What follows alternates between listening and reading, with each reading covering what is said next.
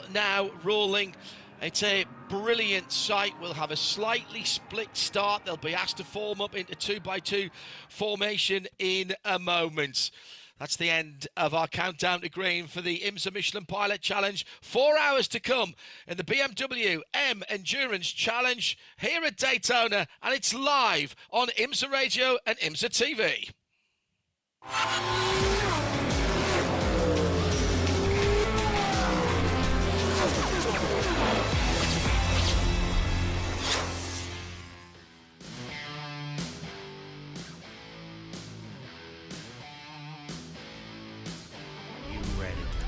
New year.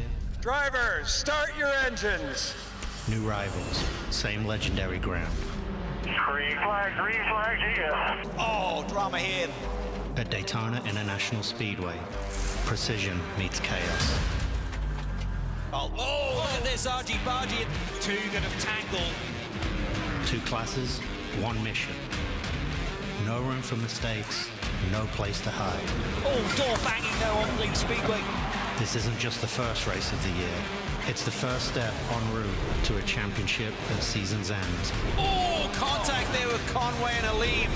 Good move here by Foley, almost a little contact there. Time by, and he gets to the inside. IMSA Michelin Pilot Challenge. Daytona. Let's race. The 2026 championship for the Pilot Challenge starts right here. Welcome to the Ford Racing Global Broadcast Centre. We're just a little bit off the beach. If I stretch my neck a little bit and look off to the left-hand side, I can see the hotels on A1A, just on the far side of the Intercoastal Waterway. Beautiful day, barely a cloud in the sky. In the air, it's 75 Fahrenheit, 24 Celsius. On the track, 36 toasty Celsius for the Michelin tyres. That's just shy of 100 Fahrenheit, 97 Fahrenheit for this 4-hour challenge. John Heindorf and Peter Mackay in the booth, overlooking, and I really mean overlooking, from where we are on the stripe, basically, 3.5 miles of some of the most taxing, challenging, and a massive variety. High speed on the high banks, and then technical, nuanced infield. Just that inside part of the circuit, you cannot take that anything other than seriously, because that forms a really big part of the opportunity to pass here at Daytona. Peter Mackay, record grid here for the start of the season. We'll see most of these cars for the rest of the year. This is one of 2 4-hour races. It's become a tradition on Friday afternoon here in America, Friday evening racing in Europe, and we've got a huge crowd on the YouTube feed as well as on the IMSA Radio video platform as well, for those of you outside the United States. What are you expecting? Drama, excitement, all of that, and real strategical intrigue. We were talking about it before we came up on air about how the 40-minute minimum driver time that we have to, that all the teams have to adhere to for their driver lineups, but also the 40 to 50-minute stint length, which of course doesn't quite divide up perfectly into 4 hours, does it? And it's very, very likely that we'll see at least one, maybe a couple of full course cautions, which means that the teams on the pit wall are just as important as the teams driving the cars, because getting that conundrum just right is often the secret to winning this 4-hour encounter here at the BMW M Endurance Challenge at Daytona. So pick up some pit lane atmosphere. Arjuna Kankapardi, one of our full-time season voices on RSL and IMSA Radio. He was at the GS end of things. What's the storylines there? So many, John. Our defending champions split up into different teams, with RS1 promoting themselves up to the IMSA WeatherTech SportsCar Championship. But let's talk strategy, because there's been a lot of talk about fuel, not so much about tires. And there is some questions about who's starting this race on their qualifying tires and who's elected to use a set of sticker Michelins. Why is this important, John? Because at the end of the race, if you start this race on stickers, you will end on scrubs. And we've talked about the Ford Mustang maybe having one weakness, its tyre management over the course of the stint, and therefore that choice of tyre compound to open up the GS 4-hour race is going to be crucial. Second voice for the first part of the race, and for our countdown to green, Duncan Vincent enjoying his first visit to Daytona International Speedway, and first time for us covering the pit lane for IMSA Radio. You were looking at the TCR, and the big news there is that the pole sitter isn't the pole sitter. No, the pole sitter isn't the pole sitter. That's exactly true, John. And that turned things up on their head just that little bit. I'm going to keep my eyes on that car that isn't pole, because remember, that stopped late in practice. Let's hope everything is okay. That's the 77 that has inherited the pole position for Celso Neto, waiting for the BMW to pull into the pit lane, which it does now. The field is under control of Matthias Leitz and the VPX, Porsche, Toyota, Ford, BMW, Aston, Toyota for the top six. Here they come. The green flag's in the air. 4 hours on the clock, and we're racing for our Friday afternoon A-Main. It's the IMSA Michelin Pilot Challenge BMW Endurance Challenge. Pole sitter holds on to the lead through the first two corners as they transition from the slightly lower banking, albeit of the tri-oval, onto the infield. Here comes the TCR. Field to the green flag, slightly split field. And once again, the pole sitter holds on to that lead as the leading Mustang has opened up, 5, 6, 7, maybe 10 car lengths through the kink for the first time and to the western end of the infield. Those Ford Mustangs have been strong all week long, and Nate Cicero making no hesitation at all in those early couple of sectors, using the grunt of that Coyote V8 to try and pull away early and try and get a safe position, try and control the race early on. But a huge stream of GS machinery flowing through turn 6 and 7 at the moment, with last year's winner, the Ibiza Farm McLaren, deep in the pack. Not a good qualifying for them yesterday, and they will be hoping to try and make their way closer to the front right now. But Cicero is pulling away from the Rafa Racing GR Super. Then it's the first of the BMWs who've been pretty quiet all week, it has to be said, and Sean McAllister for Carbahn with Pelican Racing, the 39 car, moving up into third position already. That's a fantastic start there for the BMW driver. Through the Le Mans chicane that they go. Got to take it nice and easy through there to start with, as the Michelin tyres come up to temperature and pressure and into their optimum operating window. But with track temperature approaching 100 degrees Fahrenheit right now, they're going to have to look after those tyres, as Arjuna mentioned. At IMSA Radio, if you want to get in touch with us. Clean first 3.56 miles. Welcome to you if you're joining us for this Fast Friday main event here at the track on 107.9 around the world on RS2, part of the Radio Show Limited network of channels. We got the video player on IMSARadio.com as well if you're outside the US, and you'll also, if you are outside the US, be able to watch on IMSA's official YouTube channel without any interruption. Already on the pit lane, we have a pit lane caller, and it's the number 7 car. Yeah, absolutely. That's the drive-through. Yes, that is the drive-through. Late notification of the chassis change. That's the JDC Miller car. I tell you, that slightly confused me there, because it's a slight change of livery. It caught me out too. It's a complete change of Yeah. livery. It used to be yellow and black. Correct. A similar theme to their 963 that they run in IMSA WeatherTech, but total change, white, red and black. I mean, I'm never going to turn my nose up at a red, white and black car, to be honest. But yeah, that's a big change for that team. Got the car to the grid, but unfortunately, it was the paperwork that has caught them out there. So Nate Cicero then leading out for the Ford team, as that number 17 has a bit of catch-up to do. Macumbi Macalea Racing Ford by nearly 0.4 of a second. That's the new chassis. Now, does that mean that if they've changed the chassis, is that actually not their car, and that's why it's not in their colours? Because that's in the VRS colours, isn't it? Yeah. That must be the VRS's spare car, that's why. That makes sense. That makes a heck of a more sense, yeah, yes. Yeah, okay.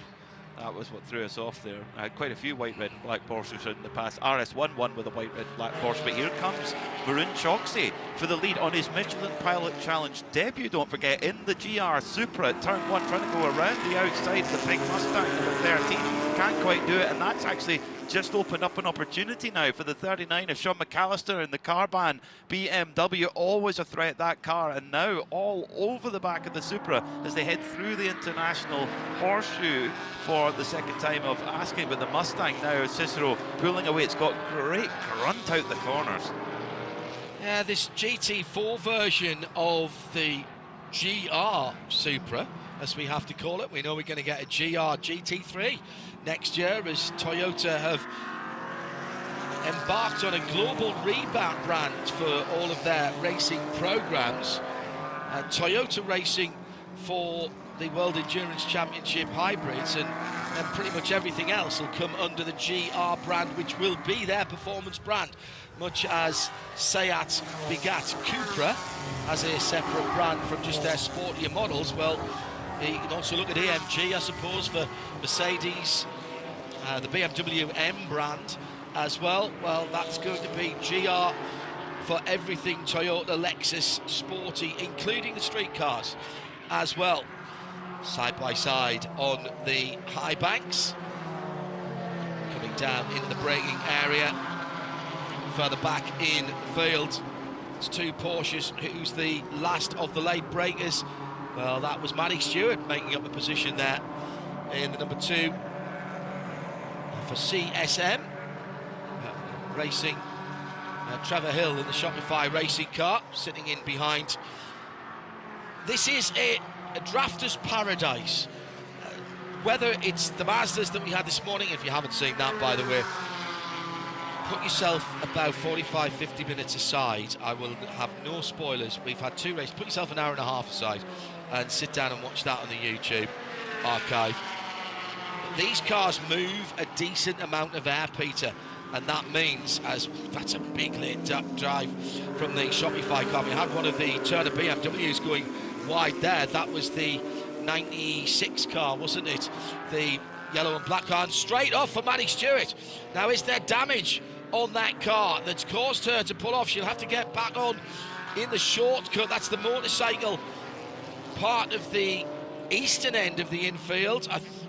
No, she's okay. Looks like there's a bit of damage to the front right of the car. Well, that's what I thought. There was a touch. Maddie Stewart's debut in the series. Oh, gets nerfed out by Trevor Hill, but strangely the contact was on the left-hand side, but it's like the front bumper's just got dislodged slightly on the right-hand side. So I was worried about steering arm, potential steering arm damage. There was quite significant side-to-side contact there on the left-hand side of Madeline's car.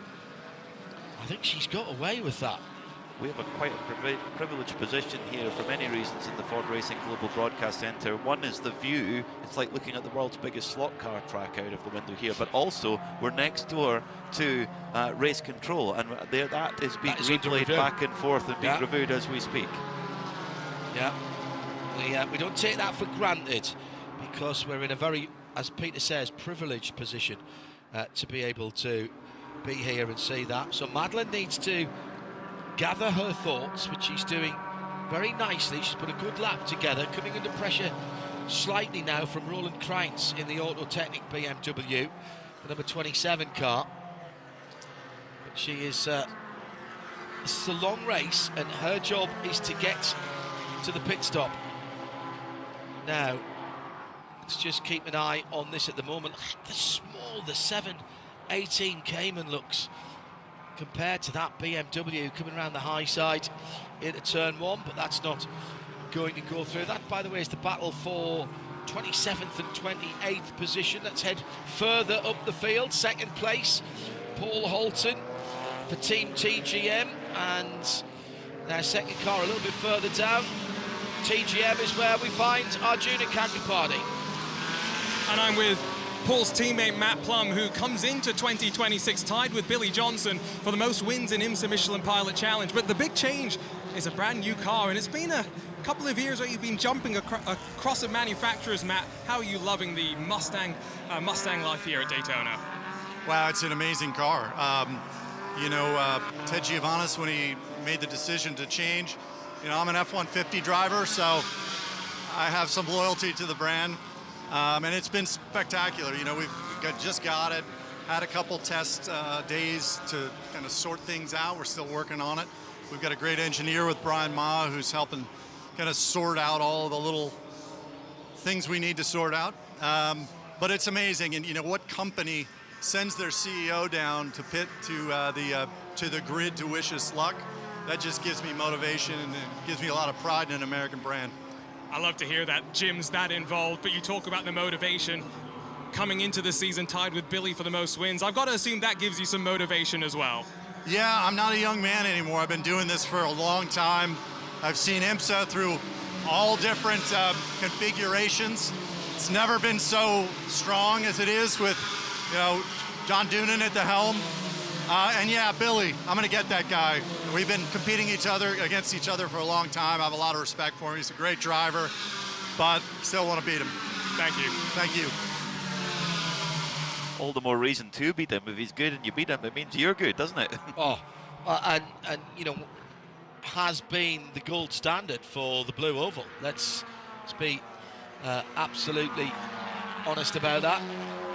As Nate Cicero continues to lead 1.8 seconds at the front of the field. This is a nice, clean start, other than that slight contact that we saw earlier on, and that incident still under review. And as I say that, Mike Fitzpatrick for 89X Motorsport Vantage, who was either leading or second in the Bronze Cup. He was battling with Darren Law, and they were side by side, and I think that car's slowed down at turn 3, so just at the back of the pit lane. Got back going again. Has he got back going yeah, again? Yes, he car has. timing information, yes. So okay. That's good. So he stayed green. But that might, the problem is though, that'll probably chuck him behind all the TCRs, or within the TCR cars, which then will really slow the pace down. So the thing is, the front-running TCR machines often find themselves melding with the back of the GS field, because the lap time delta is massive between them. And fastest lap of the race so far in GS is actually Dylan McIvern in 20th position at the moment, a 1:54.8. The best lap for our leader in TCR, which is Mason Filippi in the Hyundai, so he's got past the pole sitter, is a 1:59.2. So there isn't a great deal of difference between even the fastest GS. But then when you compare some of the cars running lower down in GS, it's pretty much the same lap time to the front runners in TCR. So traffic management, very important here at Michelin Pilot Challenge. So Mason Filippi did nip past Chandler Neto and Rocco Pasquarella to leapfrog them into the lead. LP Monto for Honda in 4th place in the number 93 car. Lance Bergstein then in 5th, and 6th Preston Brown as the Brian Herter Autosport with Curb Agajanian Elantras begin to work their way forward. But what about this? From the back of the grid, Franco Girolami is up to, let me see, 7th position from the back of the grid. That car had pace in qualifying and clearly has pace in the race. Only 3.7 seconds off the leader already as the Hondas are trying to sort it out. The 93 of LP Montour from Montreal Motorsport having a lunge as, oh no, spin. Oh, it gets, if it doesn't rain, it pours. Spin for the JDC Miller Porsche, which is already on the recovery drive. Nico Plotchinek goes for a spin, unfortunately, at turn 7. That's coming out onto the banking. That's a very common place to lose it, because you've got quite a lot of steering lock in. You ask for the power and the car says, well, are you sure? And it's very, very easy to lose it through there. But Montour did get through, so that was the move for 3rd position in TCR. That incident early doors between Madeline Stewart and Trevor Hill has been ruled incidental contact, no further action from race control. They took their time, they were winding back 3 or 4 different versions of that. JDC Miller car, yeah, lost that in the way. Now, you don't mind the rear end coming round to help you rotate, but that was a little bit too much. That was more World Superbike backing in rather than turning the car into the Le Mans chicane. It's more turn 8 than turn 7. Well, yeah, 7.5. 7.5. 3/4. 6 3/4. Yes, absolutely. Absolutely. Let's head down to MMG Montreal Motorsport Group and to Carl Whitmer, who's with Arjuna. Carl Whitmer, LP Montour, came so close to the championship last year. A technical issue at Road Atlanta took them out of contention. But Carl, smiles on your LP and your third driver's face as we got underway. How are you feeling back here, rejuvenated with the Montreal Motorsports Group?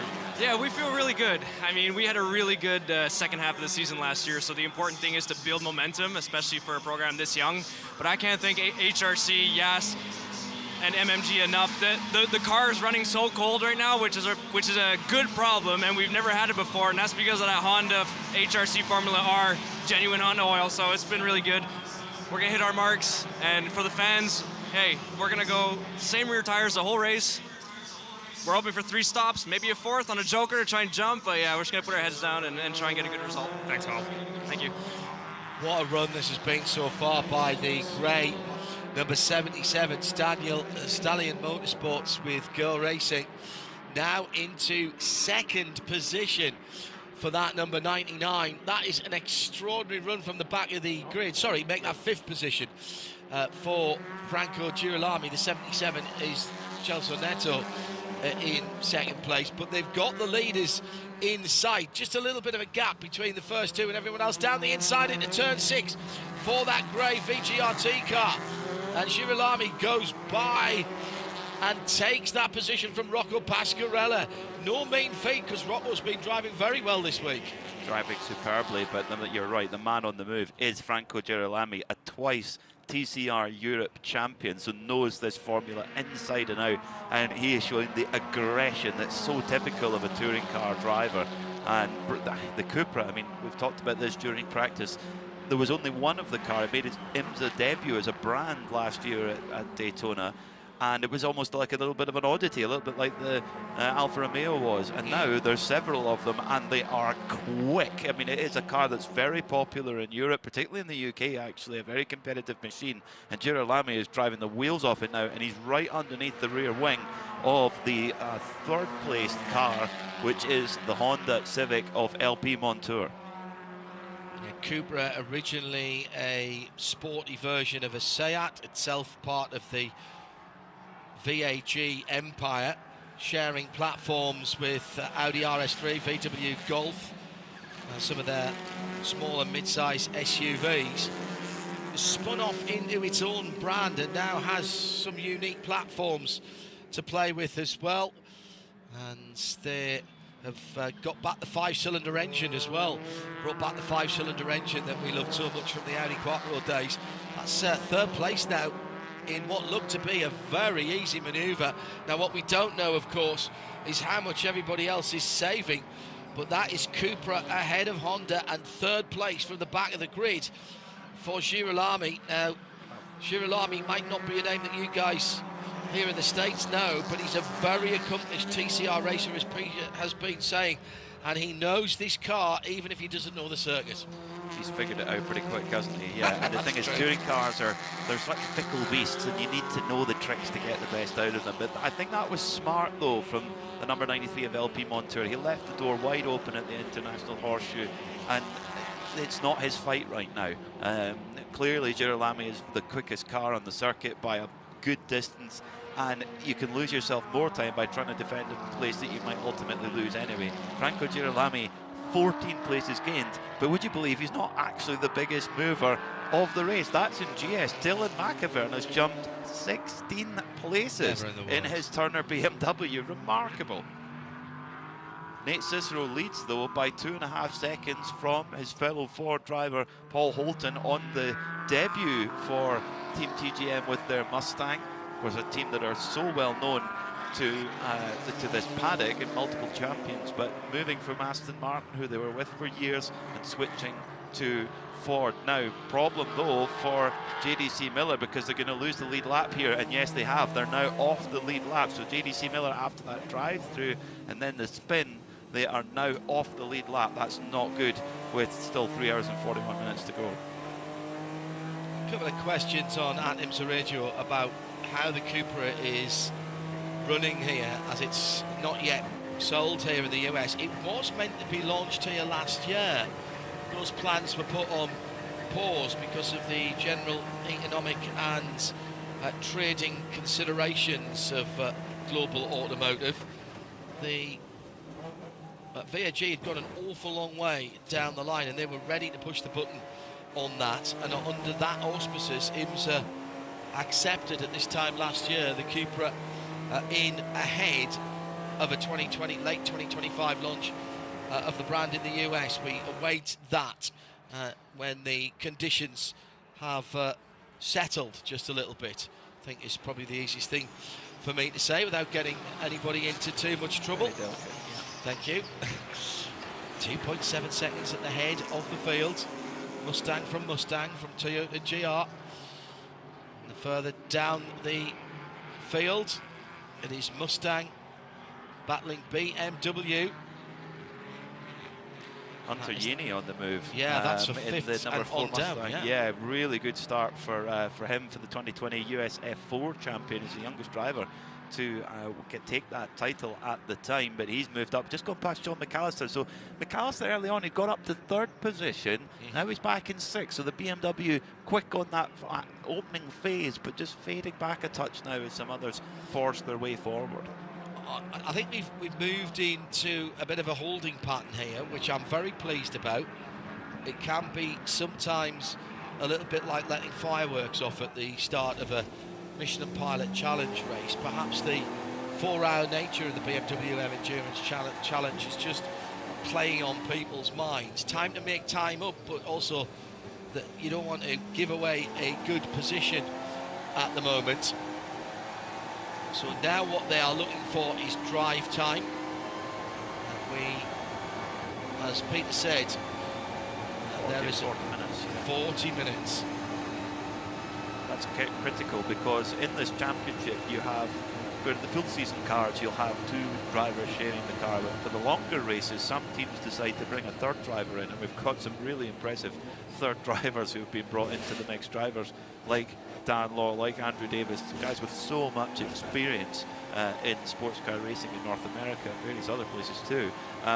But there are a lot of drivers in the mix who don't make their prime living from motor racing. They have successful businesses, and they come here to win, but they come here for enjoyment as well. So they will try and do their minimum of 40 minutes and no more, and try and get the professional driver that they're sharing with in most cases to get in there and maximise their time in the car. So that's often could be quite a big lap time delta between the full professionals and the others. So that is part of the strategy of Michelin Pilot Challenge. So it makes it so fun to watch. You know when I said we were in a holding mode, Peter? No, that's gone out the window. Yeah, do you want to just scratch that comment? Edit that out.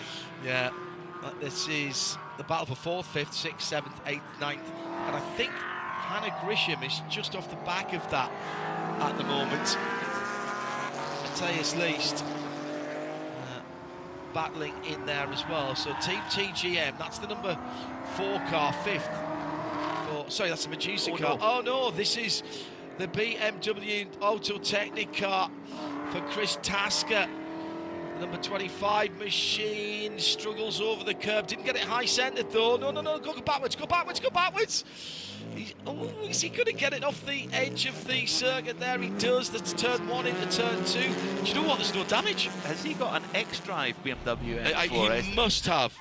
He must have. Comes through turn 1, starts to lose it. I've got it. I don't have it. As through goes the Mustang behind him, the number 30 car for Scott Thompson. Oh, there must have been a moment there when he said, no, I'll just feather the throttle, I'll be fine. Now, we've all done that on all of the simulations and the platform games. How many times you've done that and not hit that inside wall? He has absolutely looked in, put the lottery on this weekend. His problem now is he gets eaten up as he's trying to clean off the tyres in that machine. The Autotech number 25 car, he's getting eaten up by the front wheel drive cars because they absolutely love the twisties on the infield. And it'll come back on the back straight because GT4s they're quite slippery. They've not got too much aero, and they've got good power. Oh, Chow Chavez problem, number 54 Pan Am Toyota. Right front puncture? I think it could be damage to the tyre. Yeah, right front puncture. I thought he was coming in the pit lane for a moment. I could see so much of the tarmac.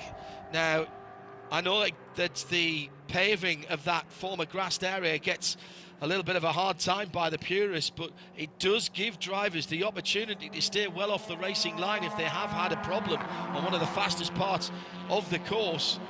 And Caio Chaves will bring that car around, but he's losing time in that Toyota.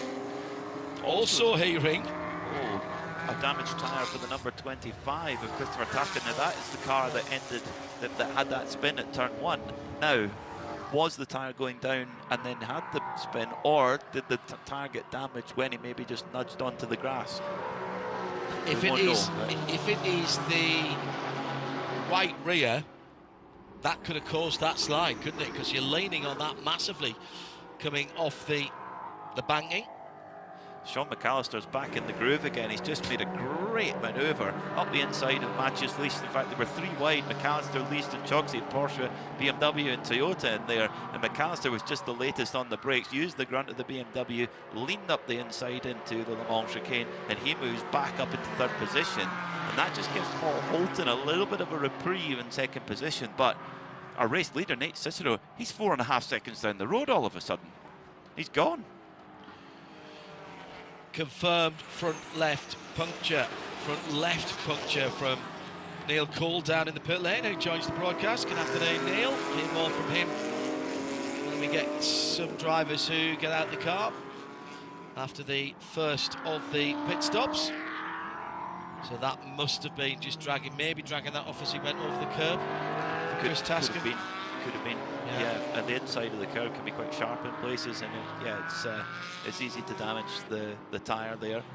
Paul Holton hanging on well in 2nd, but the big train behind him, led by Sean McAllister in 3rd place. Then it's Matches Least, the former IndyCar driver, in the number 7 Porsche GT4 RS for VPX Racing. Least, of course, won the British Formula 3 Championship, but a little bit of damage, unfortunately, for the Rafa Toyota GR Supra number 12. Doesn't appear to be holding back too much, but Race Control may not like that. That bit of rear bodywork on the right-hand side of the car flapping about for Varun Choksi. I think they may well have to ask that car to come in, because if it detaches at high speed, that's not... And, well, just as I say that, Race Control, off it pops, car 12, mechanical, black flag. Which means you have to come in and get that repaired immediately. Now, I would say that means he's got to come in at the next possible opportunity. So he'll see it and be being told it now and past the line. If the team... How far are we into this? Not far enough. Half an hour in. You know, I'd bring him in straight away. Well, I'd bring him straight away and top his fuel off as well. You're thinking about the 40-minute minimum driver time. I was thinking the same, but they are only a 2-driver lineup with Kiko Porto, so it might be that they've got to do more than one stint anyway, so it's not a disaster, I don't think. I'd bring him in, I'd fuel him, I'd put a new set of Michelin Pilot tyres on, and I'd send him. And then he's half an hour off strategy with everybody else, and then you wait to see if the race comes back to you. Into the pits then comes the Rafa Toyota. I think that's smart. You don't risk the wrath of Race Control and giving you a penalty. Pulls in at his pit stop. And yeah, they're fueling it, and they are offering tyres, at least right side tyres. I think that's a great strategical manoeuvre. You've got to think quick. I mean, that was half a lap they had there, really. Yeah, barely, yeah, good point. And there's a couple of IMSA officials down there making sure that whatever they do to the car is safe when it goes back out. The choice is to tape that rear back on or to send it out. You've got the PSA number 25 car ahead for Chris Tasker in the pit lane. That's still being worked on, the Autotechnic car. And if it doesn't rain, it pours. That car has just received a drive-through penalty for improper attire while fueling. So the team weren't ready. It's Autotechnic, heading. Yeah, so the officials have been kept busy at that bottom end of the pit lane, or a pit out, if you prefer. Now the muscles required to pull half of the rear valance, and the IMSA official said you can't leave the rest of it hanging. You're going to have to tape it back on or take the whole thing off. So that is costing more time here. They're going to fall off the lead lap. I think so, because the race leader, Nate Cicero, is just coming into the tri-oval now. So, yep, that will be a loss of lap length for the Rafa Toyota. That's such a pity, because it would appear that they've been hit from the back, and that's what's detached the bumper, you would think. Potentially maybe coming over a car with the other reason, but that's such a pity, because they were right there in the mix. But if we've seen one fight back in Michelin Pilot Challenge in the past, we've seen 100 of them. This is a race series where you can't ever write anyone off. Turner Motorsport, though, I mean, remarkable from Dylan McIver, the number 95, gained 20 positions right from the back of the pack, moving his way all the time towards the front. I mean, could we see a last to first? Wouldn't write, like I say, don't write anything off here. Peter Mackay, John Hindhoff in the Ford Racing Global Broadcast Centre. Friday afternoon, 15 minutes past 2 o'clock. That puts it at 7:15 in the UK, 8:15 in Central Europe. Hello to you all, whether listening or watching. Thank you very much indeed for choosing to spend some of your Friday evening with us. Hello to Jerry G, who's in NASCAR Turn 4, got his camera out, getting some very arty shots through the chain link fence. At IMSA Radio brings you straight into the Global Broadcast Centre. Sporting an IMSA move over cap as well. Yes, that seems to be one of the caps of choice this weekend. I've seen a few of them around the grounds. Worn by none other than the fashion icon that is Arjuna Kankapati. Well, that's what I meant, obviously. He doesn't follow fashion, he sets it. Half an hour gone then, and it's McCumbee McAleer Racing leading the motor race. Just completed 16 laps, nearly 6 seconds to the good from VPX. So Nate Cicero leads, Matthias Lees leads Paul Holton by about a second for Team TGM's Ford Mustang. I nearly said their previous manufacturer there. Just got the opposite lock on in time. Then Sean McAllister for Carbon, who are still BMW. Medusa Motorsport for Ford Mustang, that's Hunter Yanni in the number 4 car. Carbon second car, Steve Retter out in the number 37 machine. And then the top 10, BSI Toyota GR Supra with Lucas Weisenberg. Hannah Grisham started in 6th, holding on to 8th after a bit of bumping and barging earlier on. The Aston Martin of Heart of Racing team then number 26th, ahead of Bob McCallion for Core Motorsports Ford and McKenny Murillo in 10th. Darren Law, by the way, is the best of the Bronze Cup runners in TCR. Mason Filippi for Hyundai from 2 Cupras. Stallion with Gore and Victor Gonzalez Racing. So that's 33, 77 and 99. It seems you have to have repeated numbers in TCR to be in podium positions at the moment. Then the MMG Honda, similar manufacturer of KMW, and those cars all within 4 seconds as we've completed 33 minutes.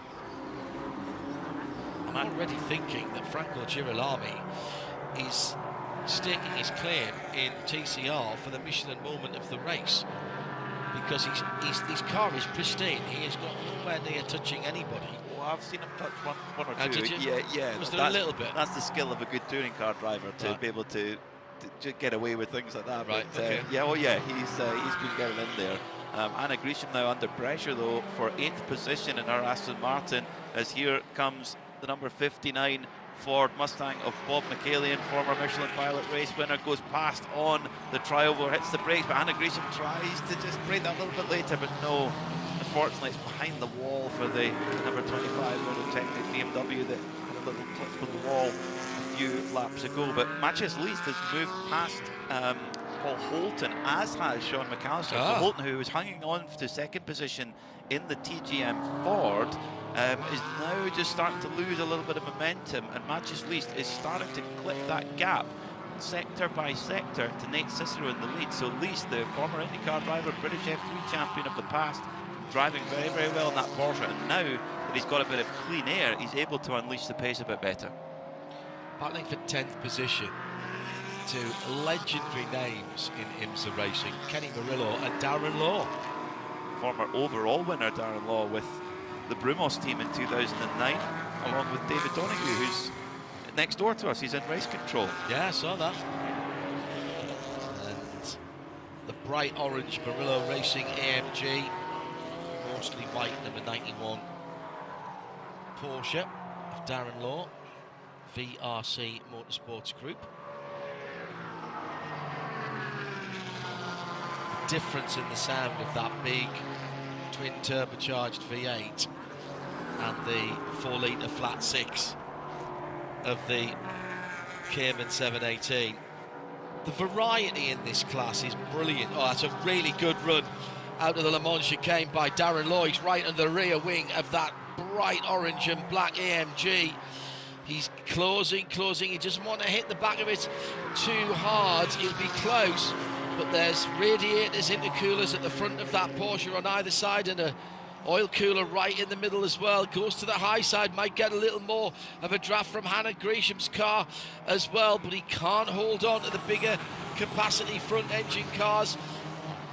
Is the Cayman a little more nimble as Hannah runs a little wide in turns 1 and 2, and Murillo and Law go through.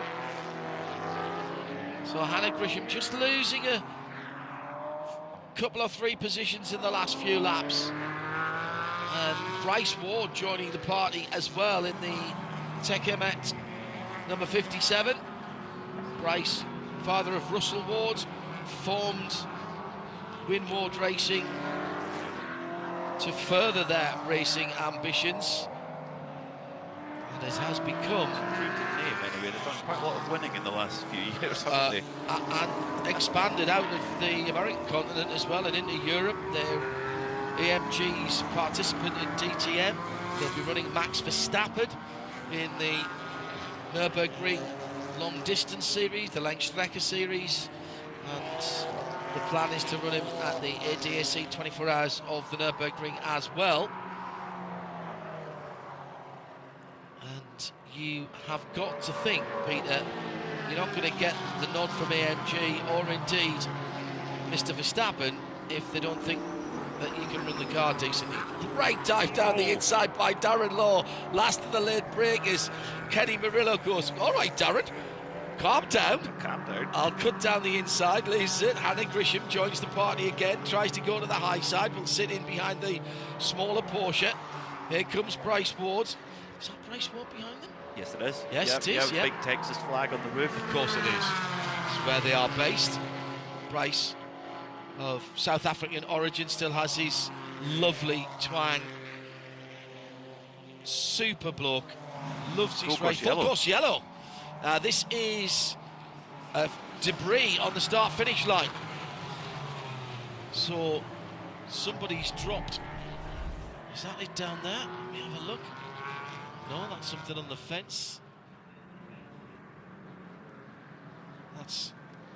can't see anything. And this could be perfect timing for those who want to hit their 40-minute minimum driver time, because at the moment the time is the stint times are just heading up to 37 minutes. Yeah, that's right. So you're it's a small piece, but it's a very fast part of the racetrack. You can't leave that out there. No, Several pieces there, Peter. That's excellent call from race control. But this is perfect for team strategy, because by the time everybody's been bunched up and the pits open, it's very, very likely that 40-minute minimum driver time has elapsed, so teams could make a driver change and the driver getting out actually needn't drive again. So it puts the onus on the other drivers, but we've seen that many, many times before. So, you know, for example, Samantha Tan Racing, number 38, they've got Bill Oberlin waiting. If they wanted to, they could put him in for 3 hours and 20 minutes. You know, for Rebel Rock Racing, Frank Depew, 40 minutes. they could bring. They've got Robin Liddell and Andrew Davis. Thomas Collingwood, who's in the 83 BGB Porsche right now. They've got Jan Halen and Spencer Pompelli waiting. So this is the strategical cards. All the teams have got a slightly different deck in front of them, and it's now how they play them. But this is a very well-timed full course yellow for those teams. Pass around is going on. These are the cars that have got in between the safety car and their class leader. Hello to Got the Magnet, who's enjoying the broadcast from high above the first corner down onto the infield, 107.9 FM, as well as the very efficient PA system here. And out at Thermal, hello to Kevin Brink, who is tuned in, and to Carol in Monterey as well. At IMSA Radio if you want to get in touch. Sound of a Hyundai 4-cylinder engine there. That's the leader, Mason Filippi. That you get from the turbo. Yeah. It's a the chirruping wastegate. Drove quite a hefty turboed Porsche recently, and they've got away. They have no wastegate on the car. It's one of the new hybrid. The new T hybrid. What did you think? Listen to my real world road Okay, test. there you go. That good answer. It was a GTS, so I have a direct comparison. No manual would rule it out for me because the hybrid's in the gearbox bell housing. You can't have a manual for it. The pace car that we have in this race, BMW M Endurance Challenge, it's of course a BMW, but it is an M3 saloon in a beautiful kind of dark. Oh, it's a kind of icy blue clear glass as well. Clear glass. Clear glass. I like clear glass. Yeah, an M3. I wonder if I can persuade Mrs. Mackay that we need one of those. You need the touring. You need an M5 touring. Maybe. Yeah, that would. Yeah, one of those would be good, wouldn't it? Yeah. An M3 touring. Yeah, M3. I think I prefer the M3 touring. Big car. That opal green metallic. That was the launch colour. Isle of Man green. Yeah. The responsible adult took a real shine to that.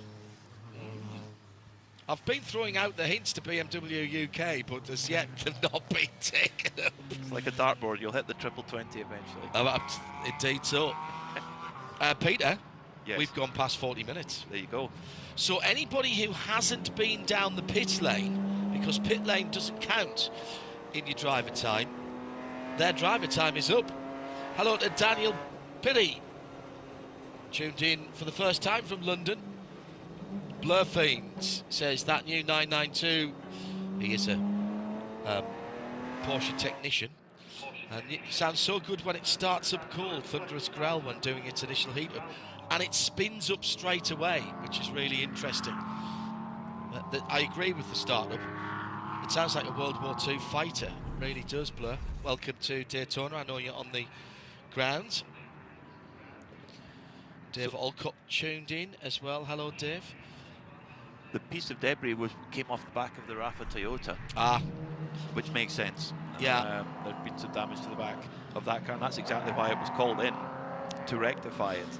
Yeah. Also, hearing that the Murillo AMG behind the pace car actually slowed up almost completely, and then has managed to get back into the GS train, but has lost 5 or 6 positions in doing so. So, wonder what was going on there for the Murillo team. Back to 11th now for Kenny Murillo in the number 24. I do.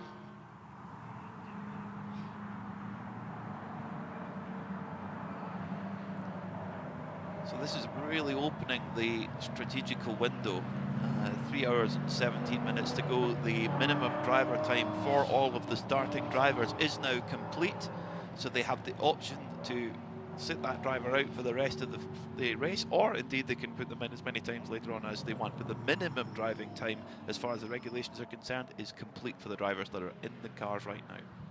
Well, before they come into the pit lane, chance to say hello to some more international viewers and listeners.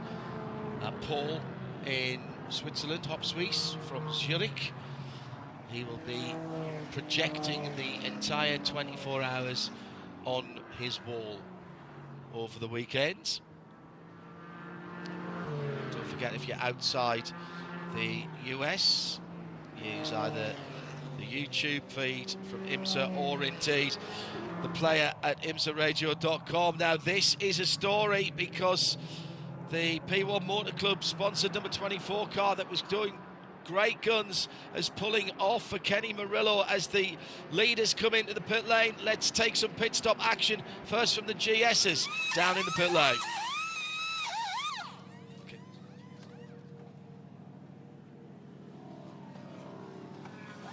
New tires going on for the Ford Mustang number 13. The race leading car, Nate Cicero, great opening stint for him, really impressive, and they're going to do a driver change in there as well for that number 13 car, and that will put double Ford Mustang Dark Horse champion Robert Nowaker at the wheel, and we know on the Radio Show Limited network of channels just how impressive that young man is. 5 lug nuts on each of the wheels. All of these GS cars will get 4 new Michelin Pilot tyres. Kenny Murillo went behind the wall, but I think he's actually come back out again. And is trying to get back round.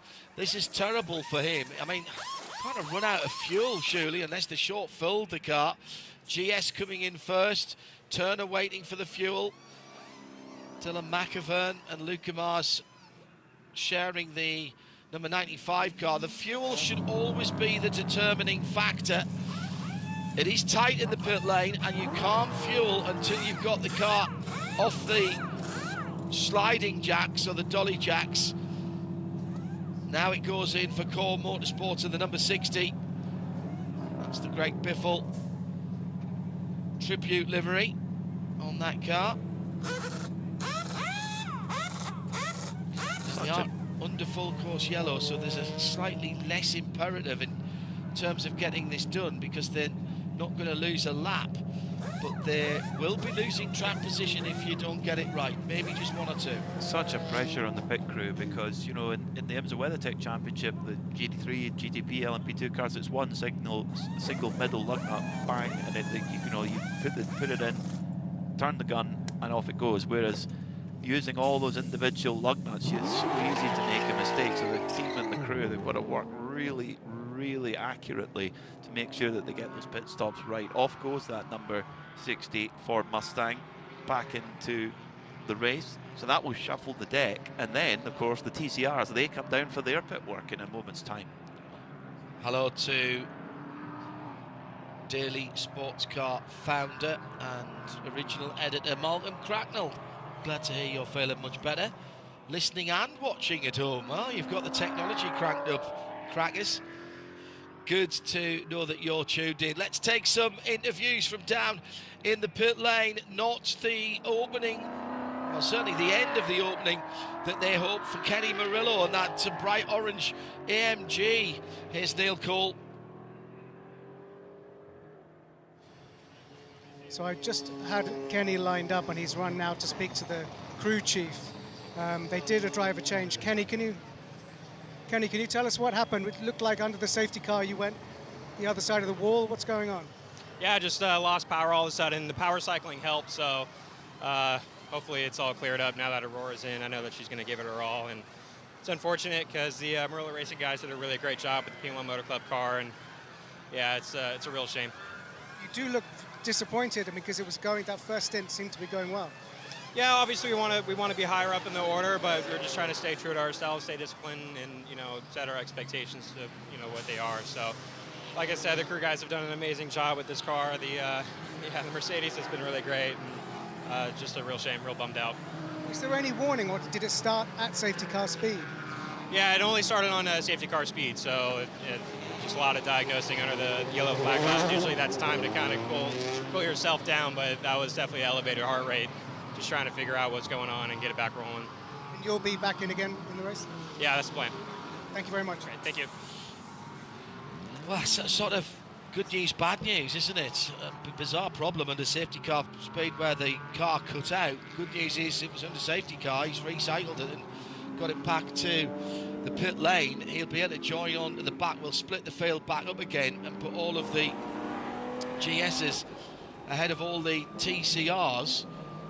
Just trying to see how far he must have dropped all the way at the back, surely. Aurora Strauss has taken that car over.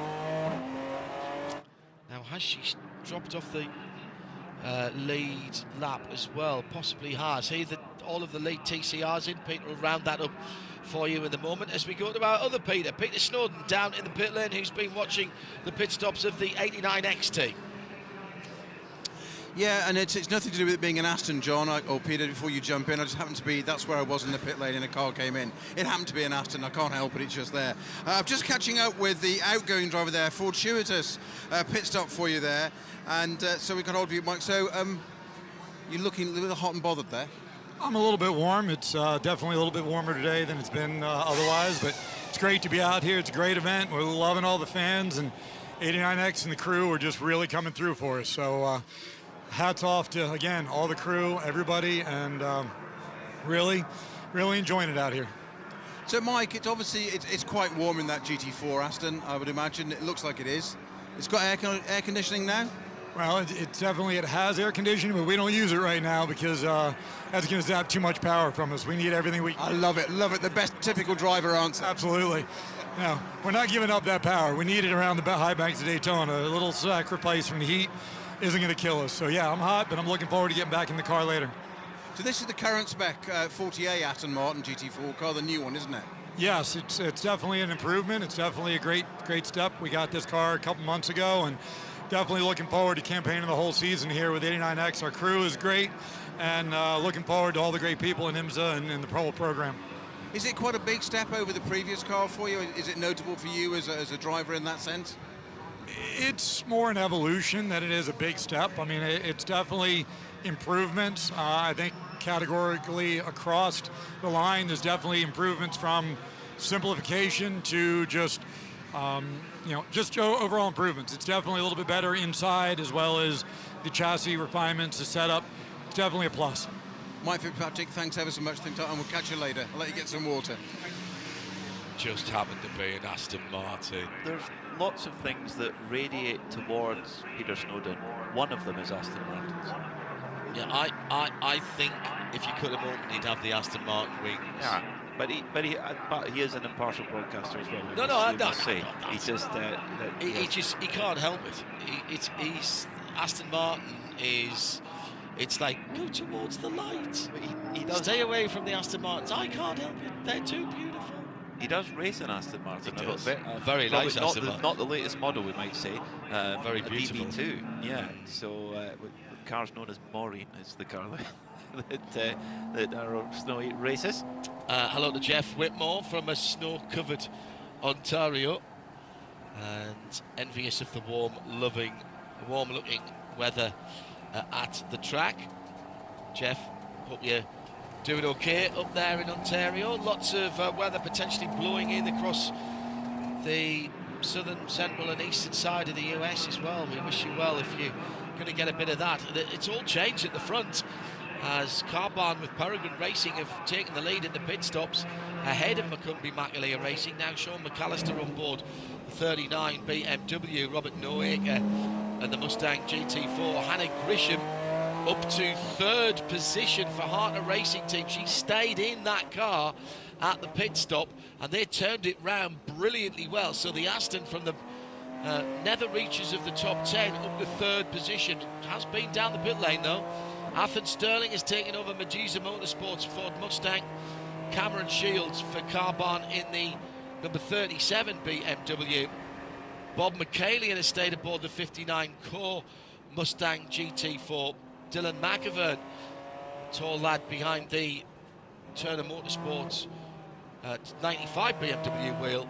Top 10 made up of Paul Holton for Team TGM. Darren Law has stayed behind the wheel of the VRC Porsche. And Dan Arrow, another very smiley Dutchman, Winwood Racing, hot foot from Dubai last weekend, the 57 car. He's taken over from Bryce Ward in 10th position. And in TCR, when we do the field split, it's all changed as well. Franco Girolami in the 99 Victor Gonzalez Cupra has leapt forward, as has Dr. Will Talley in the number 21. They've all stopped, Cupra. so that was all on pit stop, either short fill or quicker work on the wheels. So the 33 car that was driven by Mason Filippi very well in that opening stint for Brian Herrera Autosport, that car is now back fourth in class after that pit stop. So it has all shuffled, but as you said, that we don't know exactly how much fuel the cars have been put in. So some might go for at this stage a full fuel fill and maybe lose a couple of positions on the track. Others want to try and get more track position and might go a little bit light on fuel. But of course, remember, that can be gained back a little if you're really good at fuel saving.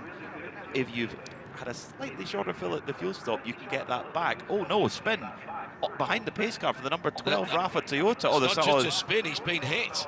There's a big bang in the right-hand side door, and it's Gore Racing that's being involved. We were just opening the pits for all car. Oh, that's the 77. That's the grey number 77. That was running right at the front of the field, and that is out of the race. Oh dear. Oh, it was, Neto. It's two Gore Racing cars. We've got a stray Michelin tyre without a wheel. I was just about to ask what had happened to Rafa, because of course they would have jumped up. They did indeed jump up to fourth position with that. Sorry, not fourth position, but they had jumped up because they needed less fuel. So there was some weaving going along. Oh my goodness me. And it was the Chelsea Neto car weaving as the Rafa Supra was coming round to get to the back of the GS field, clipped the back of it and sent it into a spin, which then rammed the back of the Gore car, which was absolutely innocent.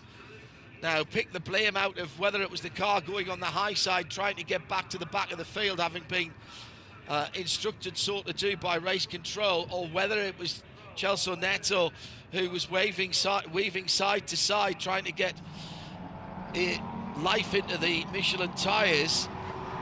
But that is going to prolong the full course yellow. Dear me, you'd never want to see that. That is so. As our colleague Brian Marine has very kindly reminded me, that those two cars are driven by Chelsea Neto and Kiko Porto, who are brothers-in-law. Now, it wasn't Kiko in the car; it was his teammate Varun Choksi. That's nasty. That is a really, really nasty. And it's when you really least expect it as well. Behind the pace car. I feel for the Gore Racing team, actually, because they were completely out of it. Yeah. They were just driving along in line, and then bang, a sideways Supra. Oh, actually, I said it was a Michelin tyre without a wheel. It's a Michelin tyre with the rim of the wheel, because the spokes have been completely broken off. So they're going to still be sitting on that Cupra. That'll be the right front of the Cupra that's being pulled off by the passing Supra. And the wheel has made it, I'm going to say it's about 3/4 of a mile, maybe three-quarters of a kilometre, 750 metres or so. It's made a fair way down there. Oh no. A lot of front-running cars there affected too. Of course, both of those cars, particularly the Cupra, not the 17 Cupra, 77 Cupra, excuse me, was in front-running position, as was that Rafa Toyota. Oh, what a pity. Hello to JG910, listening in from chilly Vienna, where it's into the minus numbers Celsius, sitting around about 28, 29 Fahrenheit, minus 1.3 Celsius. Tafelspitz weather. Oh yeah. Car 55 has come back from behind the wall. Well, good news at least. We've lost a couple there. That was an early problem, wasn't it, for Eddie? Oh no, that is the Gore car. Yes. So that was behind the wall and straight back out again. Okay, that's good news. No, it was the 25 Chris Tasker, wasn't it? The Autotechnica car that went behind the wall earlier on. We've not seen that one back. This opens up the strategical conundrum again, because the GS cars pitted and took fuel on with 3 hours and 15 minutes to go. TCR around 3 hours and 12 minutes to go, thereabouts. You know, we think that the fuel window for a GS car is between 40 and 50 minutes. Of course, behind the pace car, you're not using anywhere near enough, anywhere near the same amount of fuel. The pits are still open for all of the cars, and we haven't done the final class split and pass around. Now, I think if I'm at the back or halfway down the GS field, I might top off. I might top off and wait for the class split. Peter Snowden joins the broadcast again. Hi, Snowy. Has ventured down into a Cupra pit for a team goal update. What happened to the bright orange 55? Well, that was the car that was rear-ended, as we saw unprecedented scenes. Obviously, it's an extremely wide pit lane pan here at Daytona, and that car then drove back up the pit lane the wrong direction and came to its box. I've just spoken to the crew chief, who's very, very unhappy. There's a lot of the gesticulating going on, shall we say. Even though the car has got severe rear end damage, the whole thing's pointing, all four corners are pointing in the right direction, so it's taken a straight square hit on the rear panel. They can get the bumper off, and that's fine. It's drivable. They say the car can continue, but guess what? The officials say absolutely not, having driven up the lane the wrong way. That is now under discussion, shall we say. Yeah, any powered reversing on the lane or driving the wrong way up the lane is going to attract race control, and I understand that they wanted to get back to their pit, but driving the wrong way up pit lane, that is normally an instant disqualification. Actually, I always get a bit antsy about it at the end of some of the sessions here. We take people out driving the wrong way to the middle of the pit lane, and it just doesn't look right to me. After 40 odd years of being on pit tracks and working in the pits is where I started in my motorsport broadcasting career. We've done an hour's worth of racing with some full course yellow in there as well, and it is the BMW of Carbon with Peregrine Racing that leads the Rafa cars back on the pit lane, getting some remedial work at Supra that was involved. It's Robert Noaker for Ford in second and Hannah Grisham in third in GS, and in TCR Victor Gonzalez Racing have a 1-2 with Franco Girolami and Will Talley, who've both been in since the start. LP Monto also in since the start, is in third for Honda Civic. Let's go to Snowy, who can give us a... Do you know, I nearly said an Aston Martin update for Team TGM. You're just a year too late. They've changed manufacturers now. They're a Ford team. Oh, I knew I'd got something wrong. Right, thanks for the update, guys. Obviously, I'll do this one, then we'll go back to Aston. Yeah, so it's the Team TGM Mustang. Just very quick update. It's just popped in here, literally done a splash and a dash, no more, and rejoined, whilst they're busy sorting out the debris that's on the start-finish straight. See, I think that is smart. I do think that is smart from Team TGM. They have got good strategy, so topping that car off means that they can go deeper into the stint than anybody else. We're still some way, Peter, I think, from going back to green. And that incident under full course yellows, under review. Actually, I'm just hearing the class split now is ongoing. Quite a few cars actually took that opportunity to take a top off the fuel, starting with the 66 BMW M4. That's the Thunder Bunny car, yeah. And then a lot at towards the back of the field in GS. So Austin Kreintz in the 27 BMW, the Ibiza Farm McLaren of Moise Uretsky, Samantha Tan in the ST Racing by Random Vandals BMW, and Chris Miller in the of course, Chris Miller's been through that. He hasn't, because they had a drive-through penalty earlier on in the piece. Also Mike Skeen in the number 60 Core Motorsports Ford Mustang as well. Again, all those cars towards the back of the pack. So yeah, no harm in getting a bit of a top up, and that could give them a real edge later on in the race and allow them to launch up into the conversation of the top 10 and potentially beyond. A lot of right turn lover in central Switzerland. Dave Alcott is in northwest England. Durham, North Carolina tuned in. Hello, Mike. Derek Green, hello to you as well. Looks like we're going to go green in a few moments' time at IMSA Radio. Remember that we have live free coverage of all of the Michelin Pilot Challenge races this year. Another 4-hour race to come at Mid-Ohio later in the year, when that will be the headline event.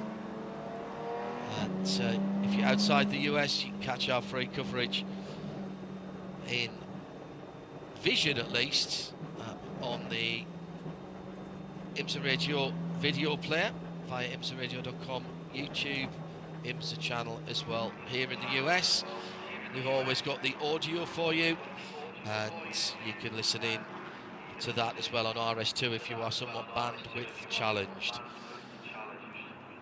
Maybe moving around. I know Chris Suku just told me he'd been watching, but he was going to do the shopping, so he's taking us with in his ears, as it were. Some of the Cupra is Leon on the back of. Oh, very good. I see what you did truck. there. I see what you did there. Sorry. Yeah, you could. Yeah. That's your one for the weekend. See you next year, folks.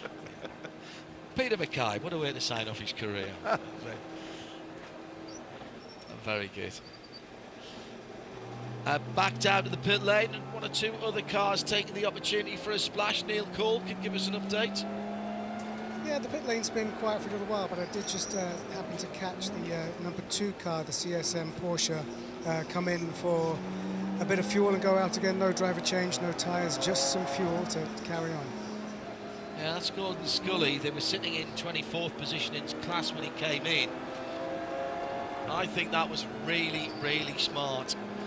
Class splits going on till the Le Mans chicane is what race control are telling the drivers. So get it done before turn 7, or you stay where you are. That may well have been as a consequence of what we saw on the front straight there with that Supra. I'm not sure the Supra was doing anything wrong. He was doing the class split on the high side as requested, weaving around behind the safety car. Never a great idea. It was on the driver's blind side, on the right rear corner, on the left-hand drive car. But there may be words about that. It is being looked at. Certainly no blame attached to the Go Racing car whatsoever. Wait to see if there's an apportion of blame from race control. Right, we've lost a bit of time. We have 5 minutes under 3 hours to go. And it will be Sean McAllister, appropriately enough, in a BMW M4 that comes back to green for the BMW M Endurance Challenge here at Daytona. He controls the field. De facto safety car now goes to the BMW M Power and lays it down through the Michelin tyres at the back of the car, and the green and grey car just moves up for a moment, then dives to the inside to try and square off the corner. Meantime, it's Girolami ahead of Talley. No, Montour coming through. And for the TCR categories, Franco holding the lead then from LP, Joshua Buck and Denny DePont. William Talley pushed back into 4th or 5th position. And here's a penalty coming in. And this is going to be costly for a car that sits in 5th for Athens Sterling and Medusa Motorsport. Fire extinguisher not properly manned. That's a drive-through, and another Ford getting a drive-through as well.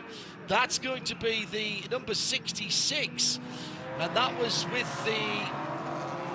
Sorry, that's a Thunderbunny car, my apologies. That was the equipment still attached, so Alan Patton will have to come back through the pit lane. Fantastic restart from former race leader in TCR, and now back to the race lead in half a lap for the number 33, which is now driven by Joshua Buck, and it was Mason Filippi who took that car through its first stint. Really, really impressive from young Joshua Buck in there to pull that car from 4th all the way back into the lead, and he's pulling away in that Brian Howard Autosport Hyundai, and well, not a problem, but a couple of positions lost for Girolami and the Cupra, but now using the draft of one of the GS class Aston Martins to get himself back past the Honda, and that Cupra is a rocket ship in the straight line. Yeah, and that was how he lost it, because they were in the more nimble required part of the circuit, the TCRs were all over the back of the restarting GS field. So traffic giveth, traffic taketh away, or in that case taketh away and giveth back. And at the front of the field, it's three front engine cars, Ford Mustang, BMW, and then Aston Martin. And what's happened to Cameron Shields and Nathan Sterling? Oh, they're into the pit lane. There's a raft of post-pit lane penalties, pit stop penalties, some of which I've told you about. I won't go through them all, but expect to see them coming through. And here is the penalty. It's a double penalty for the number 77. That car on the back, that Seat on the back of the flatbed. So you might say, why is it being given 2 stop plus 60s? It's straight on for LP Montour at turn 1, and he's been in the tyres. Has he broken his steering? This is disaster for Montreal Motorsport Group. Now, did he jump or was he pushed? Oh, he was pushed. Oh, Girolami. Sideswiped by Girolami. And that's heavy contact with the tyre wall right in front of the camera. Well, I said that Girolami had been showing the aggression of a touring car racer, but that's over the edge. It just gets it all wrong. Going into turn 1, bang, straight into the wheel. There's bound to be suspension damage for the Honda, surely. Yeah, and that's surely going to bring out another fuel course yellow, you would think. Yeah, the Honda's still there, so very, very likely. Let me quickly get the thought away before anything else happens. Why would you give a car that's on a flatbed 2 stop plus 60 seconds? 1 for incident responsibility, 1 for weaving during the class split. It says that's not appropriate behaviour. That's what it says, not just to that team, but to everybody else out there. Here is the inevitable full course caution. That's a hard and expensive lesson for young Celso Neto. He's a really impressive young driver. Sometimes these mistakes can happen when you're learning your craft, and he will learn from it, I'm sure. But right now it will hurt a lot. The fact that it was Go Racing who've taken the hit there, as well as the Supra of Rafa Racing. They are effectively sister teams. Cooperation between those 2 Cupras, and that even makes it a little more hard.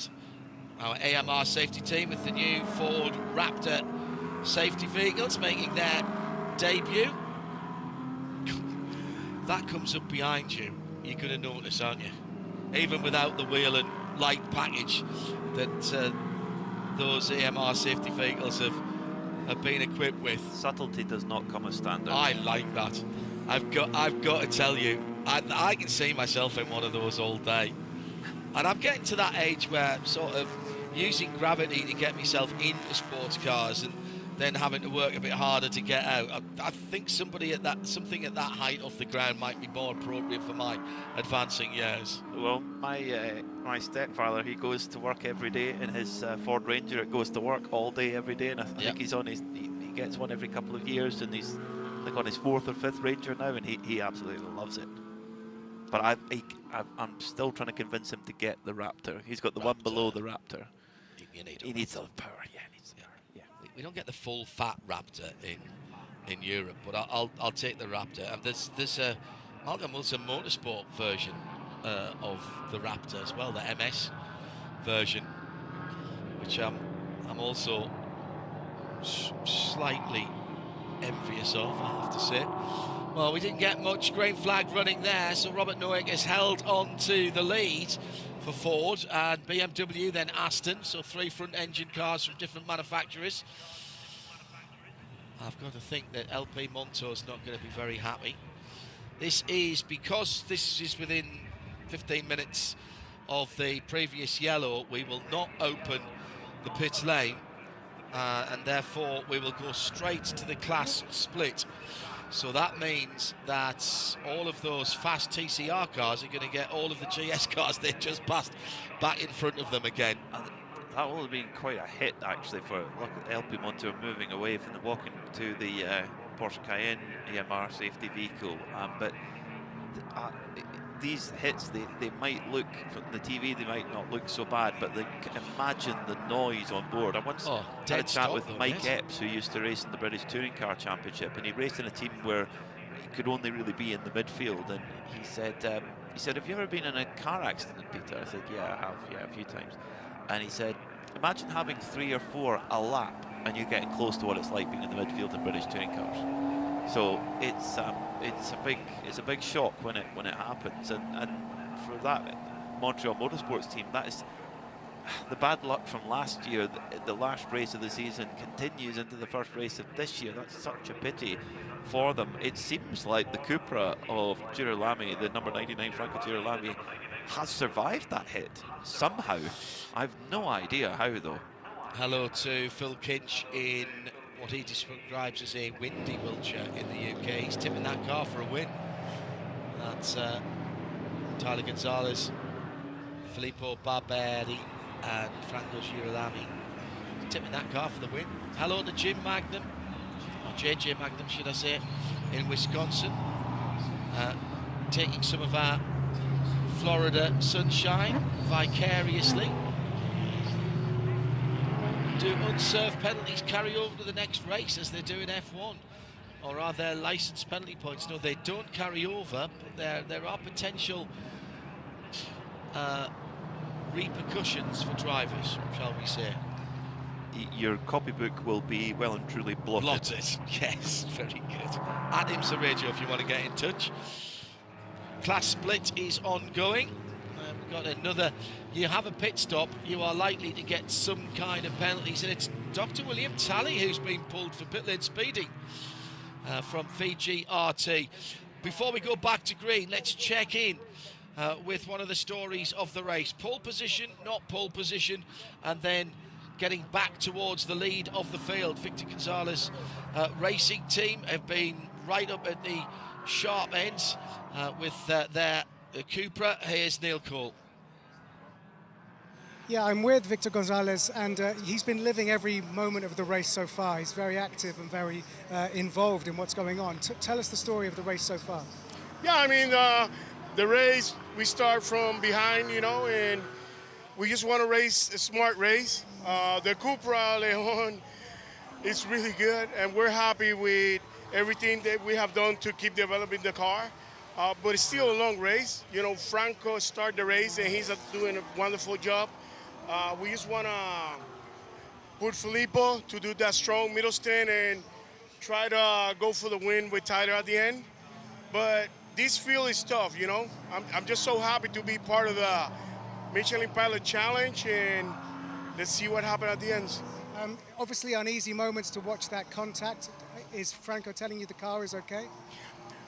Yeah, I mean, the car feels good. I just want to make sure that we don't have a puncture or a slow leak.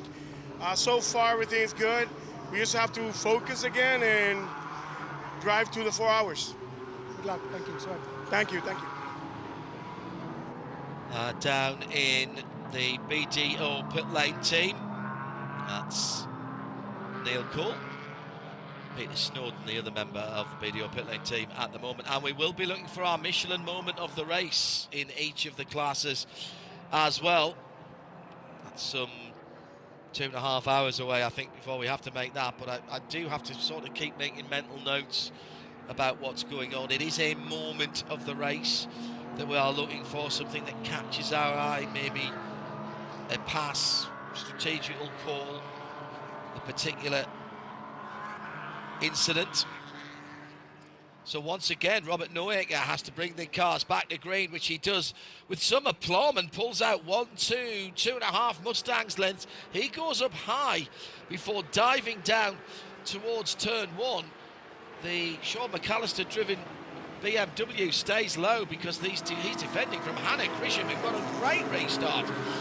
Meantime, John Miller, Franco Girolami, Josh Buckman, Denny DuPont and Luke Rumberger all in the mix at the front of the TCR restarted fields. They've all got through the first couple of corners. The number 18 of John Miller had got up into the lead of TCR with that schmozzle with the number 99 Cupra of Franco Girolami and the unfortunate LP Montour in the Honda. That just shuffled the pack a little bit. Joshua Buchan, who had got up into the lead of the category, pushed back to third.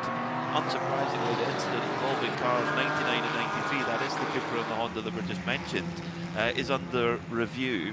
I wonder how long that review will take. probably not long, I would think. It seems fairly straightforward to me. You don't think you could put the blame at the foot of the Honda. No, no, off. Number 98, TCR. Oh, that's Maddie Oust in at the Brian Hurd Autosport car. What's happened there? Oh, dearie me. It's turn 5. That's up at the Western Horseshoe. What's going on? That's the... Yeah. Got to help there. A lot of help. From the 15 of Douglas Oakley, also in a Hyundai. In the Rockwell Autosport machine. Yeah, Western end of the infield, Peter, good spot. Would you want to tip someone off the road whose nickname is Mad Dog? I don't think you would. Mad Dog Maddie Oust. Yes. We stay green though, which is good, and Hannah Gresham is looking really racy right now in 3rd position. She's going for 2nd, past the number 39 of Sean McAllister. They're side by side as they come up through over our position here in the Ford Racing Global Broadcast Centre. And the TCR front runners, they've got a bit of company with the back end of the GS field. So it's the 33 of Joshua Buchan who's now got himself back up to the front. So his restart performances are really impressive. I'm going to put that as my early pencil in for Michelin moment of the race. Joshua Buchan's restarts, really impressive in that white Brian Hurd Autosport car. Goes past John Miller, very experienced driver. He stays in 2nd. Franco Girolami in 3rd. Is that Cupra still running straight after that one? Well, with one thing that we can tell you, he's just received a drive-through penalty for that incident. I think that's a very fair call. 2 retirements being now confirmed to IMSA, and it will surprise you not at all that the Gore Racing Cupra is one of them, the number 55 car. The other one is the Autotechnic Racing BMW, the Chris Tasker car. That was the car that had its moment much earlier on. Hannah Gresham really putting the pressure on Sean McAllister here. Then up onto the outside line, McAllister having to go very defensive there into the Le Mans chicane for 2nd place. And Girolami's got a drive-through for that incident with LP Monto. Yep. So I think that's probably the easiest decision race control will make today, at least. Also, they're looking at another incident, that Maddie Oust incident that happened just a moment or 2 ago. Front of the field. Hannah Gresham in 3rd place. Paul Holton knows the strengths and weaknesses of that Aston. He was racing it last year, racing in that car last year, now racing against it with the Team TGM Mustang, still with the white, the red and electric blue stripes on the Mustang.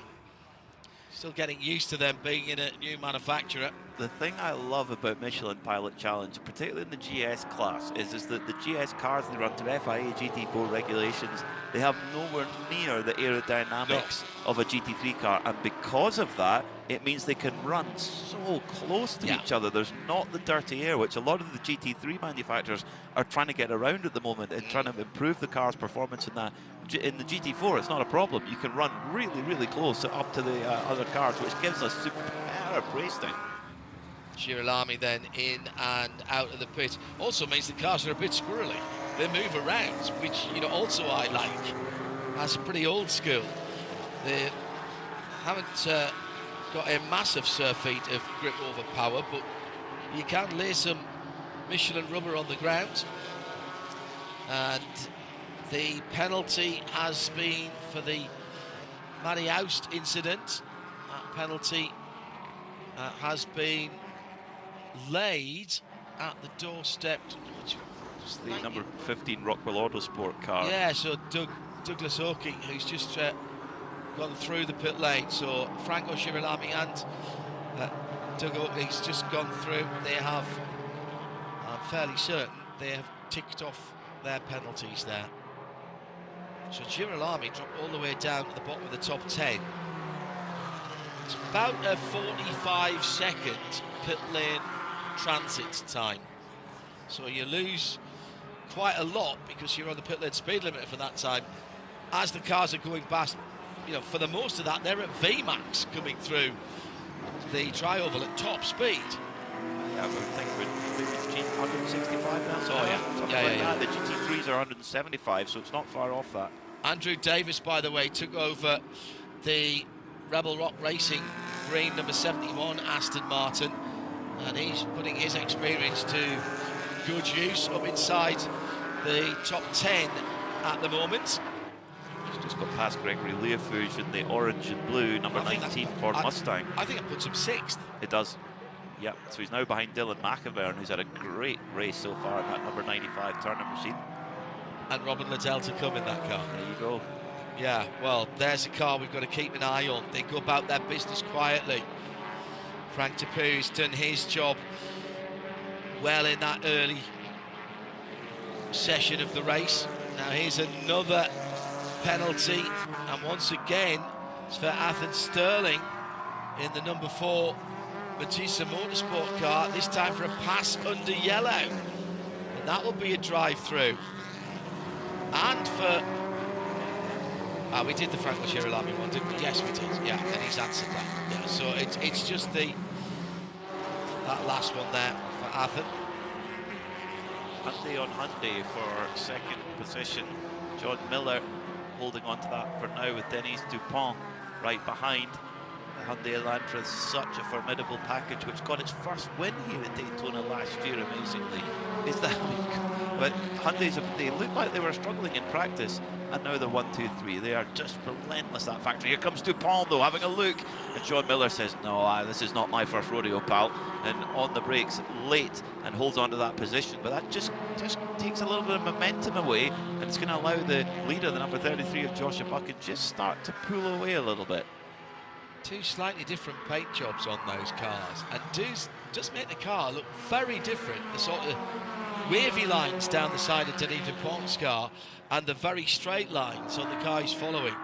I looked at that for a moment and thought they were two different manufacturers. Here comes Andrew Davis. He's got the bit between his teeth now. He's up now to 4th position, I reckon, looking at what I can see ahead of him as they go to the kink, and he's putting pressure on Paul Holton for the 46 TGM car, that car moving forward as well. Hannah Grisham and then Rob Noecker. Robert Noecker's pulled out 2.5 seconds on that battle. And Hannah Grisham making that move up into second position as Davis up into third in the Rebel Rock Aston. He's charging as well. Andrew Davis, a driver with so much experience, former Grand Am champion, former champion in the series 11 years ago, and he's winding the clock back. And up into third place he goes, in behind his fellow Aston Martin driver, Hannah Grisham, who's doing a superb job. Now, we, of course, covered the Michelin 24-hour series on the Radio Show Limited network of channels, and Hannah Grisham had a great run in a Mercedes GT3 in a race we did in Mugello, and she's transferring that over into the GT4 Aston. She's got big hopes with the Heart of Racing. They've backed her, and she's repaying that faith right now. Fantastic stint so far from Hannah Grisham. Thought it was a sensible start of the race by her. Started 6th, she slipped to 8th and then to 10th. Good pit work, put her further up the field, and she's holding that position now. You're listening to live coverage from Daytona as another problem for a car that has not had a good day. Unitronics JDC machine had to swap chassis, went to the back of the grid, and they have fought their way back into contention, but they're still off. I think they're still off by a lap, aren't they, to the leaders? Yes. Yeah. No, they did get back on the lead lap. No, they got back the lead lap. I'm talking absolute nonsense, yeah. And they'd got up to round about 20th position, actually, Chris Miller at the wheel there, but he's just ran on through the tyre barrier at the Le Mans chicane, and you've got to wait there until you are signalled through by the green light or the marshal with the flag there. And they've got their South African hot shoe, Mikey Taylor, waiting in the wings as well. So Mikey's such a lovely bloke. Yeah. Quick driver as well. I've done a few events with Mikey, and he loves his motor racing. Very, very good instructor and mentor as well. You're listening to live coverage from Daytona International Speedway. It is the IMSA Michelin Pilot Challenge up in the Ford Racing Global Broadcast Centre. Peter Mackay, me, John Hindhaugh, our BDO pit lane team. Peter Snowden, along with Neil Cole at the moment. We're rotating through in this 4-hour BMW M Endurance Challenge. Thank you for joining us. The Hyundai Hope on Wheels car, the number 33 with the handprints all over it, leads the way. Joshua Buchan with Denny Dupont right in behind. Then it's John Miller. So Hyundai 1, 2, 3. The first of the Hondas is the number 5 of Rocco Pasquarella. Luke Rumberg in the first of the Audis. We haven't mentioned the Audis today. They've been a little bit quiet, John. Normally such a strong package, but fourth place for the number, no, I'll try that again. 5th place for the number 31 Audi RS3 LMS TCR. Let's head down to Neil Cole for this BDO pit lane reports. Yes, I'm in with Nate Cicero. So Nate, good first stint for you, and the car's in a very good position, leading the class, leading the race. Yeah, we're looking good so far. Cars felt awesome throughout the race. Long run pace has been really good, so try and play to our strengths and try and get some gaps. And what can you tell us? Obviously, it's been an interrupted race so far, but what can you tell us about the conditions out there and what you can do when you go back in the car later? Yeah, the track's a little bit greasy for sure with all the heat. I think this is the hottest it's been all weekend. So obviously a lot of rubber is down, so it's changing every time, and a lot of rubber is getting put down now. Everyone's going new tires, so just have to kind of feel it out those first few laps and get back into a rhythm. And obviously when I asked you to come and do the interview, you were listening and debriefing. What have you learned from Robert, who's in the car now? Yeah, you know, obviously the stint hasn't been that long with all the yellows, so we're just trying to figure out how much fuel we're going to use when we need to stop again, and how the rest of the race is going to play out. Any idea? You can tell us when you'll be back in? I have an idea, but you know, I think we'll keep that here. Thank you very much. Go well. Good effort for Neil Cole as part of the BDO pit lane team. What I'm going to be watching very closely, and I think we have to, Peter, is the cars who made extra stops there to do that little top off, because all they need is for everybody to go ahead of them to go to their full, whatever it is, 45, 50 minutes, and then stay out for 5 minutes longer and catch a yellow flag, don't they? That's what they're looking for. And the first of those crews is the number 60 crew, with their Ford Mustang Core Motorsports, with Mike Skeen on board, who's just put in his best lap of the race at 1:54.7. And right now he is 7.8 off the lead, but definitely with more fuel in the tank of that Ford Mustang. This is what I love about Michelin Pilot Challenge. You can play so many different tunes on your strategy. Just on 2 hours and 29 minutes to go. And one of the banners has been picked up by BMW number, was that Samantha Tan in the 38 I thought it was Sam Tan. She's been in since the start as well, so she's done an hour and a half. Now that's going to have a detrimental effect to the cooling. Full season coverage of the IMSA Michelin Pilot Challenge, and we start here with the 4-hour BMW Endurance Challenge at Daytona International Speedway, live on IMSA Radio on RS2, part of the Radio Show Limited network of channels.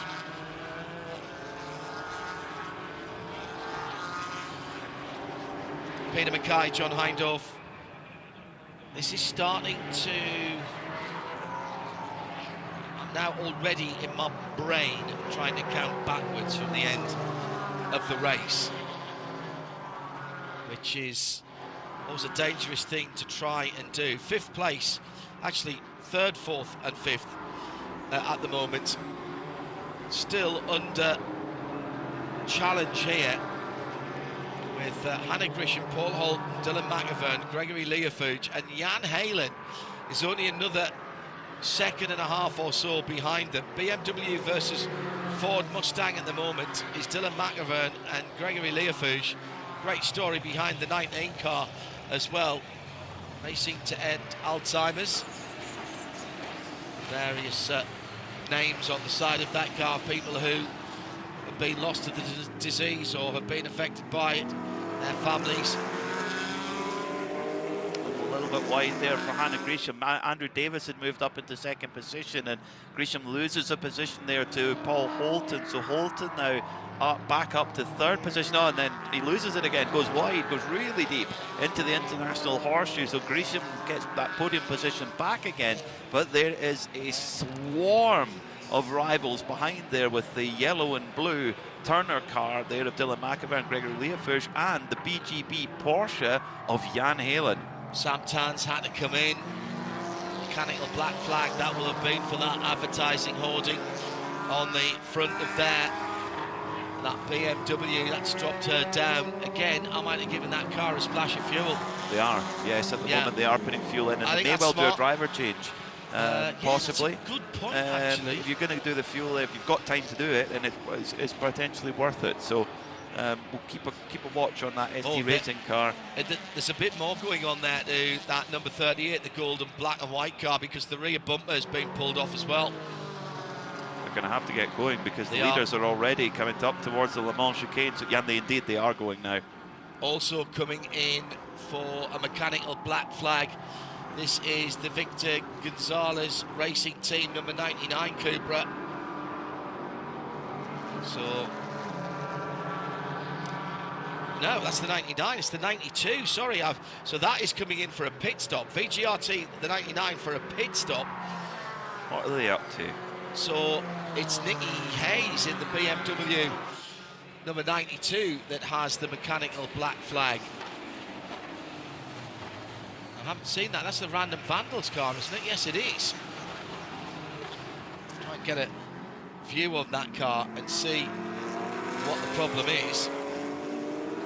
You know, so that's both Random Vandals cars then, separately.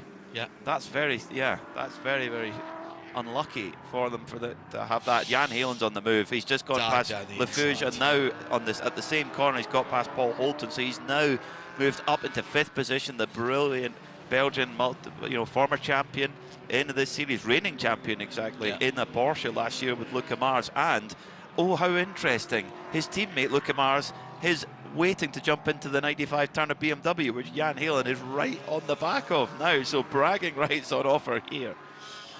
When Jan's in a car, you know it's going to go quickly. Down the inside at turn 6, got alongside. I think there was a little touch, maybe. And it goes from bad to worse for Victor Gonzalez Racing in their grey Cupra. At that pit stop, too many crew over the wall. That'll be a drive-through. Girolami, by the way, got out of the car at that stop, and Tyler Gonzalez got into the car. Well, they've got to be careful because, of course, there's 3 drivers who all need 40 minutes of minimum drive time, and they don't want to get caught out. But another drive-through penalty, that is not what they needed. Actually, I said that was a piece of advertising hoarding on the front of Sam Tam's car. It wasn't. It was the rear bumper of the number 92 BMW that was on there. The team car. The team car, exactly. Yeah. Peter Snowden has a BTO pit lane report. Yeah, it was very simple actually. We say about the dangers of the pit lane. Obviously, it's very, very tight on the pit wall and what we call the hot side here. I was just by that Gonzalez TCR car there. The wheel nuts, when they place them on these cars you just mentioned, John, about 5 studs, they literally lightly glue the wheel nuts into the wheel rim, so when the wheel is put on, they can be just rotated and put into place. However, taking the wheel nuts off, there's a little spring in the air guns. One of the technicians was showing me earlier how it works, and it fires the wheel nuts out onto the apron. The car then drives over them, and I've just had one fired right up at me and hit me right in the foot off that car. So I need danger money for this. Can I make a note? Who do I apply to? Is there a form? HR are taking it under consideration.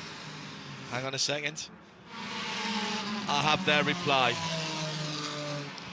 Well, they've got a penalty for having too many crew over the wall during that pit stop.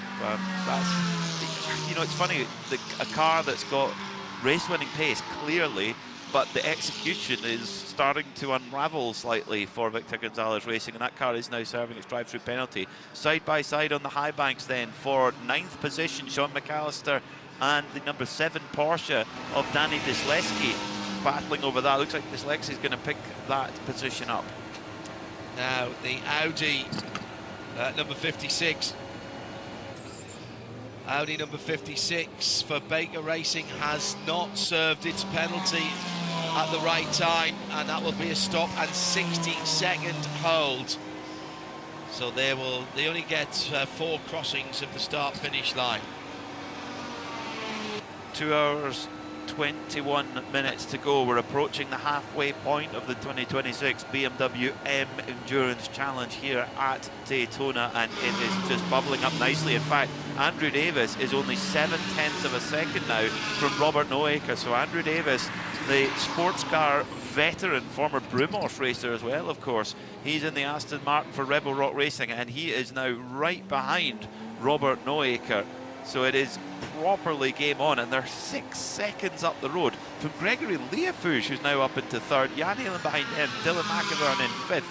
So it's all switching and swapping about. There's one big bunch from 3rd all the way back to 8th. Ford Koch for the Koch Copland Motorsport number 23 Toyota, at the moment running in 16th in class with a similarly equipped machine of the 67 crew of Lucas Weisenberg, which is just up ahead of him. That's BSI Racing on their very first race in the Michelin Pilot Challenge, up there in the top 15. So far, so good for that crew. Coming around onto the super speedway now, out of turn 6. You're trying to get the power down, quite a lot of steering angle in. Easy to get it wrong there. Let's go down to Neil Cole as this BDO pit lane report. Give me 1 second, Neil, because we've got the number 71 of Andrew Davis having just taken the lead going into the Le Mans chicane, using the opportunity of a slower car. And this is Rebel Rock and Aston Martin leading the motor race. 2 hours and 20 minutes to go, and Andrew Davis is in the front of the BMW M Endurance Challenge. Down to this BDO pit lane report. Here is Neil Cole. I'm with Franco Girolami. He looks like disappointed. Franco, you did the hard work. And then it seems to have all come undone. Talk us through what's happened. Yeah, to be honest, I cannot understand the race director, the steward, the decision. I follow my line. I was with used tire. The other guy was with new tires. So he came in and he crashed me. I couldn't do nothing. But okay, anyway, we have 2 hours yet, so we will try to finish the race. I can tell that you're disappointed and a little bit angry, but your pace in that car is very good. The positive, tell us about how the car is.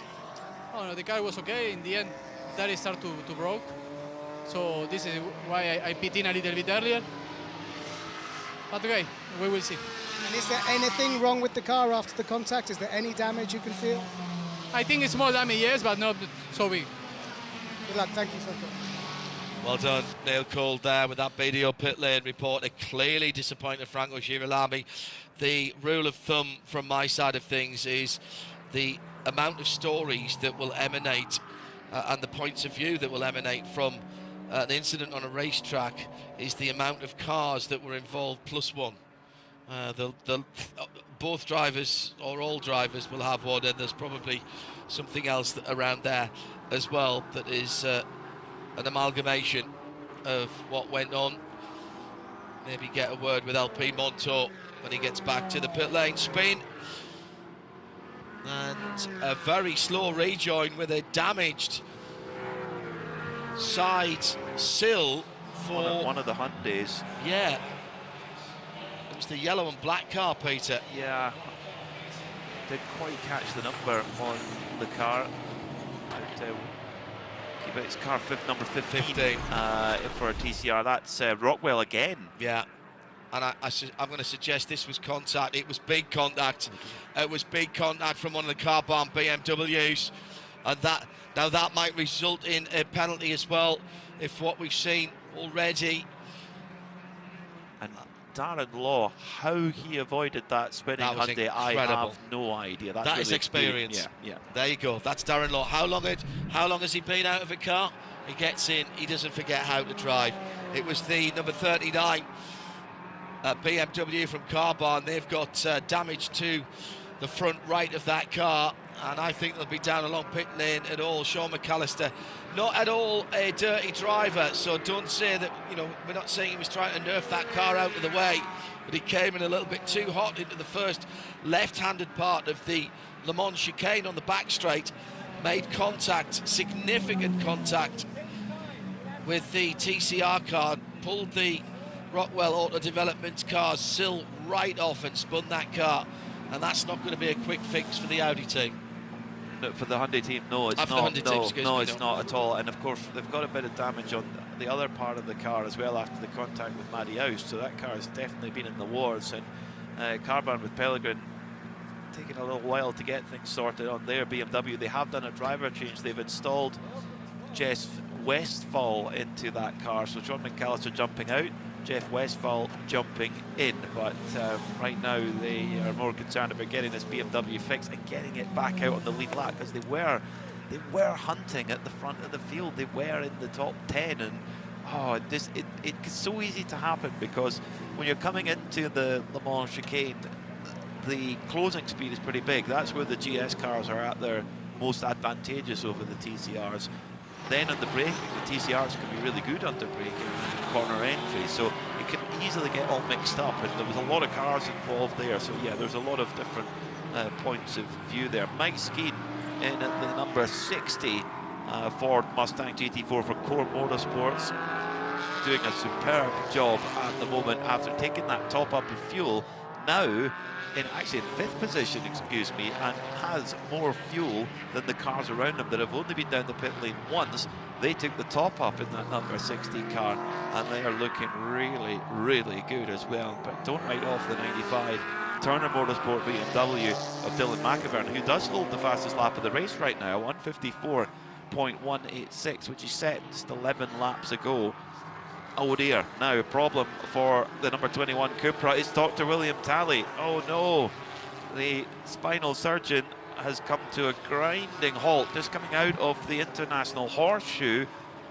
Well, are we going to go full course yellow? Because I'm sure race control will give it a moment, but that car is dead stick at the moment. Victor Gonzalez Racing, their race is just unfolding piece by piece. But what happened? Was it a technical issue, or was there contact? No, this seems to be a technical issue. Just seems to run out of power, John. Whilst we watch that, let's go down for a BDO pit lane update. He's Neil Cole as we do go full course yellow. That penalty has just been called as well for the Carbon car with the incident with the Rockwell Auto Development car. Neil Cole, what are you watching? Well, I'm right at the Rockwell Auto Development Hyundai, the car number 15, and they were trying to put the side panel on the dorsal aero, and they just couldn't do it, so they're having to tape up the front left wheel arch, basically, to make sure it's secure enough to continue. But there's a hefty scar on the driver's side, the left side of the car, on the driver's door and the rear panel. So this is taking a long time. They're using tape to try and secure this, and the fueling team is ready to put fuel in, but they have to wait until this repair is done. So much time just ebbing away as they try and fix this car so it's ready to go back on Daytona. Unfortunate for them. The contact absolutely not down to them, and it looks like the Carbon car is going behind the wall. That was the car, the BMW number 39, that has been deemed responsible for that incident, and that's front suspension and steering damage to the right hand side. For that incident, they would have got a penalty drive-through penalty anyway. That car, I think, is going behind the wall, and an inauspicious start for Sean McAllister and Jeff Westphal as they are struggling to get it up the now. The IMSA official wants that car out of the way because we're about to open the pits, and therefore it has to be either behind the wall or in its own pit lane stall, out of the way and centered in that stall as well. And that's what they're trying to do at the moment before the pit lane opens. So Yeah, we're at the cutout now for that car. And Peter Snowden and Neil Cole are going to get a lot of company in the next couple of minutes. Now, who does this benefit? How long have people been out? And let's not forget those cars that did the little top-ups as well, Peter, Well, because even if they come in now, they can take slightly less fuel. I think it actually takes that. It looked like Mike Skeen was in the number 60 Core Ford was, I mean, dancing a jig because all the cars around him had only pitted once. He'd had that little top-up extra. Now with the full course yellow coming out, yes, he'll probably gain a little bit of track position. 5 laps difference in the fuel. Yeah, so he'll probably be able to jump to the front, but he's jumping from, you know, 4th or 5th to the front. So it's kind of taken a bit of the advantage away a little bit. Yes, of course, there's still a gain, but it maybe not as much of a gain as he might have got if we'd stayed green. The next car that has that 5-lap advantage is the TGM Mustang number 64, Chris Wilson. And then Austin Krantz has actually a much bigger delta. He's only done 18 laps in the Autotechnic number 27. Is he still on the lead lap? Yes. Yeah, so he's got far less fuel to put in. Tom Firth saying, loving this impressive step up into IMSA by Hartner Racing's Hannah Grisham so far. She's running as high as 3rd at one stage, now 7th. She was 2nd at one point. Yeah, she was 2nd at one point. Totally agree with that comment. Yeah, really impressive. At IMSA Radio, if you want to get in touch, Neil Cole's just told me everyone's on the wall. Yeah. This is now crucial time with 2 hours and 10 minutes to go. Not a million miles away from just one more pit stop for the TCRs. It'll be 2 more pit stops at the very least for GS. If we go green all the way, it will be GS cars that come in first. Morgan Burkhardt preparing to jump aboard the number 2 CSM Porsche to take over from Madeline Stewart on her Michelin Pilot Challenge. Excuse me, to take over from Gordon Scully. Madeline Stewart took the first stint, Gordon Scully the next. Now, has Gordon Scully, though, done his minimum driver time? What's the car number? Sorry, car number 2. This is the CSM Porsche, the GT4 RS. Madeline Stewart, the Kiwi, she's raced in Porsche Carrera Cup North America with the last couple of seasons and moving to Michelin Pilot Challenge for this year. Yeah, he started his stint at 31 minutes past the previous hour, but let me see how many times he's been. Should be okay then. Well, no, because he's been down the pit lane a couple of times. He's been into the pits twice in that time, so I think he'll be all right. Just. Yeah. Just. Yeah.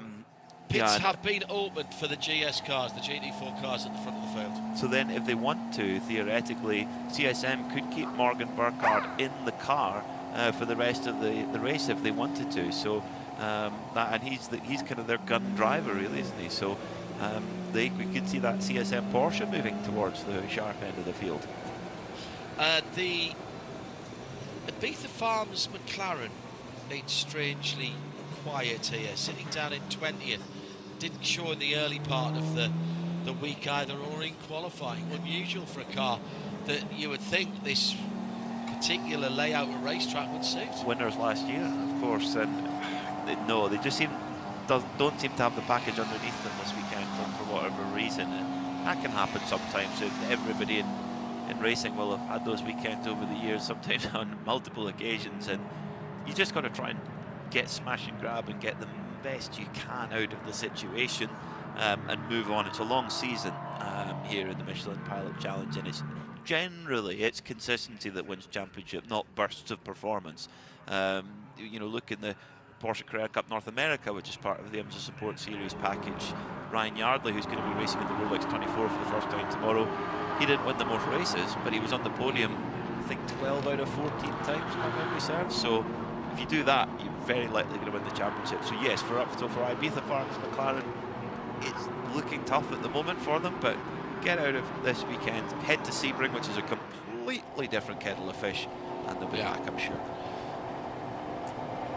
expect a little shuffle in the pit lane, but we will see, I think, the majority of the GS cars, other than those who are trying to get a lap back into the pit lane here. It will be busy, it will be hectic, it may even be chaotic. It's tight down there in the pit lane. Eyes in your back of your head for everybody. Here comes Rebel Rock Racing. They go to work on their car from the lead. It's going to be at least right side tyres. The fuel hose went in straight away. No thought of getting Andrew Davis out of that car. The right front is done. The left rear is done, and then they go to the opposite sides. So it's a 4 Michelin tyre change. Fuel still going in. This is a good stop for Rebel Rock Racing in that dark British Racing green. Tyres are finished. They're waiting for the fuel. That's exactly how it should be. The car is back down, and they're still waiting for fuel. They're pushing every drop of racing fuel into that car. It looks like a slow stop, but that's just because they're waiting for the fuel. They got everything done in double quick time, and it fires and it's away. Now let's look up the pit lane. Will they hold on to their lead, or is somebody already going to pop out in front of them? They're halfway just past the Rolex side. They get out in front of Turner, BMW. There's only a couple of GS cars further up the field. They're going to hold on to that lead as they go out. The race on the pit lane speed limiter, that's all about getting the fuel in, because they took a full tank, and it's going to be Turner BMW who come out in second place. That's a great turnaround by the team, Will Turner's team. We'll see how it shakes out as they come further round. Random Vandal still having work done on the Nicky Hayes number 92 car. It's not worked out well at all for the number 60 Core Ford that had been driven so well by Mike Skeen, and they'd already been in the pits twice. Well, they'd taken some more fuel, so I don't know how they've lost that time. Well, and the same for Chris Wilson in the Team TGM car. They'd taken fuel. They had 5 laps more fuel in the car, and they are just about last out. Well, here we go. With 2 hours 5 minutes to go, say we go green in the next 10 minutes or so, if you had another couple of full course yellow, there's a possibility that you might only need 1 more pit stop in GS. Now you need a lot. You would need some full course yellow. You need the fuel save, but it would not be the first time we've seen that here at the BMW M Endurance Challenge at Daytona. I'll reset the field for you at the moment, because I think some cars might have got out before that number 71 Andrew Davis car, but bear with me for a moment, because their pit stall is before the start-finish line. BDO pit lane update. Here's Peter Snowden at Turner Motorsport. Yeah, I've just managed to catch up with Dylan McAvern, who's just done he had a mega... I've never seen somebody get out of a car so quickly, and we're used to this. Yeah, you know, I had a lot of fun out there, but I was definitely ready to turn it over to Luca. Turner Motorsports guys put an amazing car under me. We had an unfortunate incident in qualifying, so we started 33rd or whatever it was. It was a battle gang up there, but it was a lot of fun. Like I said, the Turner Motorsports BMW was fast, made my job easy, but definitely a lot of work out there, a lot of good talent. I mean, great teamwork in the pits there with you guys. Your two cars, line astern, and just so slick. It was amazing. I mean, we had to keep out of the way because you guys were not taking any prisoners. Yeah, absolutely. These guys worked really hard in the off-season. They've always been fast, but hats off to the team. I mean, I think we picked up 6 spots on the first stop in the pit lane, so that's pretty amazing. Kudos to those guys. But yeah, Turner Motorsports always shows up to win. I presume you're going to be back in again in the car before the finish? Nope. I'm going to turn it over to Luca. He knows what he's doing. He's the reigning champion, so we have a lot of trust in him. Can't say any further than that. Thank you very much, Dylan. Enjoy your water. Thank you, Peter. Hyundai Hope on Wheels, multicoloured handprint car still sitting in the pit lane. That's about to drop and go as the TCRs have gone through. Yeah, the timing screen wasn't telling the full story. I'm pleased I watched it with my eyes, because of course the Rebel Rock Racing car stopped short of the timing line in the pit lane, and so everybody went past it, and it was being scored about 26th from the lead, and I thought, that can't be right. I saw it drive out the pit lane in the lead, and that's how they will restart. So as the TCRs come out, let me reset the field for you before we welcome in a new voice into this race. So it is going to be Andrew Davis and Rebel Rock Racing. Andrew stayed in the car, got 4 tyres and a full tank of racing fuel. The dark green number 71 Aston then leads ahead of Aston Martin, ahead of BMW. The Aston Martin is ahead of the BMW for Turner Motorsport and Luca Mars. Great turnaround for Will Turner's team, as we've come to expect. Jan Heerlen stays in the Porsche for BGB Motorsports, the 83 in third. Tom Merrill now for Circle H Racing. They've joined the party in the conversation in 4th position with the number 14 Aston. Dan Arrow for Winward Racing, the 57 car, still there. He's ahead of Stephen McAleer for the remaining Autotechnic Racing BMW. Their other car behind the wall early on and now an official retirement. Then it's VPX Porsche, McCumbee McAleer Racing Ford Mustang, and the top 10 made up by Paul Holton for Team TGM and Gregory Leofouge in the Stephen Cameron Racing Ford Mustang GT4. And we'll just wait for the TCRs to wrap around as well, hearing that the Core Racing 60 was blocked by its teammate, which was blocked by the car in front of that, which is why that Core Racing number 60 and Mike Skeen was late out of the pit box. In fact, he's behind his teammate Billy Johnson, the 2 Core Mustangs, 17th and 18th position. Before we go back to green, let's take a BTO pit lane report. Neil Cole is rounding up some of the drivers. Here's Riley Pegram. Riley, that was a really good pit stop. You got out of the car, lots of high fives. You seem happy, the team seem happy. Tell us about your stint. Yeah, so the goal for me for this stint was to just do good race pace, stay where I need to be, keep the car out of trouble. Obviously, after my stint last year at this race, I got taken out about an hour and 40 minutes into my stint. So the goal was just to bring the car in one piece in a pretty good position and let Mario do his thing. He's an awesome driver, so I know he can do a good job with the car. So you fulfilled the brief, but it's a very interrupted session. How are you keeping your head down? Yeah, I mean, it was hot today. Just trying to focus on the car in front of me. Unfortunately, I got a little bit screwed up by someone spinning right in front of me on the restart and lost a lot of time, and that I definitely struggled with pace when I was by myself and no one to chase. And we made the decision to run the same rear tires for longer, and I don't know if that was the right decision. The car got pretty loose there at the end of my stint, so it was pretty hard to fight it, but we brought it in, so that's all I was supposed to do. High five to that. Well done. Thank you. Thank you so much. Neil Cole with that BDO pit lane report. TCR will restart with Denny DuPont for Brian Herder Autosport Hyundai, number 76 ahead of the Baker Racing Audi. Number 52 in second, Jaden Conwright, RVA Graphics Motorsports Audi, 31 in third. Then Mario Farnbacker, Super Mario for Pegram Racing, as you heard there in their Civic, the number 72. Top 6 made up by Bryson Morris for Brian Herter Hyundai and the KWM Motorsport Honda in 6th place, Rockwell Pascarella. The safety car lights are out. Welcome to the pit lane. You'll hear a moment in a welcome to the pit lane. Welcome to the Ford Racing Global Broadcast Centre. You'll hear in the moment from Ryan Marine. But first, hello to Bruce Jones. Hello, John. Much happened in the last couple of hours.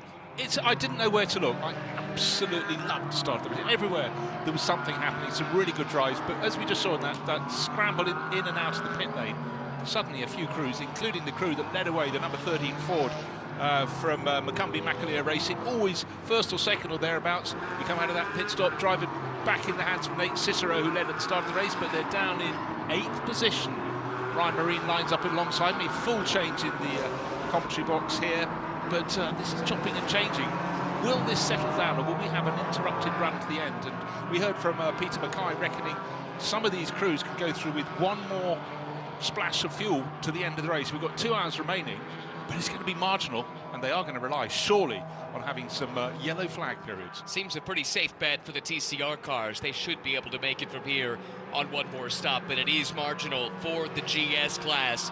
Safety car has accelerated away and entered the pit lane, which means the field is now under the control of the veteran Andrew Davis, Rebel Rock Racing. The green flag flies once again with just under 2 hours to go here at Daytona. The BMW M Endurance Challenge back underway, and the battle is on for 4th and 5th in the queue, side by side in the run down into turn number 1. Everyone neat and tidy through turn 1 here for the first time. TCR field led by last year's winner, Denny DuPont.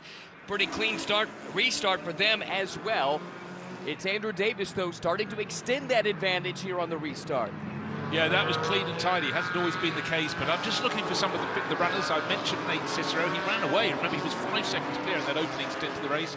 His teammate Robert Noika did another good job, but I just want to see that metallic mid-blue Mustang start to make its moves. Started the lap in 8th position. I reckon we'll pick off 1 or 2. Paul Holton, who was also at the front end, tucked in behind another of those great-sounding Ford Mustangs. I was out on the track yesterday, had my eyes closed to just hear those engine notes, and I still reckon the Ford Mustang engine in this trim, in the GS class, is phenomenal. But unfortunately, we have a bit of contact and a lot of dust. What are you seeing? Spin at the back of the pack. The 59 Mustang from Core Motorsports took the brunt of it. The hood has flipped up and now is totally obstructing the view of Billy Johnson. This is the car started by Bob Michelian, who gave that car a great run. Looks like everyone's been able to continue away. There was also an orange car involved in that melee. We remain green for the moment, but Billy Johnson certainly will have to make his way into the pits here to attend to the hood that's flipped up on top of the windshield.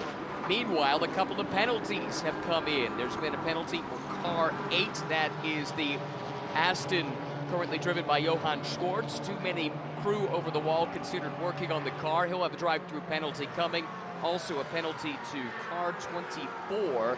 That's Kenny Murillo, improperly served emergency service obligation. It's been a tough day so far for the Murillo Racing team, and they'll have to come down into the pits. It looks like, Bruce, what started this was the spinning Pan Am Motorsports Supra toward the back of the pack. Everyone scrambling this way and that to try and avoid making contact. And then Billy Johnson comes into the picture with the hood already up. So hard to tell if that was related or just a case of the field bunching up with the spin and all the dust kicked up out in front. Yeah, I think it was a concertina effect. I mean, Billy knows his circuit very well, but driving with your hood flat against the windscreen, it's certainly less than ideal. And if you're in a bright orange car, you can't deny you're in something, and that was the Pan Am Supra that did seem to trigger everything at the back. Well, just got an onboard look from car 92. That's Robert McGinnis driving for Random Vandals Racing, and he came unsighted upon that incident scene, did a great job to avoid it. Full course yellow is out. Another car in strife, and it's another hit for Chris Miller and the Unitronic JDC Miller Motorsports crew. The cause of the yellow, by the way, is debris down in turn 5. Because this has come within 10 minutes of the most recent full course yellow, this will be a short yellow by regulation, so the pits will not open except for emergency service. And a car in the pits is Billy Johnson. There is a reason that hood popped up. Significant front end damage. He clearly made front to rear contact with someone as the field checked up to avoid the spinning Supra.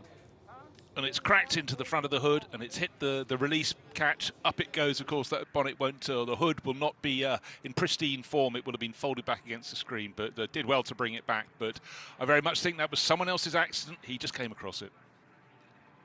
Thanks to our NBC colleagues passing along a note. An early front runner in this race, Team TGM's number 46 Ford Mustang, with Paul Holton and Matt Plum forming the driving duo, complaining of a sticky throttle. Not a situation that you would be enjoying at any racetrack, but perhaps maybe most of all here at Daytona. And the report is it's especially annoying under full course yellow, trying to make the car stay in line and not run up the back of the car in front.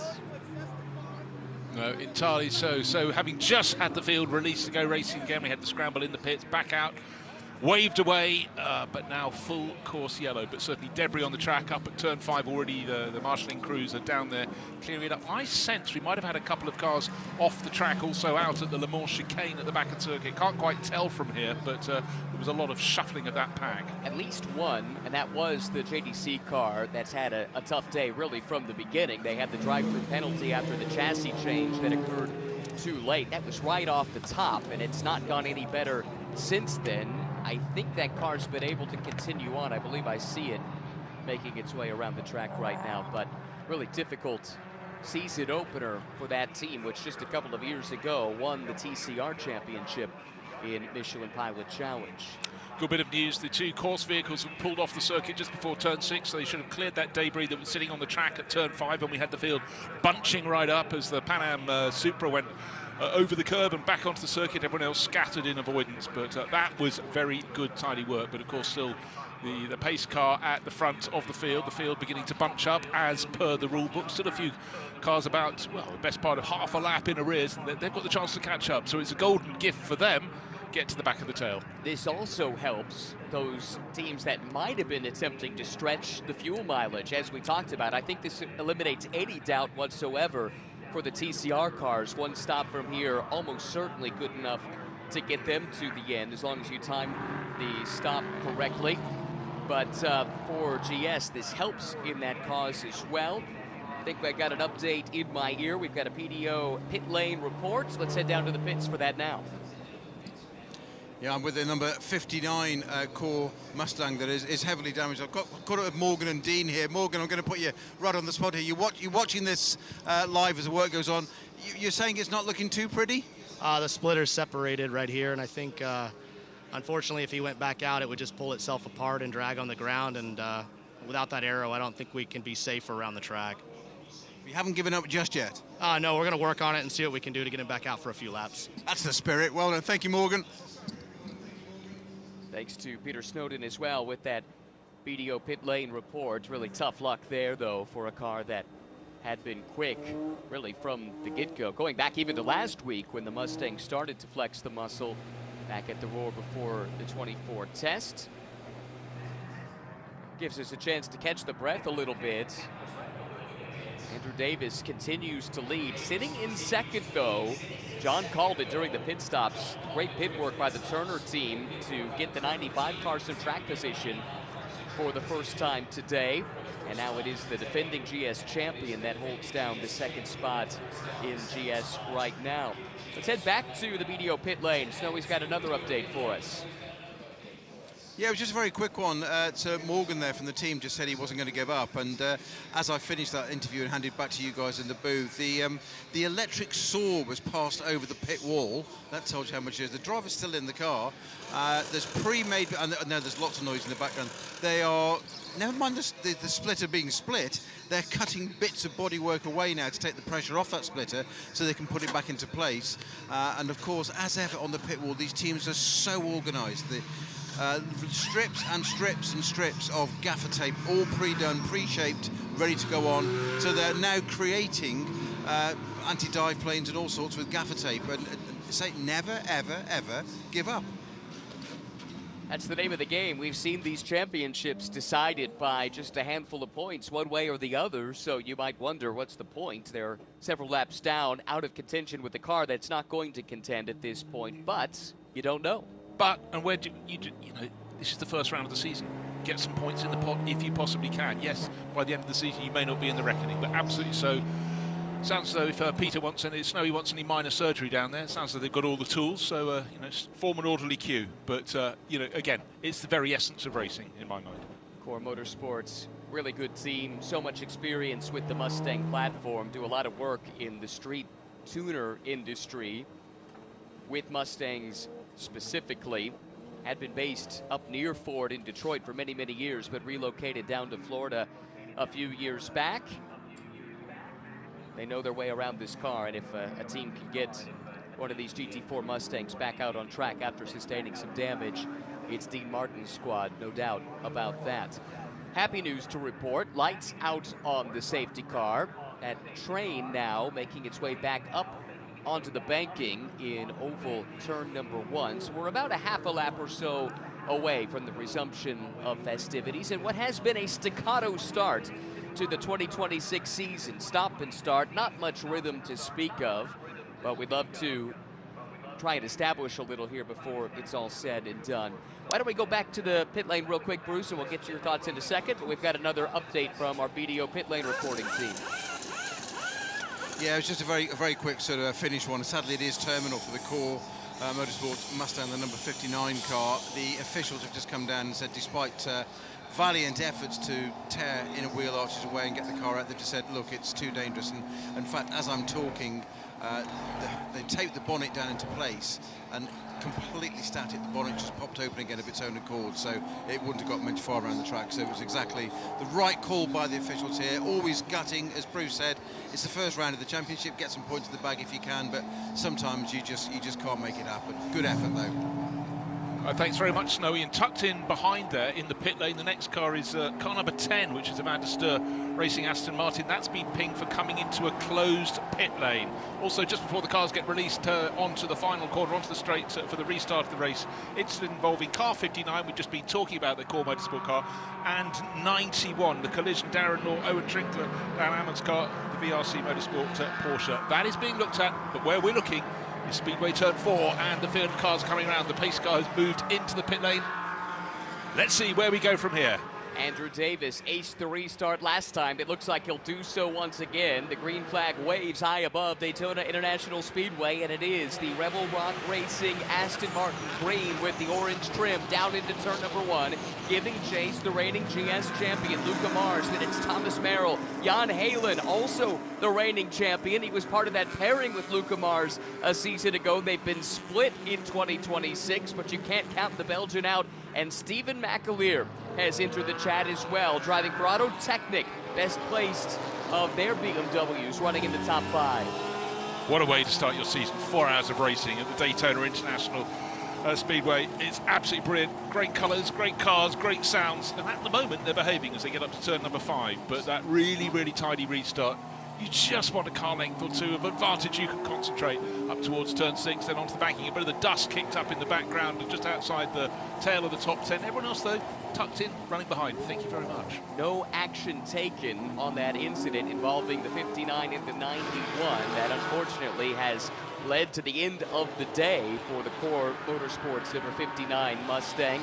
Also appears that the Christine Sloss Aston that you talked about being in the pit lane, car 31, that too is being pushed back and behind the wall.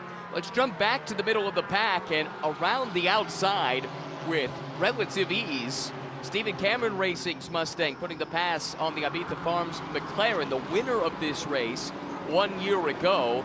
Talked to that McLaren team throughout the course of the week, and they felt like they might have had an arm tied behind their back slightly, and just trying to maximize their results here on this weekend. Frustrating for a team that won this event just last year. Yeah, standing trackside yesterday, watching the practice sessions and then qualifying.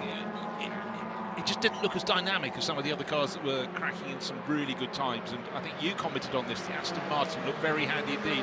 Now, from that lead grouping of the field, we've got a pit visitor. And I'll pick out who that is coming in, but that is not exactly what the doctor ruled.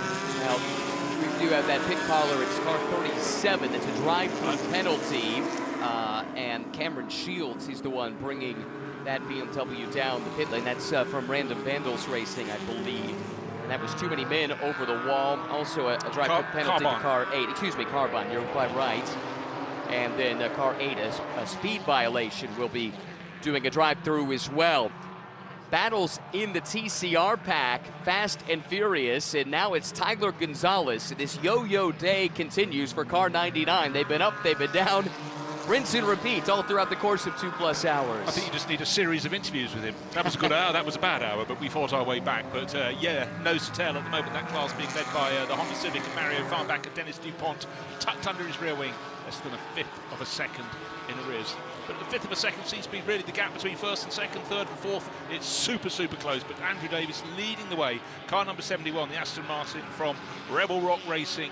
And it's looking very settled, and its strong form, if you split down its lap, is when you get onto the straight. So quite a few straights here that really, really seem to work for them. Battle is on for third in GS. Luca Mars has the spot. Jan Halen trying to take it away, breathing down his neck. That's BGB Motorsports in their Porsche Cayman. They've not been a full-time team in recent years, but based here in Florida, tend to run the Florida rounds. Often then will turn up for the second 4-hour race of the season at Mid-Ohio. And they're watching as we have a fight for the lead now. How about Thomas Merrill driving to the inside of Andrew Davis? This is like for like, a couple of Astons on the 18-degree banking on the front stretch at Daytona. In the draft, here comes Luca Mars into the equation as well, but it's Merrill who has driven his car to the front of the field with 1 hour and 42 minutes to go. So in the space of 3 blinks of an eye, Andrew Davis has gone from first back to second and very nearly down to third. The BMW from Turner Motorsport from Luca Mars, I thought had squeaked inside him into turn 1, but he had a bit more braking to do, so he ran a little wide, and Andrew Davis nipped back into second place. But at the moment, Luca Mars has fallen to fourth. He's just been passed as well by Jan Halen's Porsche.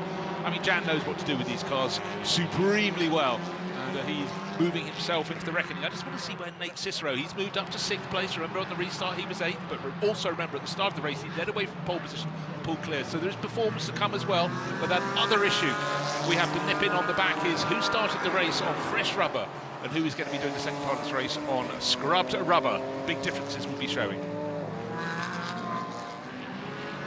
Fantastic pass there by Jan Halen to get around Luca Mars. He hung it around the outside in the kink. You don't do that very often. And then he had the next horseshoe where he was positioned on the inside of the racetrack. And that is a little bit of a rivalry of sorts because those two, again, shared the car on the way to the championship last year. Now they're racing door to door against each other. I have to imagine the master has to have a smile on his face. He still has the edge up against the young students. Yeah, I've got a drive-through in the TCR class, car number 21, just reporting his way through the pit lane. That's Stephen Clemens sharing with William Talley. It's Victor Gonzalez Racing, so you mentioned Victor earlier. Up and down, good days, bad days. Up on the banking, though. That moment where you pull to the high side. Have you got enough speed? How much as you moved to the right did you lose of your momentum? Side by side on the start-finish race. Luca Mars is on the uphill side, but just remember a short while ago he was trying to, at the end of the previous, start of this lap, he was trying to go into second place. He's now in 5th. Yep, cemented 5th place, but he's cementing it in a bad way. He was in front before, but he just lost that little inter-Nissan battle with a rival BMW, and that's Stephen McAleer starting to make his moves. At the line, it was 1/1000th of a second. I could tell. Between the two BMWs, by the way. Two of the best BMW prep shops in North America when you talk about Autotechnic and Turner, both located in the northeast of the United States. But at the GT4 level, these two teams have been going head-to-head against one another in multiple series for quite some time now. It's all happening behind Thomas Merrill, who has taken the lead of the race. Circle H Racing, a team run by Mike Johnson's Archangel Motorsports. That's a name to conjure with if you've been around this game for a while. Just taking a look at the timing screens and talk about competitive. I mean, the top 15 cars are lapping within a second of each other in terms of their lap pace at the moment. All lapping about 1:54 to 1:55, but the fastest lap of the lead group, surprise, surprise, our new race leader, Thomas Merrill. So he's just trying to get an advantage. He was nearly 0.3 of a second clear when they crossed the start-finish line. But let's see, as they go high on the bank, I reckon they head out of Speedway 2. That gap between the two Aston Martins is growing very slightly, but the gap back to 3rd place, that is the one that's growing big time. Jan Halen, of course, just moved up into 3rd place in his Porsche. Maybe now he'll go off after them, but those Aston Martins coming out of Speedway 2, wow, off they go. They look very fast standing still, they look fantastic standing still, but for the drivers on board, they'll go, what looks even better is our form on the quickest bits of the circuit. Tricky situation for the leaders in TCR. They are trapped up against the back of the GS field. Right now, it's still Mario Farnbacher driving his Honda Civic. This is the Pegram Racing team, their 3rd different make and model of TCR car in as many years, having driven the Audi and then the Hyundai previously, making the switch to the Honda. We heard from Riley Pegram earlier, her father Larry, a legend in two-wheel motorsports here in North America and further afield for that matter, but injured in a testing incident, which opened the door here for Mario Farnbacher to jump into this car. And this is the only known ride for Mario this year, as far as I and he am aware. So that is a real challenge for him, not knowing what the future holds, but nevertheless, you know, when you plug him into a race car, it doesn't matter what it is, he's going to go quick. Yeah, you sort of feel he'll have some ink in his diary shortly. With a run like this, you have to imagine it's only a matter of time. But again, difficult situation because he's got Dan Ammon, who is not running all that far off the pace. That's the car that we saw Darren Law in earlier in the running. Owen Trinkler also part of a 3-driver lineup for the Vintage Racing Company team, VRC. Gives you a hint of what form of motorsport they come from. Dan himself an avid vintage racer who's made the switch to more modern machines here in recent years, coming up through Porsche Sprint Challenge. Right now, it's a little further back where the battle is breaking out, and Bryson Morris trying to drag the 33 back to the front. He's to the inside of Tyler Gonzalez in the 99 for Victor Gonzalez Racing. That's a Cooper to the outside, Hyundai to the inside. We'll see who's got the ponies coming out of Oval Turn 2. Well, this is just epic racing of the sort we expect year in, year out, but you can never be sure how competitive the field's going to be. You know the circuit will provide great racing, but you know what? It's also got the drivers and the teams really on it, on their toes. What we're having now is one of the longest stretches in this race without an sorry, I shouldn't say that as a commentator, but what we can really start to see, quite a few of those of the teams lost out during that pit stop just about 20 minutes ago, and now we're starting to see the order settle down again, and those that were displaced starting to work their way a little bit forward. I keep talking about Nate Cicero, but that Ford's been very strong all race. Car number 13 from McCumbee. Michelin Racing, and I do expect more progress, but right now the best battle is actually for third, fourth, fifth place. Jan Heylen, having got his little Porsche up into third position, I thought would drop the two BMWs behind as Stephen McAleer in the white and black car ahead of the yellow and blue Turner Sport car. I thought they'd delay each other, but in fact they're not falling away from Jan Heylen, so the Belgian will be feeling a little bit upset about that. But all along our front two Aston Martins are pulling clear, pulling clear, pulling clear. At the moment the gap between them and the rest is 1.7 seconds at the end of the next lap. I think that will go out by another 2 or 3 tenths. Mind you, what are they doing with their tyres?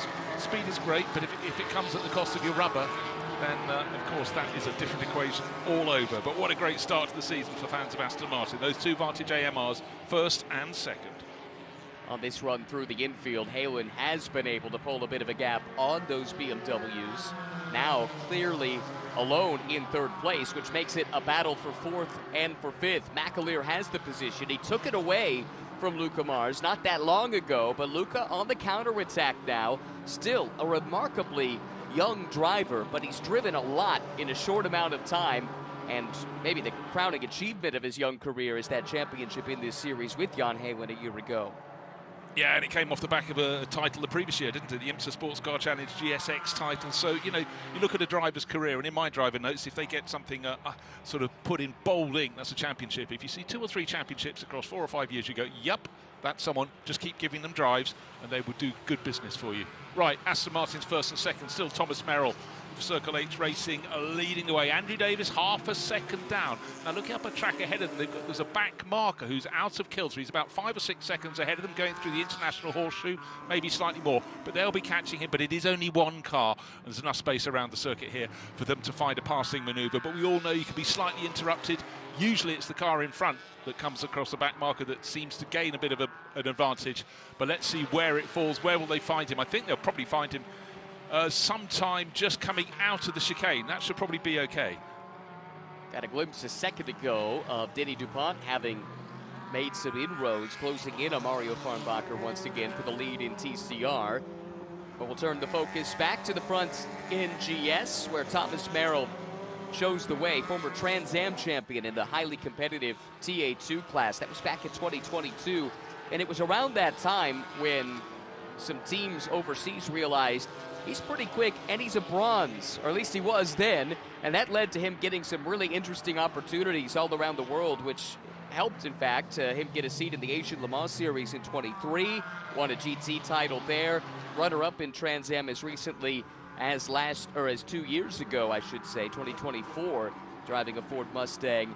Really talented driver, one of those guys that you just feel like if he got a big break, he could open some eyes. This might be one of those drives that helps to open the eyes for the Salinas, California native.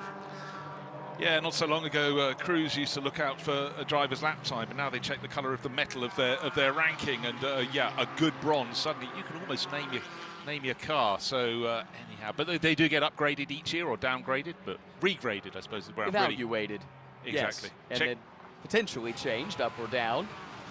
Always a contentious topic when we get to the off season, because so many opportunities in sports car racing these days are linked to whatever precious metal the FIA assigns to you. Absolutely so. Right, more penalties coming through. A drive-through penalty for car number 17. That's the JDC Miller Porsche fire extinguisher not properly manned. Wham! That's a big hit.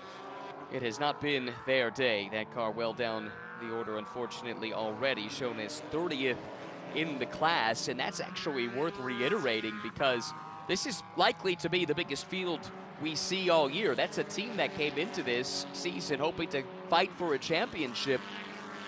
They picked a bad day to have a bad day because 30th points are significantly worse than, say, 20th points, which normally on a Pilot Challenge weekend, you have a bad day early, you probably do finish around 20th to 25th, not 30th or further down. This is the kind of thing that could really hurt in the long term as the battle for the lead in TCR hots up now. Here comes Denny DuPont working his way to the outside of Mario Farnbacher. That opens up the inside for Tyler Gonzalez. Gonzalez now to the flank of the Belgian who now calls Montreal, Canada home. Somehow after all of that, the order remains the same. But look, isn't it fantastic? You've got three different manufacturers. You've got the Honda Civic, you've got the Hyundai Elantra, and the Cupra Leon. Side by side, nose under tail, nose around the outside, scrapping away. TCR, you know, it's been a really popular class globally, but I think one of the strongest TCR classes in the world is right here in the Michelin Pilot Challenge. And, you know, again, they're putting up a fantastic show. Not as many in number as the cars in the GS class, but certainly just enjoying the scrap right now. Just a few moments ago, Dan Arrow just set the new fastest lap of the race. No, sorry, his car's best lap of the race. That car's currently 7th, the Windward Racing entry. Problems for one of the Supras in the field, car 23, slow and on the apron, possibly with a tire down, but trying to limp its way back into the pit lane. Jackson Bell at the wheel of that. That's oh dear, Heart of Racing Aston Martin sitting sideways, going nowhere. And that's Hannah Greenemeyer, and just having to wait as the field go through. But yeah, finding a little bit of motive acceleration there and getting going. But that has scrambled a whole host of positions there. It started the lap down in 14th place, and alas, you talked about falling to 30th. May not be quite there, but push and shove, it does happen at turn 1. And unfortunately for Hannah, she was the one that was rotated through about 270 degrees. Robert McGinnis in the 92 from Random Vandals was the other car involved. That is under review.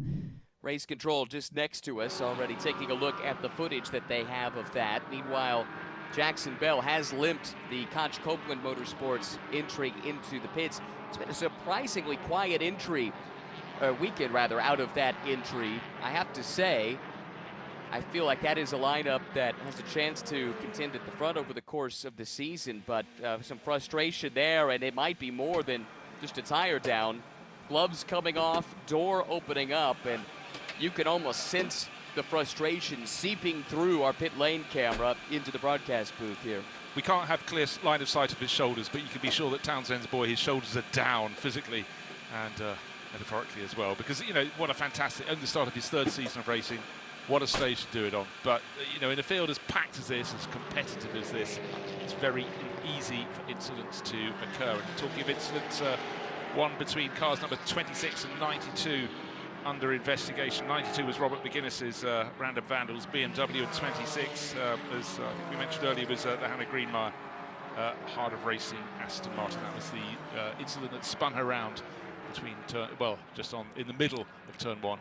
In many ways, a classic incident at the first corner here at Daytona International Speedway. We've seen it before. I don't think it's out of the question that we'll see it again in the remaining 1 hour, 28 minutes of this race.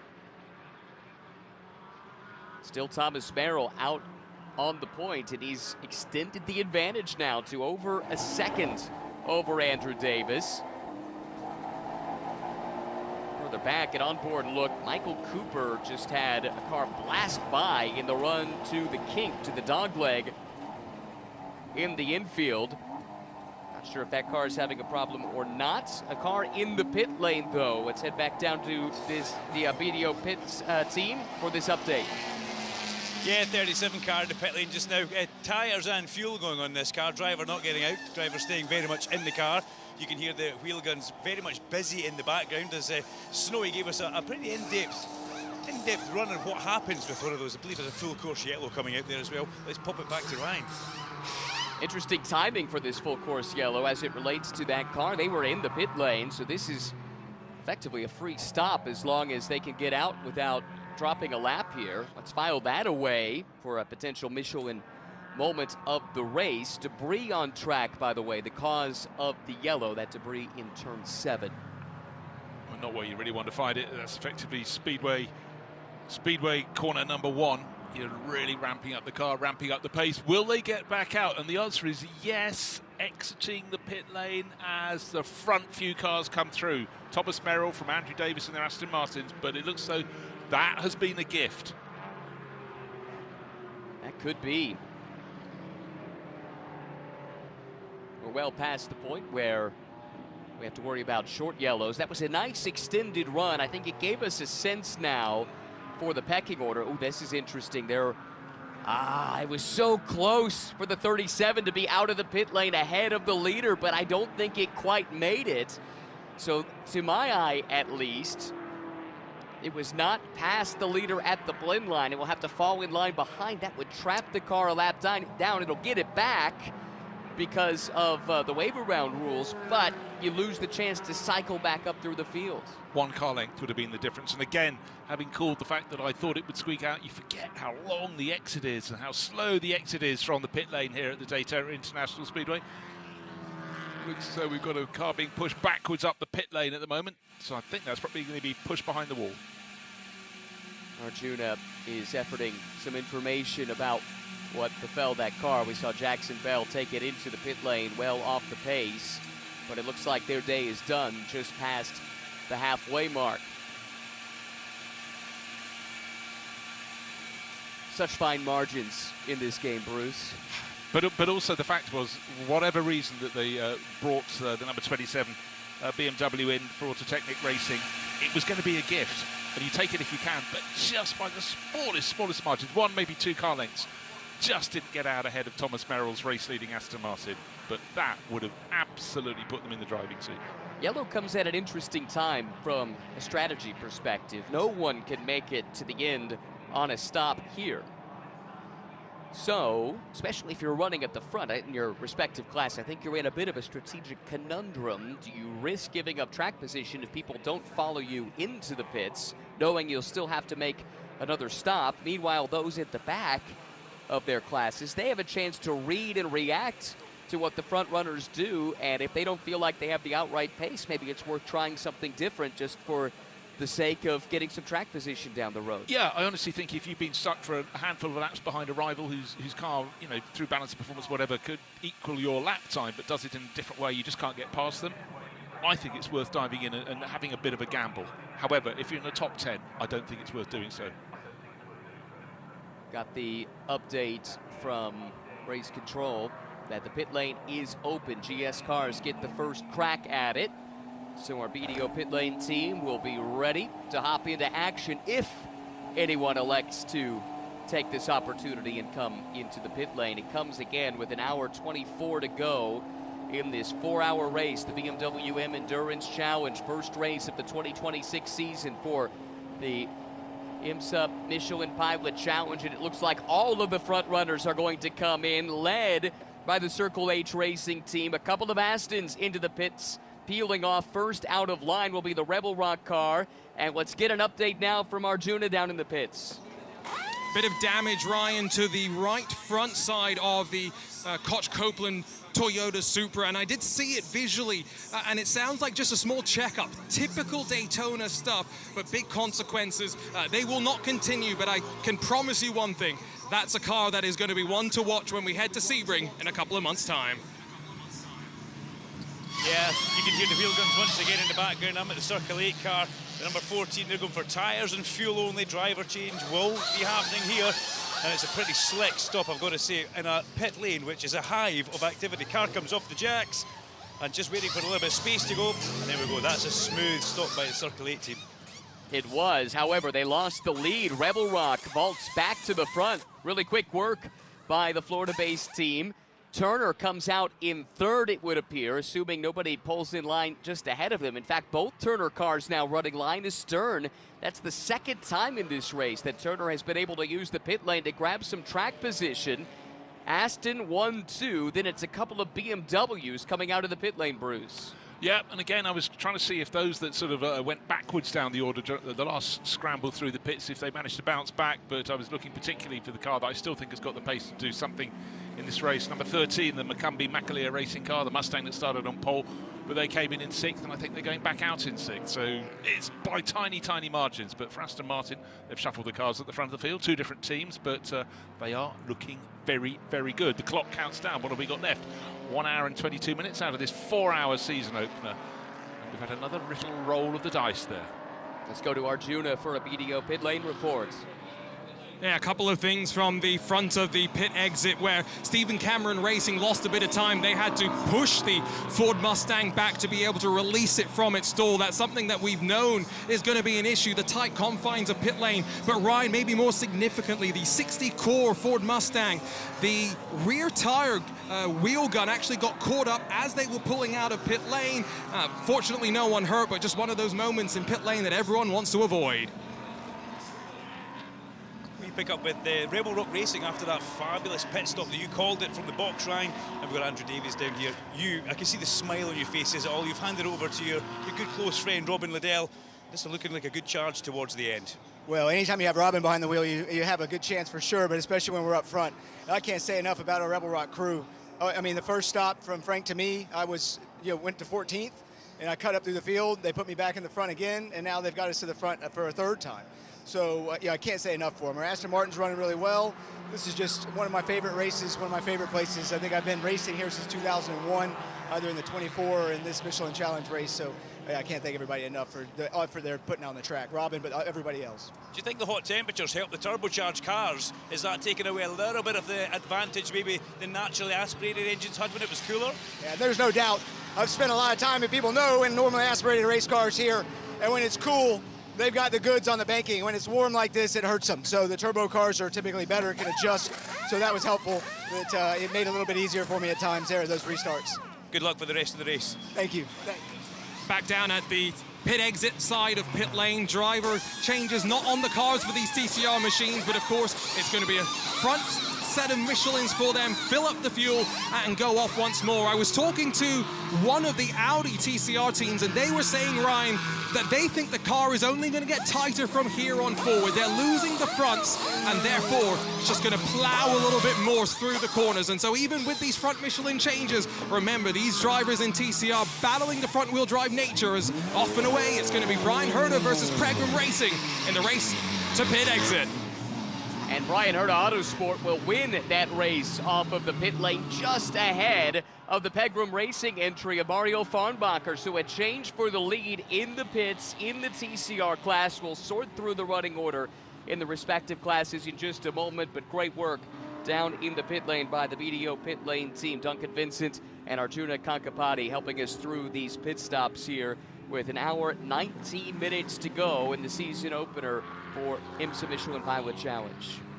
When I was a child, the seesaw was my favorite device in a children's playground, and this race is doing precisely that. Just as you think it's settling down, you have the little scramble in and out of the pits. First the GS class and then the TCR, and in each of them the order was given another little shuffle. Just remember, we did have one crew that we thought was just had a gift landing in its lap. Car number 27, the Roland and Austin Kreitz car sharing with Stephen McAleer, the white and black BMW. But by dint of possibly a car length, possibly 2, with that long, slow pit exit, they didn't get back out and didn't suddenly receive a gift. Instead, shuffled to the back of the pack. Back down to Duncan in the pits. You know when you interview a driver and you know that they think they're in with a winning chance, that was exactly the smile. Couldn't wipe the smile off Andrew Davies' face there. He was waxing lyrical about the team, but he says when you hand over to Robin Liddell, you've always got a chance of a win, and you can just sense that they think they've maybe got a big chance here today. And it would be a big result for them. Their best finish all of last year was second at Laguna Seca. That was in April, I believe, of last year, April or May, whatever the case may be. They've been waiting for that first win in quite some time. It was a difficult year in 2025 for Rebel Rock Racing, but they've got a fast car. We've seen that proven on a few occasions here throughout the course of the weekend, and they've got the experience in the driver lineup now to help get them the rest of the way. Car 37 was the car we were talking about a short time ago, the car barn racing with Peregrine Racing BMW. That was the one that nearly squeaked out onto the track. That is one that is trying to play catch up to get to the tail of the train. It could have been oh so different, but it's still the safety car leading the field around, and the wave by has commenced. Getting closer to a restart, but still under full course yellow, so a chance to hear from some more of the protagonists. Down to Arjuna once more. And I'm with Nicky Hayes down here at Random Vandal Racing, the IMSA Driver Scholarship winner. That's a mouthful to say out loud, but Nicky, this is really an opportunity for you to show your business potential and get the chance to jump onto track, and with such a great team returning to the IMSA Michelin Pilot Challenge and Random Vandals Racing. Yeah, what an opportunity. If it wasn't for IMSA and Random Vandals coming together to put this opportunity for drivers such as myself, you know, we worked really, really hard. I met Paul early last year, and we just really worked hard together to put together a business plan to make things viable for this year. I have the best boys in the business. Today has been an absolutely insane race, but they have us back in the race. I think Rob is 7th right now as we go to the restart, so taking it all in. And your first IMSA Michelin Pilot Challenge race, quite eventful, drilled on pit entry. I don't think that was on your bingo card coming into the weekend. No, it wasn't on my bingo card. You know, I was in the pit lane at pit speed and just got absolutely drilled, which eventually made us rip our bumper off, so we got a black flag for that. But man, you have to expect the unexpected in this series. It's just as good racing it as it is watching on TV. Thanks, Nicky. Thank you. Yeah. What's your name? Arjuna. Okay. Just watching a pit stop with the 26 Heart of Racing car there as Mike Ortsman brought the car in, and it shows you just how important it is to get on your marks. He just overshot the stop area just by 1.5 feet, but it then means that, you know, the guys are almost having to move to a different area. So you can see him shaking his head inside the car there, but the Heart of Racing team, man, they were absolutely on it. Very quick stop, tyres, fuel, off the jacks, away they go. Then they've got the job ride, which I think is fabulous. You have to run around and pick up all the lug nuts. It's one of the jobs I've got as well. Quite a good footballer or play soccer, you can always pass them back. Appreciate the updates from the video pit lane team. That was Duncan Vincent, Arjuna Kankapati as well. A couple of cars have come in, presumably to top off with fuel here as we get prepared for a restart. I believe the lights are off on the safety car. Try and get confirmation of that here momentarily. But one other note, car 21 was slow on the track just a moment ago, under yellow. This is the Victor Gonzalez Racing Cupra with Dr. William Talley and Stephen Clemens, who had a good year last year in VP Racing Sports Car Challenge, but having a tough day today with that injury. Yeah, talking Cupra, we just had official notification. The Stallion Motorsports Cupra, car number 77, Chelsea Nieto, Rafael Rice, is now an official retirement. Of course, that wasn't the race they were looking for today. Right, how soon until we get to the restart? It's worth pointing out, looking at the listings, it's a race led by a Ford Mustang. No, it's not the one I expected, but Sam Corrie has only his car, number 4 from Medusa Motorsport. He's only got 4 pit stops under its belt, and some of its rivals have rather more. But really, one has to look at where the Rebel Rock Racing and Circle H Racing Aston Martins are. They're listed as 3rd and 4th at the moment, but when those cars that haven't pitted call in, they'll be back in the lead of the race and advantages. Here we go, we're restarting. Corey did not get going, and everyone has to scramble this way and that coming to the restart. That has allowed one of the Porsches to come through and take the lead of the race. I think that is, well, we'll try and get who that is in just a moment. It might have been a car that was trapped a lap down as well, trying to unlap himself, and I'm getting an affirmation that that is the case. That Medusa car needs to pit. They're only, they're 50 minutes into this, so a bit of a strategic roll of the dice from them. They've had their struggles in this race. We're a lap down at one point, but have fought their way back. It is a frantic restart at the front of the field. It looks like Cameron Shields has been able to race his way up to the front of the pack at this stage, but everyone jockeying for position here in the first half of a lap after the restart, Bruce. Well, it seemed there was a bit of a shuffle right on the restart, so no surprise that is under review, but let's just focus on the racing as the field comes down to turn 6 before it turns to the left sharply and up onto the banking. Neat and tidy, 2 by 2. They're getting the hang of this racing business, I suggest. This first race of the season, but already the first 6 cars are starting to make their moves away from a pack. see the bright yellow and blue Turner Motorsport BMW gaining positions as they start to lean over. First 3 cars starting to make their break at the head of the field. And will they still be just a little bit clear when they get down to the Le Mans chicane? A few cars only now coming across the start-finish line. They're half a lap down. But up front, spacing out quite nicely, 2 Turner Motorsport BMWs right in the mix there. 4th and 5th, Robbie Foley now ahead of Luca Mars. Very strange restart here, to say the least. Sam Corey ended up in that position, having stayed out. Didn't get going. Cameron Shields got a decent jump, was side by side with Robin Liddell. And Cameron now has slotted back into second. So Liddell for Rebel Rock has moved his way to the lead and actually was able to do that quite early on. So that's good news for the Rebel Rock team. We heard from Andrew Davis a few moments ago. He's super confident in that car and in the package, and now they've got the track position to go with it. 3 wide on the banking, making the Ray down into turn number 1, all happening behind the race leader. But I'll give Cameron Shields credit. He's giving chase.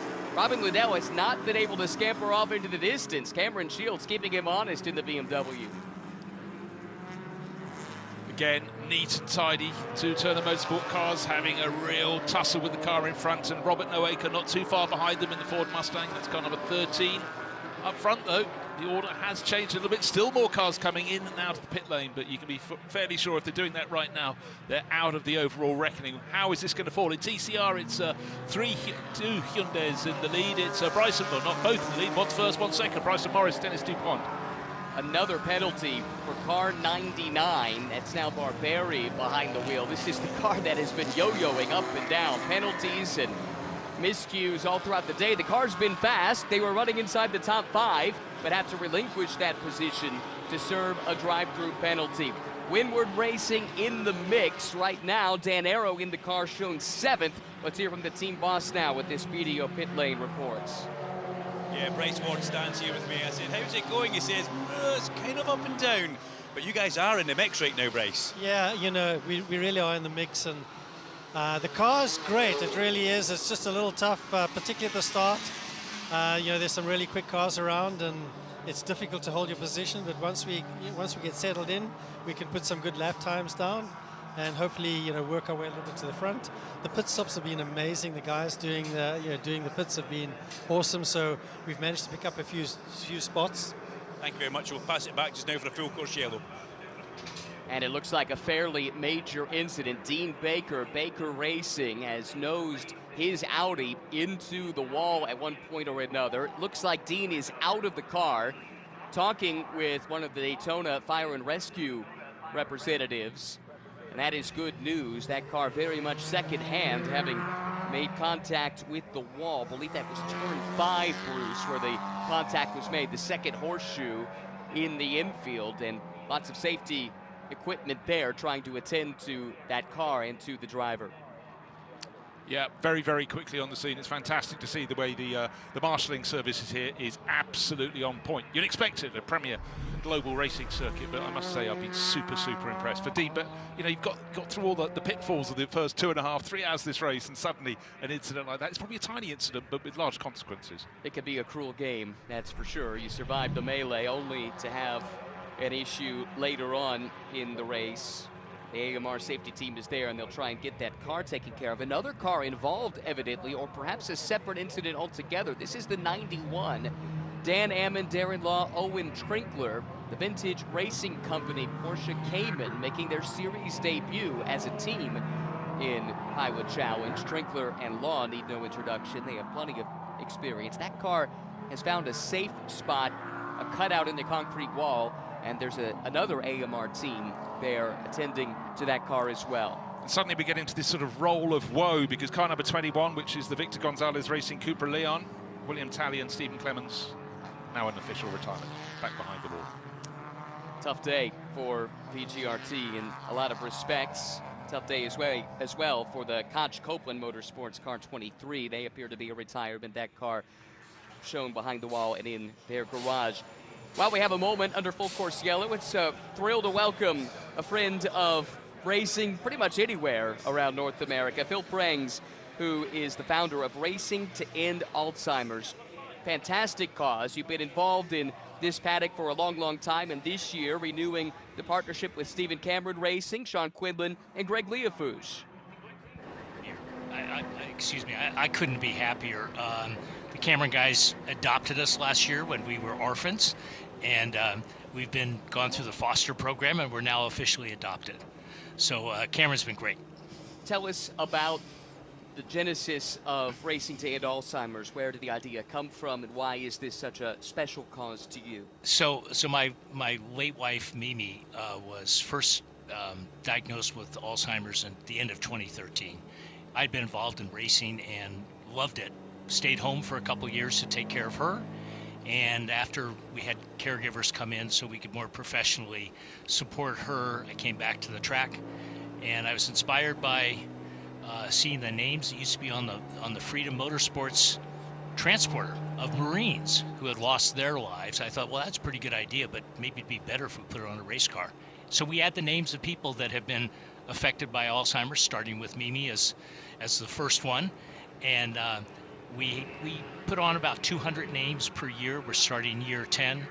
And it's a great thing for a family to be able to call out somebody who they love, somebody who's important to them. And that's the best part of what we do. We also raise awareness and we create funding as well. How many names are on the Mustang here this weekend? So for the start of the season, we're just short of 50. I think it's 48. And we've picked up about 8 or 9 names already between the Roar and this weekend. So they'll be on the car at Sebring for the next round. And we will continue all the way through until we get to Road Atlanta. How can listeners or viewers that are hearing this message maybe for the first time and they want to get involved, they want to submit a name to put on the race car or donate to the cause, how can they learn more? So our website where they should go is the letter R, the number 2, endalz.org. And if they go there, there's a place for them to submit the name of their loved one, their hometown also. And for $250, they can add the name. Well, I think that's a phenomenal program, and I wish you every success with that. And I think it's great that you're now back fully involved in racing again. Yeah, well, it is a big family. It certainly is. On the good days. Yeah, no, the paddock is wonderful. Everybody's been so supportive, and I have a lot of friends now just because they're such generous and great people. And we've raised over $1,250,000 by doing this over the last 9 racing seasons. Wow. So the fans and the paddock are very supportive and generous. Hats off. That's super, super impressive. Thanks, but Chris. it's going to continue. Absolutely. Yeah, I can't stop this now. Even though Mimi's passed, I can't stop it now because we're doing good things and we're trying to make a difference. And every little bit of activity that we do makes a difference. And that's what's going to take to win the battle against this awful disease. Talking to Phil Frangs, Racing to End Alzheimer's is the cause. Where is the status of the battle against this terrible disease? How has it progressed in the last 10 years? So in the most recent 2 or 3 years, for the first time in 20 years, some new drugs have been approved for use. They focus on the very early stages with the opportunity to stretch people's independence and their cognitive health for maybe 2, 3, 4 years, which is big in the scheme of things. So it's a start, and we just have to keep working at it. Anything else about the cause that you'd like to make sure our viewers and listeners know about? Well, as I said earlier, it's just a great thing for the family to recognize somebody that they love. It might be a grandparent. In my case, it was a spouse. It's just a good thing to do. I just encourage people to take a look at it as an opportunity. If you have somebody affected, you should do it. And if you don't have anybody in your life affected, sadly, you probably will. So pay attention to it and see if you can help make a difference. Yeah, I think it's a fantastic project from every angle it can be considered. But to get that message across, it's not just getting a cure, it's the awareness and the understanding that I think is something that you need more and more scope to incorporate that. Well, I agree. One of the things we do is we work with the UCLA Alzheimer's and Dementia Care Program, and their focus is for the caregivers. So this disease doesn't just attack an individual, it attacks a whole family. And so making sure that the resources and the support are there for the caregivers is just as important as making sure that we're taking care of our loved ones. Yeah, it's a very, very good point. Caregivers often get to be the forgotten ones, don't they? I the think so. ramifications and the waves that go out from that first pebble being dropped in the pond. I think so. I think you're right. R2endalz.org is the website. I know you're a race fan as well as someone out here championing a wonderful cause. What do you think of the first nearly 3 hours of this race here? Well, this race is always interesting because we're not used to 4 hours in our series, and when we get to it, it becomes a whole different thing. And the idea of how we manage the pit stops is critically important and very different from what we're used to. And so you're seeing some teams with strategies. The Cameron team, we came in and we put a full load in. We lost track position, but it might pay off. It might pay off. Greg Leofouche is in the car now. I think he's 8th. What do you think? Oh, what you know, are the listen, chances? Greg can get to the front. He can get to the front. I admire him. We've raced together many years ago at the Bimmer World team, and he's been, you know, the champion at Cameron. And let's not forget Sean Quinlan, who is a real pro, a guy that's been at this for a while, and he just loves racing.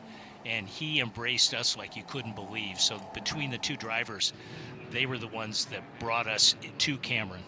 Sean's got a big heart, no question about that, as does Phil. Thank you so much for spending some time and sharing some information about the cause. Feel free to stick around a little bit if you want to enjoy the view. Yes. We'd be happy to have you hang out here in the booth for a little while. We're closing in on a restart. I know we've got a couple of BDO pit lane reports. Guys, if you don't mind hanging tight, I think we're going to try and get at least a couple of laps in on this restart, and then we'll get down to you as quickly as we can. But the safety car lights are off, Bruce, which means the resumption of the race is imminent with just over an hour to go. Well, that's what we came here for. And just to point out the Stephen Cameron racing car, the Ford Mustang, is fantastic. A bright livery. Car number 19, Sean Quinlan, and the driver on board at the moment, Greg Leofouche. So how will he do? Coming into his restart, 8th position.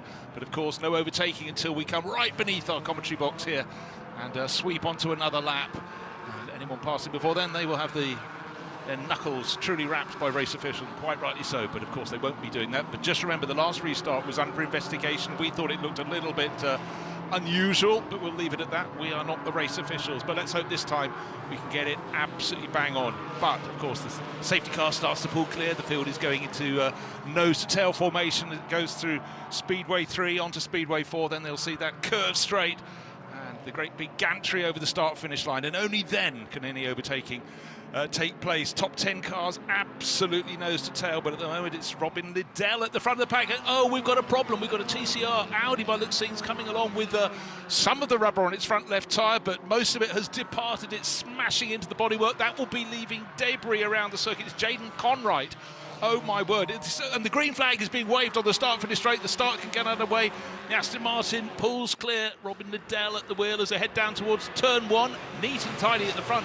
But is there going to be debris on the track from that TCR Audi? Almost certainly. Jaden Conright trying to lift the car back to the pit lane, but the carcass of the tire flailing, doing significant damage to the bodywork. We are green, though, for the moment. Down into the International Horseshoe. It's Robin Liddell leading the way. Cameron Shields giving chase. Then Thomas Merrill. Robbie Foley now in the 96 for Turner. And the sister car, Luca Mars, reigning champion in this series, sits in 5th. The TCR battle is fierce, and they've got GS traffic to contend with. The TCR front runners are splitting one of the backmarker GS cars into the kink. It was 3 wide momentarily, now just 2 wide, but Denny DuPont working the outside lane, drops the right side tires into the dirt, can't keep the momentum up, and somehow Farnbacher is able to hang on to the lead, at least momentarily, because here comes DuPont again.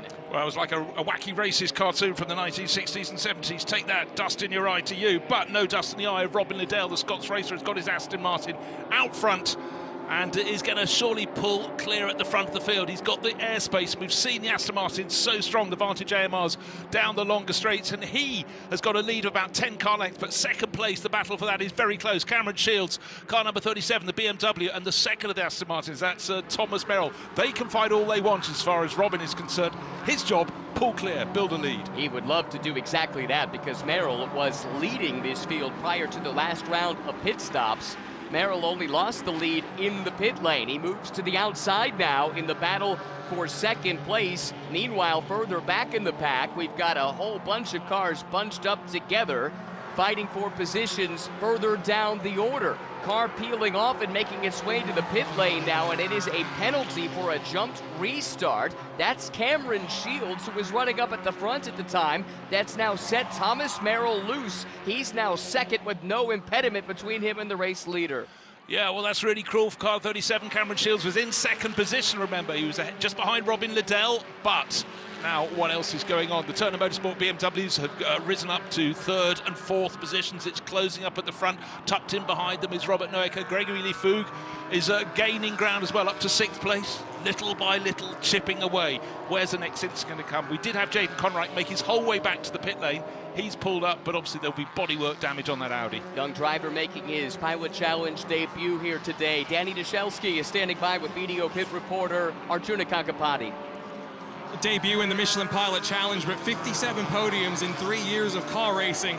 Danny, I know it's been a chaotic start to your IMSA Michelin Pilot Challenge journey, but here with the VPX crew, it seems like a really interesting operation you have going into this year. Yeah, I've been really proud of the team. You know, they've done a great job developing me. I have a really good co-driver, so that first stint was a big learning experience, but I'm really looking forward to see how Matt finishes the race out. What was the longest race that you've done before this? This is a 4-hour endurance race. Most of our Michelin Pilot races will be 2 hours in length, but I'm curious, you're relatively new to sports cars. Yeah, I believe the longest race I've had beforehand would sit around 45 to 50 minutes, so that 2-hour stint was a big change. Thanks, best of luck. Thank you. I popped into Turner just to get a little bit of an update, and they gave me the heads up that 37 car had picked up the penalty. They said, look, we're running 5th and 6th, but we are going to move up to 3rd and 4th. I think they're 4th and 5th. They will move up. So Turner Motorsport are also keeping an eye on the fuel numbers. They see another little yellow flag situation. They could be in a good place. And look, they're going underneath the start gantry just now. They're working together. They're pushing and drafting, which ultimately, Ryan, that will save them some fuel. Great insight from the pit lane. Thank you, guys. By the way, Jaden Conright was able to limp his car back to the pits. We were worried about debris, but race control has deemed the course clear enough to stay racing. So now down to just 55 minutes to go in this season opening 4-hour BMW M Endurance Challenge. And it is Aston Martin 1-2, BMW 3-4, then finally the first of the Mustangs, which had been so strong in the build-up to this event. And the leading Mustang right now is Robert Noecker. However, not too far behind the man we were talking about a little bit earlier. Greg Leofouge has made up a couple of spots. He runs just outside of the top 5. Right, the big question in my mind isn't just fuel and whether you can get to the end. It's also what are the state of the tyres. But it's been very stop-start. We haven't had long stints for the crews to settle down, and you certainly put a lot of pressure on your tyres on a restart. You're probably putting your car off the racing line in an attempt to try and get past. You're doing things you wouldn't normally do in the sort of regular running at the front of a race. So there are other stresses you wouldn't normally have. But what's normal? A 4-hour race we established isn't the normal pattern for the Michelin Pilot Challenge. They've got to do things differently. They've got to think about strategy. And you've also got to roll the dice. Doesn't always work. Duncan, is that what we've just seen? Someone rolling the dice in TCR land? That was a huge roll of the dice. In fact, that was snakes and ladders there. Sometimes it works for you, sometimes it goes against you. The number 18 car for Brian Hertz Autosports, they just ripped the back bumper off the car, and they thought about it for a minute, and then somebody leant forward over the pit wall and just started screaming, go, go, go. So they're out there minus a bumper. I'm also in with the TCR set, the Leon, which had that tyre delamination. I think we all saw. You may be able to hear the saw in the background as they are basically cutting off the front left-hand corner of the bumper to see if they can get this car back into the race. Duncan did the 18 top off with fuel as well. Didn't see a top up of fuel on the 18. I just saw a mass panic to get the bumper off. Interesting, because I would think that they would certainly be within their window here. They get the car out, and Gottsacker, who won a championship a year ago, is back out into the mix. And it's worth pointing out, of course, that number 18 Audi was brought in under black flag. So they had to attend to the issue, to the fallen bumper, and that isn't exactly according to the sort of the way you want to play your racing. You know, you want to be racing for it, but you cannot have a car out here with a mechanical problem that could lead to not only an accident for that car, but also for those around it. So good officiating yet again. Right, has anybody got an answer to the Aston Martin Vantage AMRs? Not one, but two at the front of the race. Rebel Rock Racing, Robin Liddell, a Scottish driver, so many years, decades now, making his craft over here in the States, and Thomas Merrill tucked in behind, gap between them under a fifth of a second. So what I'm just waiting for, if we have a long run, we will start to get our front-running cars getting to the tail end of the TCR pack, and then that will have another issue. But at the moment, after a recent restart, of course, they've got the best part of 3/4 of a lap of clear track in front of them. But has anybody got an answer to Robin Liddell? But in fact, last time around, a chunk of time was taken out of him by Thomas Merrill, who took 7/10 of a second out of him, setting a really, really quick lap time. In fact, the fastest lap of the race so far. Got information from Duncan. They did top the 18 off with fuel, so they should be good to go the distance. Back to the pit lane now to Arjuna. I'm here with Mason Filippi, one of a handful of drivers pulling double duty, racing in the Michelin Pilot Challenge and the Rolex 24. And Mason, Brian Herta Autosports once again flying the flag for Hyundai. 3 of your cars inside the top 4. How big of a chance does this number 33 crew have? Our car has been on it. I mean, that opening stint, our Hyundai Elantra was just really on rails through the infield, through the bus stop. So I know that Josh had an epic stint, as well as Bryson's out there crushing it. So we're really hoping to go for that top step of the podium today. One of the things I've talked about with some of the other TCR drivers is the level of competition this year. It feels like the TCR class is as strong as it has ever been, but equally as chaotic as it has been as well. What's it been like when you've been out of the car following along with this race? The competition is really tight, right? IMSA has been awesome by bringing in so many fantastic drivers. So you really have to be on it. And it's been really cool to be able to jump in and learn some stuff. So some other teammates come here. Josh is from Australia, and you know, he's teaching us stuff. We had the whole roar. So really looking forward to getting out there again. Thanks, Mason. Thanks.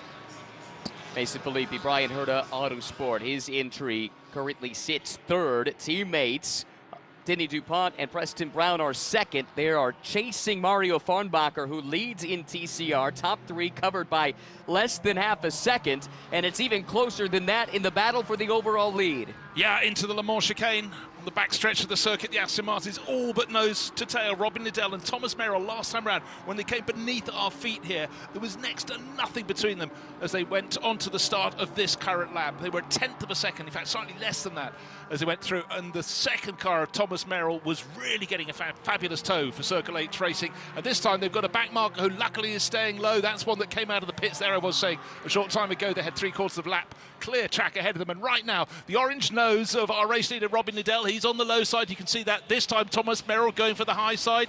Almost alongside, tucks in behind. He's going to push, he's going to probe, and at some point he may pass. Is this good news for those behind? Or have they got any answers to the Aston Martin? But Robbie Foley and his Turner Motorsport teammate Luca Mars are really pushing on, and they may yet be the beneficiaries. But right now, just enjoy a fantastic lead battle. It is a great scrap between two different Aston Martin teams. Rebel Rock Racing and Circle 8 Racing, run, of course, by Archangel Motorsports out of St. Louis, Missouri. Florida-based Rebel Rock out in front. The veteran Robin Liddell, he's going to have to fight for this one. Remember, they were deprived of a race win all season long last year. Best finish was a runner-up result. They are desperate to taste that champagne on the top step of the podium once again. They'll be absolutely relishing the battle. This is why drivers go racing. It isn't just to win races, it's to have races. And the racing absolutely fearsome at the front of the field. Now they've got past that back marker. That should be fine for them as they go around the banking and work their way around this lap. And all the time you're thinking, is anything going to come back towards those behind? The 2 BMWs from Turner Motorsport. At the moment it's 96 from 95. That's Robbie Foley again ahead of young Luca Mars. And then behind there's about very, very close, the 2 best placed Ford Mustangs. Gregory Lefoug has moved up a position ahead of Robert Noacre, so a little bit of change there. Will be a change in the lead of the race. It may yet happen, but the field really starting to bunch up through the Le Mans chicane. Any move could come at any time. We've seen a lot of cars through the course of this meeting so far. Ryan, getting it slightly wrong into the first part of the chicane, hitting the curb, tail comes up, tail goes around. With that move, that means Lefoug is the top placed of the Mustangs in this field, and he has left the no-acre car behind. He's starting to reel in the two BMWs running in formation from Turner Motorsport. It's still Liddell leading Merrill, super close, just a tenth of a second between them at the line, but the battle in TCR is exceptional. Top three, nose to tail. Mario Farnbacher trying to deliver Pegram Racing its first ever win in Michelin Pilot Challenge. He's got Denny DuPont, winner here 1 year ago, and then last year's runner-up Bryson Morris sits in the slipstream in that third position. Heard from his teammate Mason Filippi just a few moments ago. Right, just want to point something else out as well. The pace that Gregory Learfuge has just found. I mean, he got right in among the two BMWs. He was fourth going at the start-finish line. He just got ahead of Luca Mars, and he's really putting the pressure on third place Robbie Foley. But it was the way he not just passed Robert Noaker, the way he dropped him, and on the start-finish line already there was over a second between. That has been an astonishingly good lap. And you have to say, there might have been an incident that slightly delayed Robert Noaker as they went past that back marker, but clearly in terms of tyres and performance right now, Stephen Cameron Racing are absolutely on the money. That car has been quick for the last 2 weeks, going back to last week here at the Roar Before the 24. In fact, Sean Quinlan had two really strong runs in VP Racing Sports Car Challenge competition in an identical Ford Mustang last weekend, finishing on the overall podium and scoring Bronze Cup honors on a couple of occasions. When you have a pit report, and we've had absolutely brilliant ones from the BDO pit lane team, I must say through the course of this race, one of the things you have to have follow-up. We talked about car 18 and the very crafty repairs. Unfortunately, there's another message. Mechanical black flag. So for Harry Gottsacker, that will be a disappointment, one feels. I do wonder, though, if that's not a residual message from what called them in earlier. The report I got was that it was a mechanical black flag that called them to the pits in the first place. So if you could check the timing. I'm scrolling back, and I think that's their second black flag. Okay. Well, that is bad news then. We thought they might be in a good position. I hope I'm wrong. Topped up with fuel. I scrolled. It is. Okay. It is bad news? It is the second mechanical black flag. All right.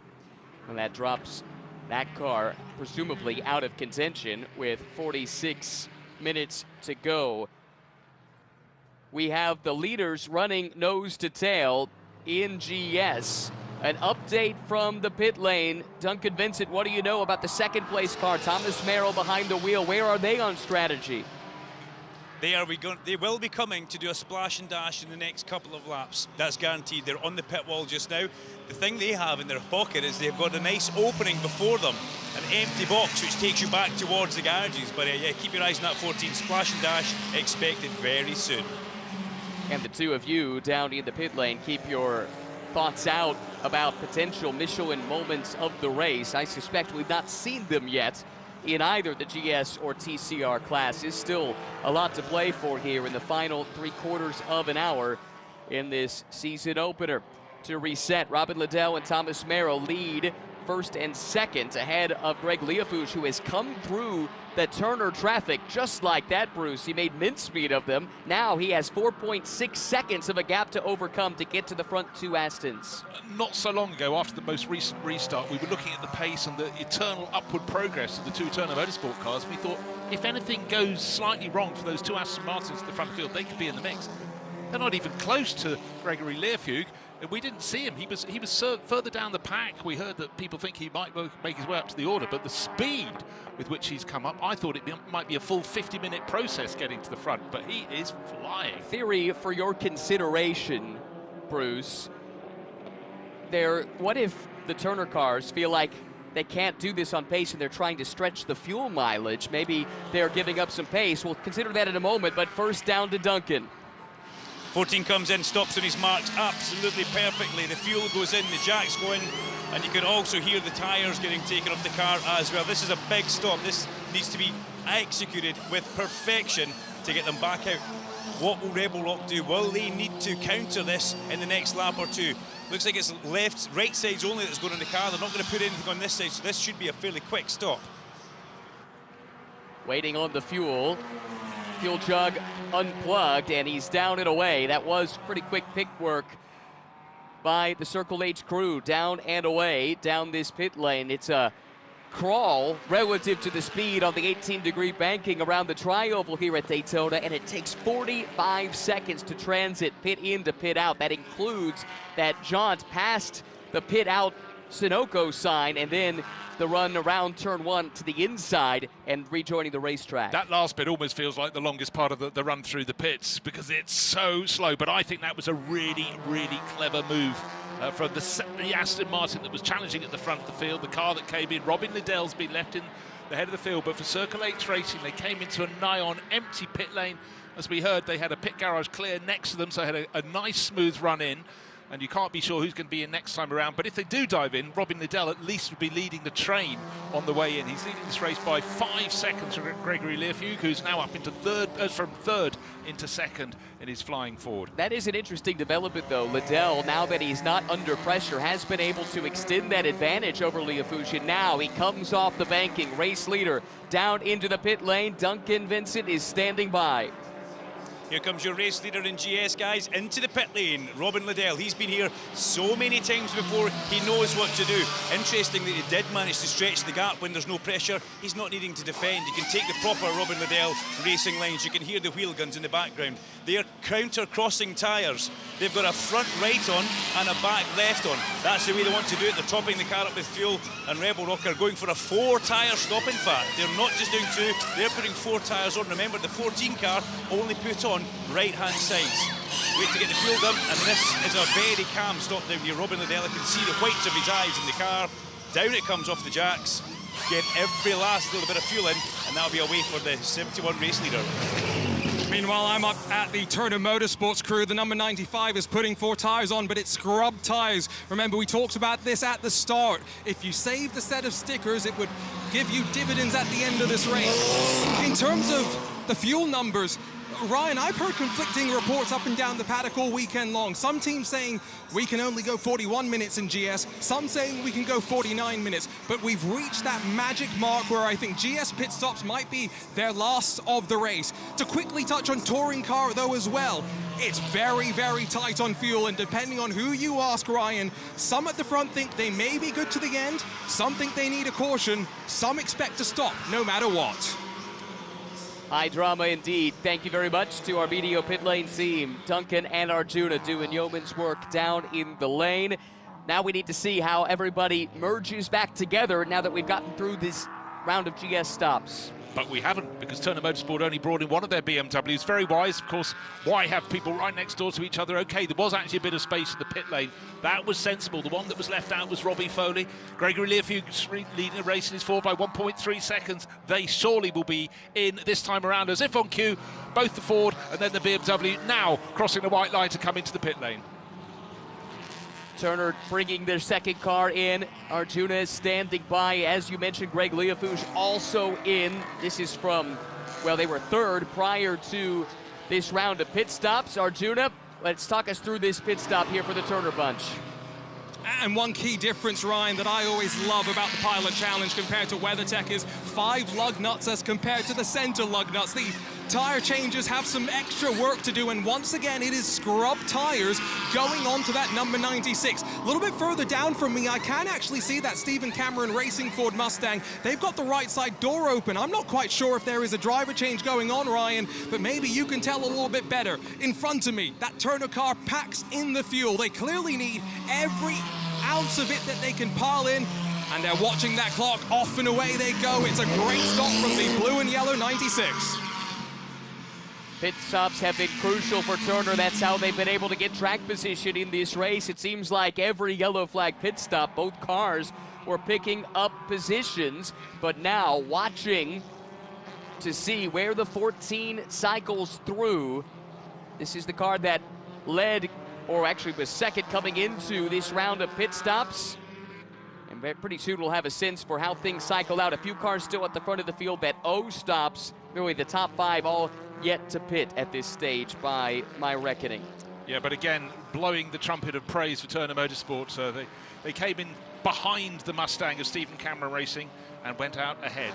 There you go. That's how the pendulum swung. And the 14 for Circle H came out ahead of Rebel Rock as well. So Thomas Merrill, the de facto leader, but again, they had a shorter pit stop in theory because of only taking 2 tires. Now, it looked to me that both of those stops were more or less dictated by the amount of fuel that needed to go in. It really wasn't that they were waiting on the tires, but whatever the case, the 14 team, great work in the pits. They jumped to the lead, and that car, when it's been out in front, has been awfully quick. Yeah, and I also think, he who blinks second has an advantage. You're coming in a lap later, you're putting in less fuel, your pit stop is going to be shorter. So in terms of the battle between the Aston Martins at the front of the field, you have to feel that Robin Liddell's car is the one that's gained an advantage there by just coming in a lap later, and the fact that at the moment they do seem to have the pace on everybody else. But what's happening? We've got a great big shadow, the shade cast by the giant grandstand here at Daytona International Speedway, now covering the entirety of the pit lane. Track temperature will be starting to fall. It's been an unexpectedly warm day, fabulous day here in Florida, but conditions will keep on changing. What also changes the clock. 38 minutes remain. Will we get to the end without another yellow flag? You'd have to suggest perhaps not, such has been the record of incidents so far this race. But it really, the roll of dice is when you come in to make this the final pit stop. Crucial moments in this race. The top two, by the way, have yet to pit. They pitted most recently 44 minutes ago, and so it should cycle through for Thomas Merrill, ultimately when the stops are complete, to inherit the lead of the race once again. A chance to hear from some more protagonists. Duncan Vincent is in the pit lane with Aurora Strauss. I am. Aurora Strauss is standing next to me in the Morel racing car. Now, they've had a bit of a day, actually. Your husband Kenny's actually in the car. Congratulations, you got married 2 weeks ago. This is a lovely honeymoon you're having, but it's not been a perfect honeymoon right now for the car. That's okay. No day in racing is perfect, or very few, I will say. Yeah, we've had some power delivery issues. The AMG GT4 has been handling great outside of the power delivery issues. So we've gone straight to the front and then back to the back 3 times now. But out of everyone in the entire paddock, I'm not just saying this because he's my husband, there's no one I would rather have driving that car than Kenny. Whenever we're out there, he's matching the leader's time. So with a little bit of luck, we still have about 40 minutes to get him back up there. We've got a little bit of a love-in going on here. I quite like that. He can't hear you, obviously. But what are the power delivery? What has it actually been that's been wrong with the car? I can't say much, but we've had some issues mostly when it comes to low fuel. So both times during double yellow, we have issues where the car slows down significantly. Fuel cuts out on us. So it's been tricky, but I don't know. We've gotten the toughest battles in the first race of the season, and we're going to go up from here. And again, I meant what I said, that, look, Kenny and I are both very competitive. We wouldn't drive together if we didn't think we weren't capable of winning together. So I'm glad that he's in the car. I think there's no better person to be dealing with it, and I still think that there's a top 10 to top 15 in the cards for us if we do everything right in the next 40 minutes. Thank you very much. Good luck. Good to hear from Aurora Strauss. First car to blink from TCR. It's the 33, Brian Herta Autosport from third place. Bryson Morris has come in for what should be the final stop of the day. They're going to go ahead and change front tires, it would appear. That is typical on these front-wheel drive TCR cars. They'll do that while the fuel goes in. And this is the first of those front runners. We heard from Arjuna, Bruce, that they thought it was marginal. They're not going to take any chances. I could talk a lot of the time about the rolling of the dice. How close can you take it to the very, very perimeter of what you could possibly have in terms of tyre life, in terms of fuel capacity in your car? What's in the tank? What's left in the rubber? But right now, it's looking like an enthralling race. But I tell you what, Victor Gonzalez Racing must be going, why did we turn up today? Because they've just had a further problem. Car number 99 with Filippo Barberi at the wheel, just been pinged, given a drive-through penalty for a pit lane speed violation. The sort of incident that just makes a team manager's toes curl in frustration. Quite a drive from Mario Farnbacher, who got the late call up to join Pegram Racing, now leading in TCR in the waning moments. Feels that way. Still 34 minutes to go. That's a quarter, roughly, of a normal Michelin Pilot Challenge race. But after nearly 3.5 hours, feels like 34 minutes is child's play. Nevertheless, quite a drive from Farnbacher. Riley Pegram did an awesome job to set the tone, kept that car in contention when others faltered, had their ups and downs. And then Mario has done the rest, but Denis DuPont is stalking him. At least he was. Now pulling to the inside, and another front runner in the TCR class has decided it's time to come in for that final stop of the race with just under 34 minutes to go. My query is not just how that affects their battle, the cars from TCR, is who are they going to be in front of when they come out onto the track again after this, their final pit stop? Will they just pop out right in front of a lead battle? I tell you what, some great battling in over about 5th or 6th position. One of the Turner Motorsport BMW, Stephen McAleer, really pushing hard on Robert Noaker, and tucked behind the sister car, Luca Mars has got the Mercedes of Dan Arrow, the Dutch racer, also as a playmate. Just over half an hour's remaining in this race, but it's far from done. But you're looking at the moment, and Aston Martin has the effective lead, running second behind the Shopify Racing Porsche, but that owes us a pit stop. So number 14 will be back into the lead. Speaking of pit stops, let's recap some TCR stops with Duncan. Yeah, really, really awkward stop there, we're going to say, for the Brian Hertz Autosport car.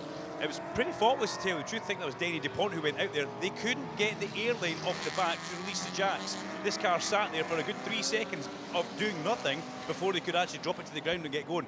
That will hurt them on track.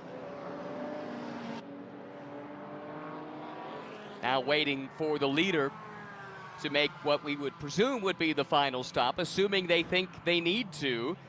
We know that the Hyundais didn't feel like they were getting the mileage, but what about the Honda? You would think it would be difficult considering how much of this race that car has spent out in front, not getting any aerodynamic tow to help them out. But maybe Super Mario is feathering that throttle just enough. What do you think? Can I tell you in about 35 minutes? Yeah. Would that be okay? Yeah, no. There have Neither been of us so are many, Nostradamus. There have been, yeah, exactly. There have been so many moments in which a team has gone, okay, this is our strategy through to finish. Another yellow flag period. And you've got to recalibrate. You can't take your eyes off all the action on the track, but you've got to be crunching the numbers in the background. Well, they don't feel like they can make it. Whoa, and Mario Farnbacher locks it up. Coming into the pit lane, that will be awfully marginal about whether or not he got the speed arrested in time to not run afoul of the pit lane speed limit. That was really, really close. We'll check on that after the stop, but the car is in for one final crucial stop. I dare say the most important stop in this team's relatively brief history. This would be a monumental result for the squad. They have not won a race before, but they have spent a considerable portion of this event out in front. What a place. What a time if you're going to take your first victory. Talk about giving you a boost, not just in points that you pop into the bank, but also just in the outcome. Some confusion there. I think Arjuna's got the update for us. Yeah, they unfortunately had some confusion about whether the air jack needed to go in, and eventually with the fuel put in, I think they made the call to avoid changing tires, and now that balance, Ryan, is going to be on a knife edge. We've talked about the front tires wearing off, the understeer settling in, and of course after the risky pit entry, you know just how hard this team is pushing for their first IMSA win. Well, they might have wanted to change the tires after that lockup coming into the pits. I suspect Mario's going to be dealing with some flat spots. He had them locked up for a good 25 to 50 feet. Yeah, but he's probably told them before the pit stop on the way in, saying, it's okay, I reckon I can nurse the tyres to the end of the race. That was the tyres before the lockup. Now Mario's built himself a mountain to climb in the remainder of this race. Just over half an hour to go. It is not going to be a comfortable ride for the German. James Vance pits in the 52. That was the last of the front-running TCR cars that we were waiting for. So now we wait to see who cycles through to the lead of the class. They were running nose to tail. I can see the 72 is ahead of the 33. Here we go. Tire without crew is the penalty for the 72 car of Mario Farnbacher. It wasn't the speed, but it was a pit lane infraction. We said it was a big moment for a young team. Unfortunately, they were not able to rise to the occasion. Drive-through penalty. Talk about the wind being taken out of the sails. You learn from experience, but that's not an experience they wanted to happen to them. They wanted it to happen to someone else so they could witness it and benefit, you know, in the best sporting ways. But I think we still have a Porsche leading this race. Have we talked about Porsche very much in this race? Answer simply no, but surely car number 22, the 718 GT4 RSCS Shopify Racing Trevor Hill owes us a pit stop, and then we'll have the Aston Martins back into the lead race. But there's 5 seconds between them this moment. Thomas Merrill ahead of Robin Liddell. Yeah, you're exactly right. Trevor Hill last pitted 50-some minutes ago, so that is a car that will certainly have to come in. And for those of you watching on the video stream, we'll do our best to describe it to you listening on the audio stream. The penalty for the 72, they had a tire set out on the right front of the car. and there was no crew member standing by. That's a safety issue. That is the penalty. Drive-through brings them out of contention. What it does do, though, is promote potentially another Honda, the Hart team, onto the podium, depending on how long of a penalty this is. Cameron Lawrence is in the car, and Arjuna has caught up with one of his co-drivers. And this is such an interesting team, Ryan. HART stands for Honda of America Racing Team. These are Honda employees that go racing for fun. And I'm here with Tyler Chambers, senior engineer at Honda for the last 12 or so years. Tyler, you're no stranger to racing. First off, this has got to be one of the weirder races I think you've ever been a part of. Yeah, it's been a weird one for sure. Wrought with issues from the beginning. Some weird phantom noise in the front of the car and a gearbox leak. But fortunately, our guys on the box got us back on the lead lap, and Cameron's putting in a mega stint here. So you are all volunteers. You've operated as a driver, crew chief, mechanic at this crew. What's the camaraderie like when you get to come out here on a race weekend and do the fun stuff instead of the serious stuff? Yeah, no, the camaraderie is great. We all love this. We're all nut jobs, and we're in this together. But yeah, it's a great time. And how many races can we hopefully see you this season across of the calendar we have? Yeah, we're hoping for at least a half a season, but we'll see. Hopefully we'll see you plenty. Best of luck. Thank you. Thank you so much for that. Yeah, Awesome story, great team, really showcasing a passion for motorsport, and in many ways harkens back to what this series started out as a bunch of friends going racing, showroom stock style. It's a little bit different these days. This is far from a showroom stock car, these TCR cars, but you can still have fun with your buddies and race at a pretty high level. Plus, they bring a lot of expertise from the day job at Honda. And you also have to remember that TCR is a global category, so if you so chose, you could take it to other races at all points around the globe. So that is another feature. But HRT, great story across the years, and let's hope they can land on their feet in this one. Let's hope they can also add a few more races to their program for 2026. Because having watched this race thus far for over 3.5 of the 4 hours, you have to feel what a set of cars to go playing with. Mario Farnbacher has yet to serve that drive-through penalty. He's running out of time in order to do so. He still leads technically in the TCR class. Bryson Morris is behind and looking increasingly impatient as he pokes the nose to the outside in the International Horseshoe. Hopefully the team is on the horn, letting him know that the car in front will have to serve a drive-through penalty or else cease to be scored at a certain point. Well, you certainly feel we witnessed the big lockup from Mario Farnbacher as he approached the pits in his Honda. That will make his car's handling horrible. You feel the car tucked in behind Bryson Morris and the Hyundai will be being told, don't worry about him. A, he's got to come in, and B, if he's handling strangely, he's hurting his tyres even more. But for Mario, with those decades of racing experience, he'll be nursing them as much as he can, but he has to listen to messages from the pits. He needs to come in and serve that penalty. Mario drifting high up onto the banking. That opens the door to the inside. Looks like Bryson Morris is going to try and settle this on the racetrack and not wait for the penalty. The two weaving back and forth, coming awfully close to one another. A little bit of the old NASCAR side draft on the 31 degrees of banking and oval turns 1 and 2. Side by side into the braking zone for the Le Mans chicane. Buckle up, Bruce.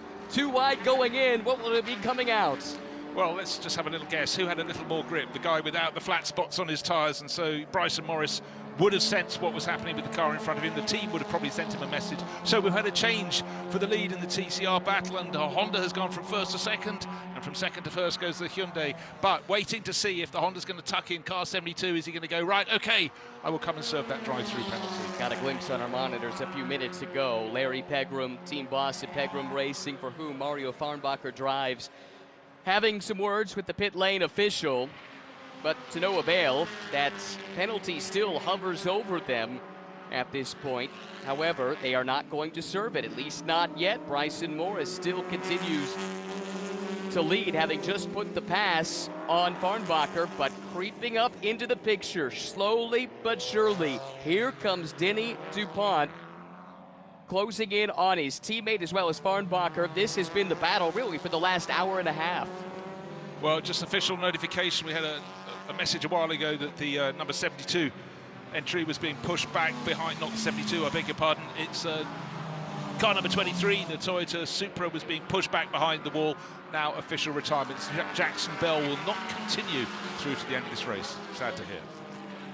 24 minutes left, and finally, for the first time in a while, a moment to catch our breath. Larry Pegram not catching any breath right now. He's having a word in the pit lane with the IMSA official, pleading his case as best as he can. But again, sand is slipping through the hourglass here in terms of time remaining to serve that penalty without further sanction coming down. And now this has the potential to really be a boon for the 33 and Bryson Morris. Farnbacher has dropped off the leader, and now Denny DuPont needs to make quick work of him or else risk the chance of losing touch with the team car that leads the race.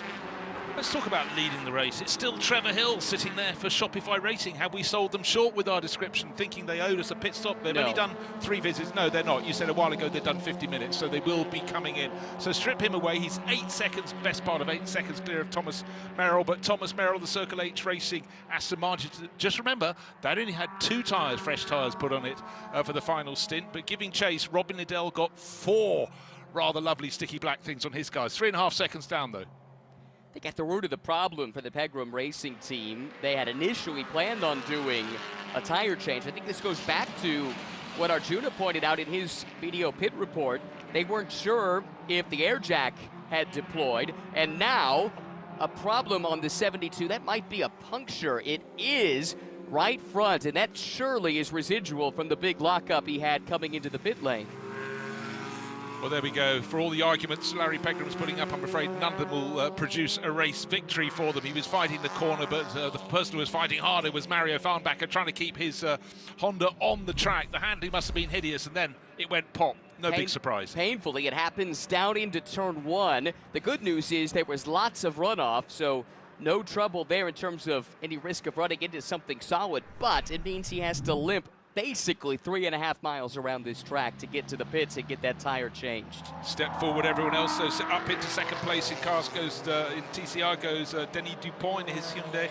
And then the best place Honda will shortly be Cameron Lawrence, who'll be moving up to 3rd in class. And that car is not that far back. It's only 1.2 seconds behind second place DuPont. So let's not count them out. Just heard from the team a few moments ago with Arjuna.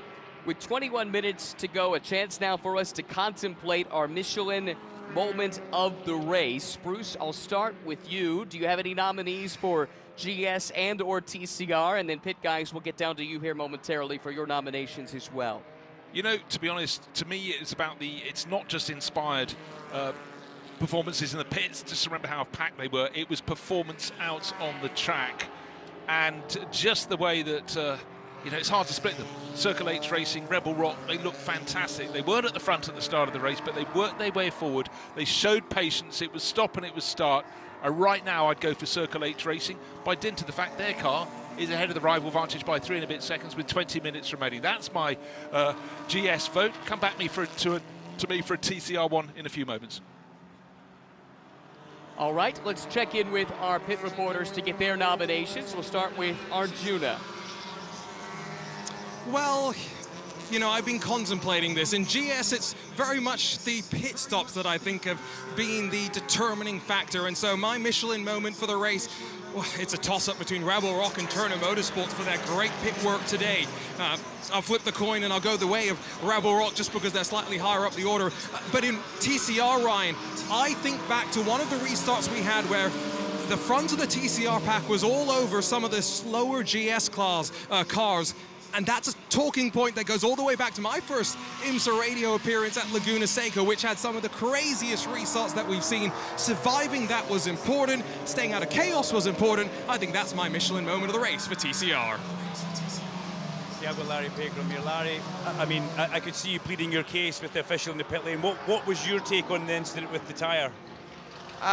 Honestly, it was our fault. I mean, we had a problem getting the car jacked up, so because we were just trying to do a splash and go in quick tires, then we didn't do the tires, so the tire said unattended for a few, you know, because the guy didn't get to it, and it's an unattended tire. So essentially it was our fault, but we had a problem there anyway, so, you know, great race. Mario did a great job. Riley did such a great job on her first stint.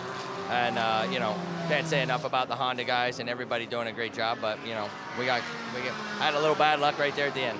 Larry, thank you very much for your time. I'm just going to see if I can have a very quick word with Riley, who's standing right here. Riley, what a fabulous stint that was. A really unfortunate day for you in this camp. Yeah, it's unfortunate, but that's racing, so, you know, we'll be back at Sebring and won't let this affect me. Like that. You've been around this long enough, you'll brush that off and move on, guys. Any nominations for your Michelin moment of the race there, Duncan? Thanks as well for those interviews. 100%, Ryan. The Rebel Rock pit stops, I would have to say, but that specific one that put Robin Liddell back into the lead when he took Andrew Davies in the car, that was the lovely pit stop. That has got to be the one nomination from me.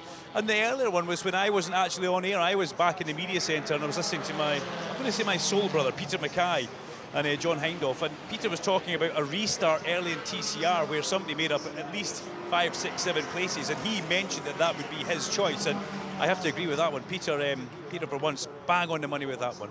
I think we'll hear from John and Peter here momentarily. Meanwhile, we've had some tremendous fighting on the track. The lead has now changed in GS. Thomas Merrill has taken the lead. He took it on track while the pit stop occurred for the Trevor Hill car. So now it's Liddell second, 1 second behind. Noaker runs in third, 15 seconds back. In TCR, though, the top two have closed up together once again. Bryson Morris's lead that at one point looked rather comfortable. That has totally dissipated, Bruce. And here comes Denny DuPont trying to make it back-to-back wins in this event for Ryan Herta Autosport and this entry. You know, what I love about these two Hyundai drivers is the fact that almost every time I've seen them, they've been in the heat of battle. It's not just been after you, Claude, it's I'm going to try and unseat you, which is precisely what we're seeing. And I think of the pair, I mean, Denny DuPont seems to have had more of the racing, but Bryson Morris is in front at the moment. Can I just chip back for a tiny second? I didn't quite finish my thoughts about my Michelin moment of the race. It wasn't a moment, it was a continuation. I just wanted to point out, I said Circle H Racing came forward, just want to point out they started 29th. Yeah, amazing performance from them. We'll keep tabs on the battles on track, but Peter Mackay is back with us momentarily. Your nomination? Could I start with TCR?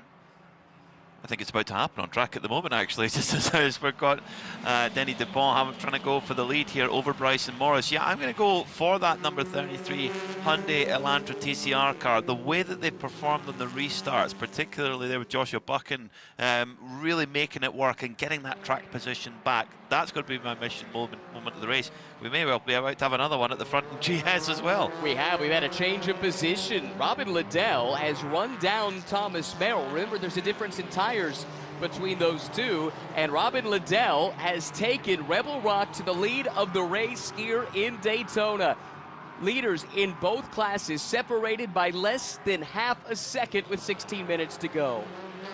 Remarkable stuff. These Aston Martins, they've really come to the fore in the heat today, haven't they? I mean, we're talking all about the Fords coming into the race, but these two Aston Martins, I mean, Rebel Rock, after things kind of fell their way a little bit with when the first full course yellows came up with regards to minimum driving time, but the typical Rebel Rock, they've just played the game perfectly. Well, to that end, my nomination for GS Michelin moment of the race, they chose to take 4 Michelins. It cost them time. They dropped a gap and they lost the lead, but now when it matters the most, Robin Liddell had more to fight with than did Thomas Merrill, and this is how it happened. Down in turn 1, the second apex of the corner, the back end started to slide around in the 14. He lost momentum, door open to the inside, and Robin Liddell jetted through. And what you have to remember is that decision would have been taken on the run through the course of the race, as they had to constantly change their strategy. Did Circle H Racing roll the dice? Yes, they did. 2 tyres fewer, and that has been their problem in the end. When will the end come? Well, 15 minutes from now. How much will this gap open up? Was it a case that Robin Liddell just made him an offer he couldn't refuse, said Rebel Rock is coming through, but just to have that extra knowledge that, you know, it might, you know, there is tyre advantage, but there's also that mental advantage that I have the tyre advantage, and I'm going to make it work around the banking. But that was the sort of move a driver of the experience of Robin Liddell could do. We're not saying that just because we've got a Scott in the pit lane, a Scott in the commentary box, and a Scott in the race-leading car, but, you know, that is the benefit of having a driver who's quick, but also understands his racing, understands every facet of a competition vehicle, and those round black things that keep the car off the wheels off the track, they're quite important too. Fantastic effort from Rebel Rock. What a win it would be if they were able to hang on for the next 14 minutes and 20 seconds after going winless last year. It looks like in TCR it's going to be settled between the Ryan Herta Autosport teammates. We'll keep a close eye on this battle, but Arjuna's got an update for us. Quite a debut in the championship for Circle H, isn't it, Arjuna? Yes, but for David Hampton and Thomas Merrill, these are two drivers familiar with each other from 2025. And David and myself were just talking about if there is still a chance for Thomas to try and push the case here in the closing stages. I think he can. He's on it. He's my best driver. I mean, the guy's incredible. So he's managing the tires really well. The guys in front of us have been doing this for a long time. This is our first race. So if we come out second, I'll be happy. What's now this sort of momentum kicking you forward for the rest of the season? Because I can see the smile on your face. This must invigorate you. Oh, it's absolutely incredible. This car is absolutely amazing. It's so manageable, so really loving it. The guys love it. Fantastic team, and I just couldn't be more pleased. Thanks, David. Thank you. Arjuna Kankapati with that BDO pit lane report. Bryson Morris got a great run through the Le Mans chicane that time around. He has breathing room and plenty of it over the chasing Denny DuPont. Cameron Lawrence not totally out of the conversation either. He has his number 89 Hart Honda Civic TCR car up into the third spot. Then it's the 98 from Brian Herta Autosport. Mark Wilkins, the veteran behind the wheel, leading in 5th place. The top running of the Audis. Car 52 with Vance currently at the controls. Gap closes down once again as we get into the infield. 33 looks stout on the high banks, but here in the infield, that's where Denny DuPont starts to flash some of that experience and some of the speed. He's closed the gap down to just about a car length coming through the kink, Peter. This is game on. Identical machinery, same team, different paint schemes, of course. There's the Hyundai Motorsport kind of corporate colours in the number 76 of Denny DuPont, and then the Hyundai Race for Hope charity, the handprints all over the number 33, and Bryson Morris positioning that car exactly where he needs to. And that's the thing, maintaining the momentum, not compromising yourself to come onto the high banks now, under 12 minutes to go. Right, I just want to go to those numbers because the hands on the clock appear to be moving faster and faster. But having taken the lead, Robin Liddell is only just eking out a margin over Thomas Merrill. Can Thomas stay there? Will traffic be his friend?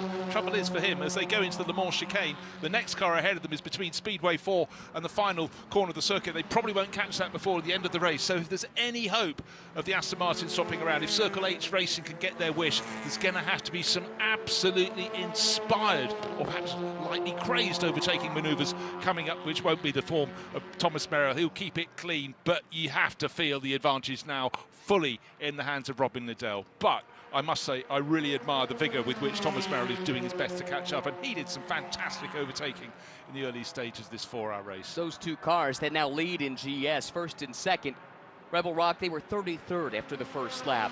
Circle H, they were 28th after the first lap. That's the kind of work that they put in to get to the front of this field.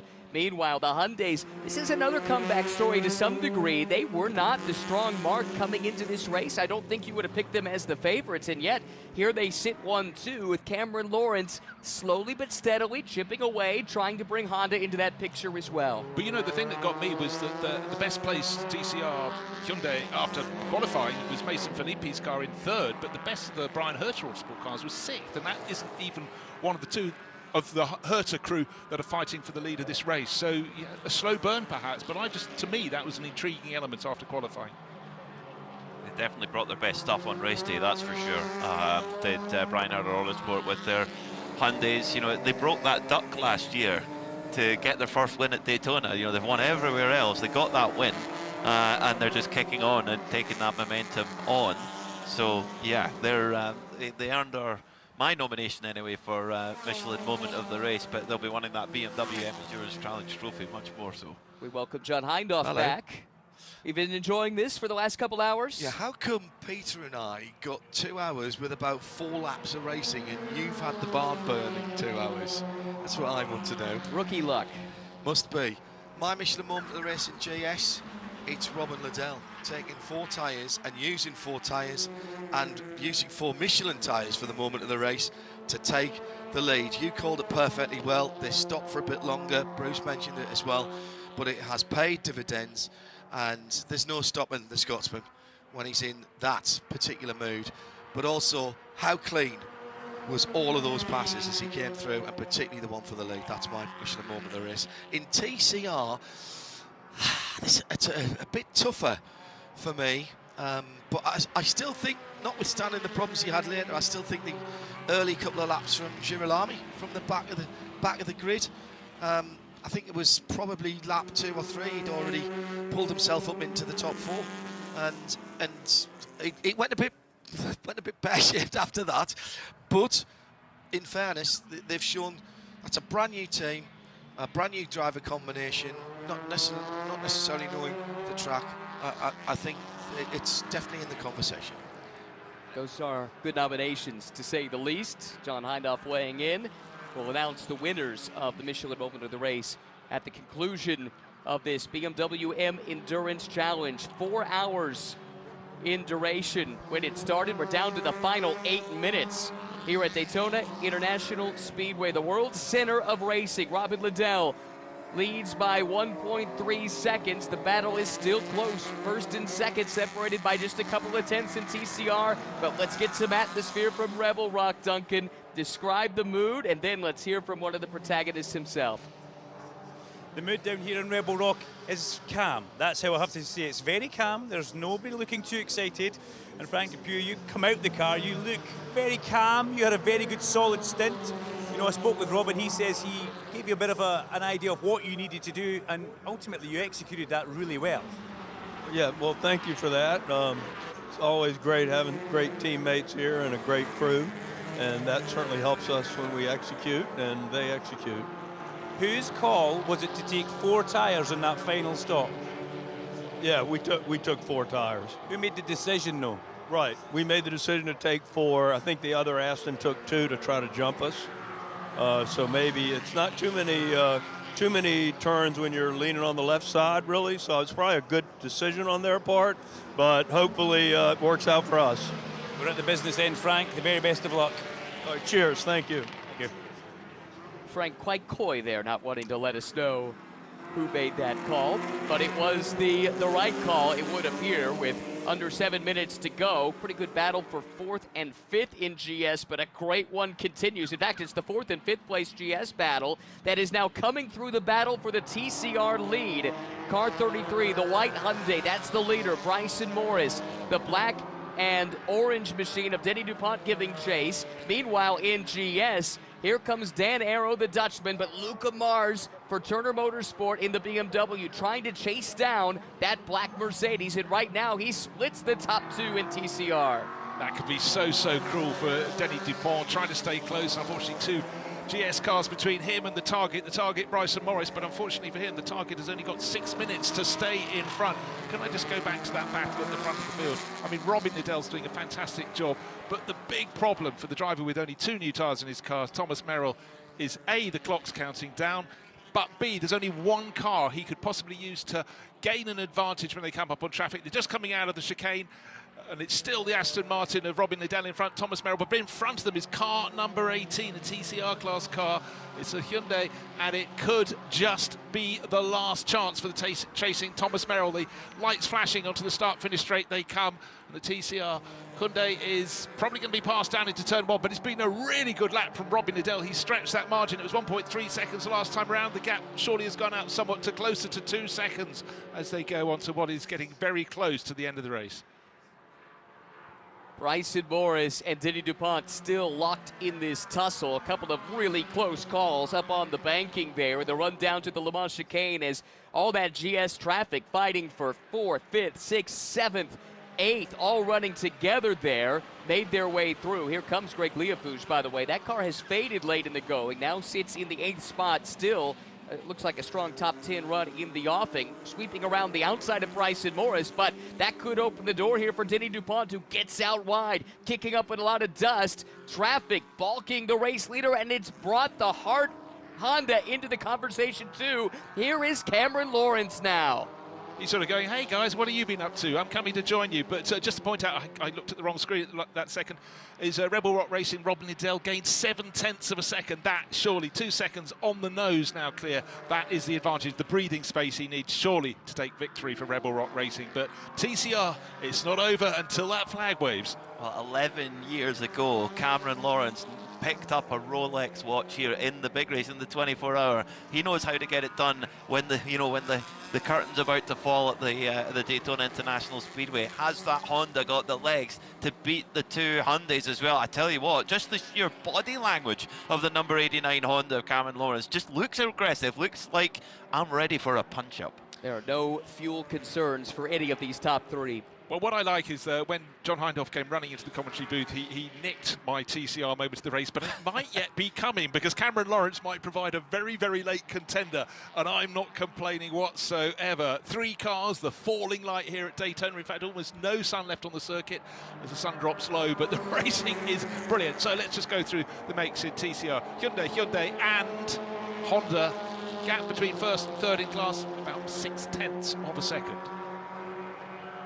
It will be white flag next time by for the GS leader, Robin Liddell. So still basically 2 laps to settle this in TCR, running nose to tail, high-speed freight train through the 18-degree banking on the Daytona Tri-Oval, led by Bryson Morris, trying to win this event once again. Denny DuPont in second place. Then it's Cameron Lawrence who takes a peek to the inside, but the door is slammed in his face, able to back out of it and continue on, but he did lose some momentum down in turn 1. Well, he's going to have 1, if not 2 occasions to try that again into turn 1, but the fighting. I mean, you know, for Bryson Morris and Denny DuPont, brilliant battle, but suddenly for Denny DuPont it's getting harder and harder because that Honda is right on his tail, nose alongside, going up the inside. Is that going to be the passing manoeuvre for the lead in TCR? You on the right side or the wrong side? Who's going to find out? We're all going to find out in any second now, but you know what? Absolutely no quarter given from Bryson Morris, but what happens? Well, what happens is Denny DuPont is not taking no for an answer, and he puts his Hyundai into the front of the class and tucked in behind. Cameron Lawrence is fancying his chance as well as they go up to turn 6. Bryson Morris has driven to the front of the race. The fight is now for second place. Around the outside, here comes Cameron Lawrence trying to break up the Hyundai party at the front of the field. Just a lap and a half to go in the TCR class. Morris and Lawrence side by side, and that's allowed Denny DuPont to pull away, Peter. This could be crucial. Denny DuPont has got 3 or 4 car links now as they rush towards the Le Mans chicane, and also Lawrence trying to use the side draft on his Honda, trying to get that move. White flag is in the air, so it'll be 1 to go when they reach the stripe. Robin Liddell leading in GS. He looks like he's got it sewn up. 1 more lap to go for him, and Lawrence does move through, but loses the momentum onto the straight, and Denny DuPont is scampering away. Yeah, that surely must be job done for Denny DuPont, but the gap between first and second, 2.471 seconds, stretching all the time. Robin Liddell will be winning this Aston Martin versus Aston Martin battle. Rebel Rock Racing ahead of Circle H Racing. Can anything happen? Is anything in their way? Nothing at all as they go out of turn 3, getting to the dog leg. Turn 4, they surely will not catch any of those TCR cars before the end of the race. They'll come close, but Robin Liddell has that cushion, that buffer that surely is enough for victory. Lawrence moved up on the banking there to get behind the 96 Turner car that was coming through, trying to get a sniff of the draft, anything to drag him closer to the race leader, Denny DuPont. DuPont and Preston Brown won 2 of the first 3 races last year. They were on the podium in 3 of the first 4 races last year, but faded down the stretch, missed out on the championship by just 20 points. They've got unfinished business, and it starts here at Daytona. The gap is 0.7 of a second, and the best news of all for Denny DuPont is the fight is still on for second place. Bryson Morris playing tail gunner here for his teammates. He is, yeah, making Cameron Lawrence's life very, very difficult indeed. And there's a Turner GS car in between them, which again is playing into Denny DuPont's favour. So as Denny DuPont snatched this victory away in the closing moments, he could well do that move into the Western Horseshoe. Was just sublime. Well, our race leader Robin Liddell halfway between Speedway 3 and Speedway 4, which means there's very little running for him between him and the end of the opening round of the 2026 Championship. And 4 hours of racing. It's been firecracker. It's been brilliant. Aston Martin 1-2, and the roar as Robin Liddell goes through.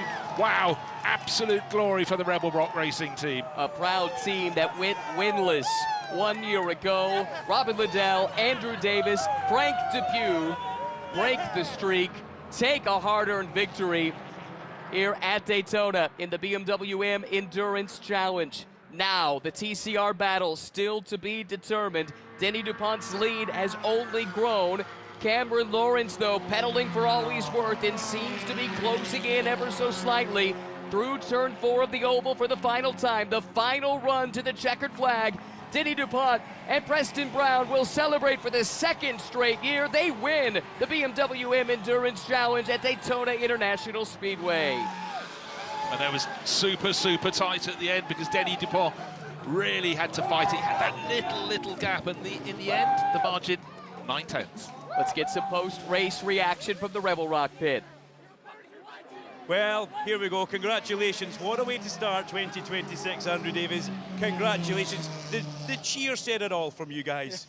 It means a lot, obviously. This is just coming off. It's kind of a one-off race, and winning, this is what we talked about trying to do. It's actually my first win overall here at Daytona after all these years, and I just can't thank the Rebel Rock crew. Aston Martin gave us the best car out there, but the pit stops and the strategy by these guys is second to none over and over again all the time. Frank did a great job on his opening stint. I did what I could, and then Robin Liddell out there doing Robin Liddell things at the end. That was a huge call to take 4 tires. It sure was. It's a team effort, absolutely, and it makes it so sweet. These guys are awesome. Frank, I can see the smile. It says it all. Congratulations. Thank you. Yeah, I mean, I can't. I have to echo what Andrew said. Our crew is amazing all the way through. I mean, everybody executes. We make few mistakes. I mean, most of the mistakes are made on the track, courtesy of me a couple of times. But anyway, everything was clean today. We ran a great race and came out on top. And we've had bad luck at Daytona for a long time, so nice to win it. Are you guys ready to go to victory lane? Yeah, let's go. go. I think we are. Brilliant. Well done. Duncan Vincent with that BDO pit lane report. Time to hand out our Michelin Moment of the Race awards. I don't think there's any question in GS. Surely it's the Rebel Rock decision to go with the 4 tires and then turn Robin Liddell loose, drive them to victory lane here at Daytona.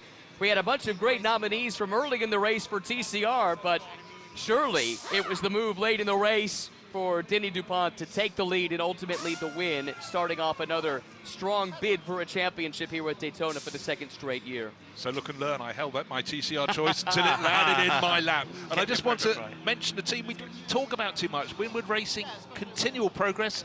We talked about Turner Motorsport, they might be on the podium, but 3rd place at the end for Dan Arrow. It goes to show you work it right through to the end of 4 hours. Let's look at our unofficial race results. Actually, we'll get to that in just a moment. First, a chance to head back down to the BDO pit lane team and Arjuna Kankapati. There has been a surreal sort of a smile over the face of Preston Brown. Back-to-back winners, and let's not forget, before that, a 2nd place as well. Yeah, I mean, a dream come true. What else can I say? We knew we had good pace coming into this. We had a fantastic practice week last week with the Roar. I had my best qualifying year ever, the 5th place quali, and we just drove a solid race. We stayed out of trouble and made our move at the end. You said Bryson did a great job, and I know you want to talk a bit about that, but let's make sure you get your credit as well. Well, thank you very much. Yeah, no, I'm very pleased with my drive, but more than anything, I'm just so glad I get to drive with Denny. He and I are good friends at this point. We've been driving together for a long time. He's helped me be a much better driver, and we have fun both on and off the track. But just to see how well he finished up here today is amazing. I think you know your way to victory lane. Enjoy this one. Thanks a lot. Great work by the BDO pit lane team. If you've got a chance to get to victory lane and hear from the drivers who finished in those cars, we'd sure love to hear from them. But in the short term, let's look at our provisional race results. All of this, of course, pending post-race tech. Rebel Rock Racing, Robin Liddell, Frank Depew, Andrew Davis take the win, and it's a 1-2 for Aston Martin. Amazing result, especially for Circle H Racing. Yes, they have Archangel behind them, experienced team, but it's the first time they've run as a group, and they come home with a strong podium finish. Quietly, Dan Arrow snuck his way up onto the podium for Winward Racing. How about that? He and Bryce Ward completing the podium. A little bit further down, just outside of the top 10, the Heart of Racing, Team TGM. They ran at the front early but faded late. Random Vandals had an up and down day. Power cut issues for Murillo Racing. What might have been for them, if not for that, they still muster a 14th place result. Quiet days for some of the others, including last year's winner in GS, Abitha Farm Motorsport, down just barely inside the top 20 in 18th. Then to the top 25 overall, that's where you find the winner in TCR, Brian Herta Autosport for the second straight year. This had been a house of horrors for them, but no longer. They win 2 years in a row, and once again, it is Denny DuPont and Preston Brown just ahead of the Hart Honda. Great result from them, splitting the top two from BHA. Others further down that had tough days. I mean, this is a list of woe, isn't it? You're looking at these teams that have had their fair share and then some of misfortune over the course of this race, and unfortunately, Bruce, they just have to sit and think about this, fester for the next couple of months until the next round at Sebring. That's the hardest thing. If you drop the ball, you want to get back out and prove you can get it right. Okay, time to consider, but painful time. It is. It's really, and it's a long wait till the middle of March to Sebring, but what a place to go and try and reset. There'll be a lot of teams that have got new packages, new drivers. There'll be a lot of debriefing to do, but also the job that the Aston Martin's done today. You know, the top Ford was in 6th. I mean, it looked all like it was going to be a Ford benefit out there, but motor racing is a little bit more unpredictable than that, isn't it? And was it the heat? Was it that the heat that the Aston liked and the Ford didn't? Maybe. I mean, that's the big difference in the conditions, at least. Well, thank goodness it's more unpredictable than that. That's why it's so much fun. And my goodness, that was an action-packed 4 hours. Sometimes you wonder, why do you go racing for such long distances? Well, the payoff is there in the final few minutes. Both classes coming down in the last half hour or the last half a minute or so in the case of TCR. But what you get, the longer the race, the more emotional release come the end. At the end of 24 hours, people can't control their emotions. They're physically exhausted after 4 hours, but also 4 hours in which they had to keep on top of strategy that was chopping and changing. So the drivers from Rebel Rock getting out now, standing up high on their car in victory lane. They're the ones that deserve the biggest pat on the back. Robin Liddell just got there. Our TV colleagues are talking to Denny DuPont at the moment. We'll be hearing from him, we hope, here shortly.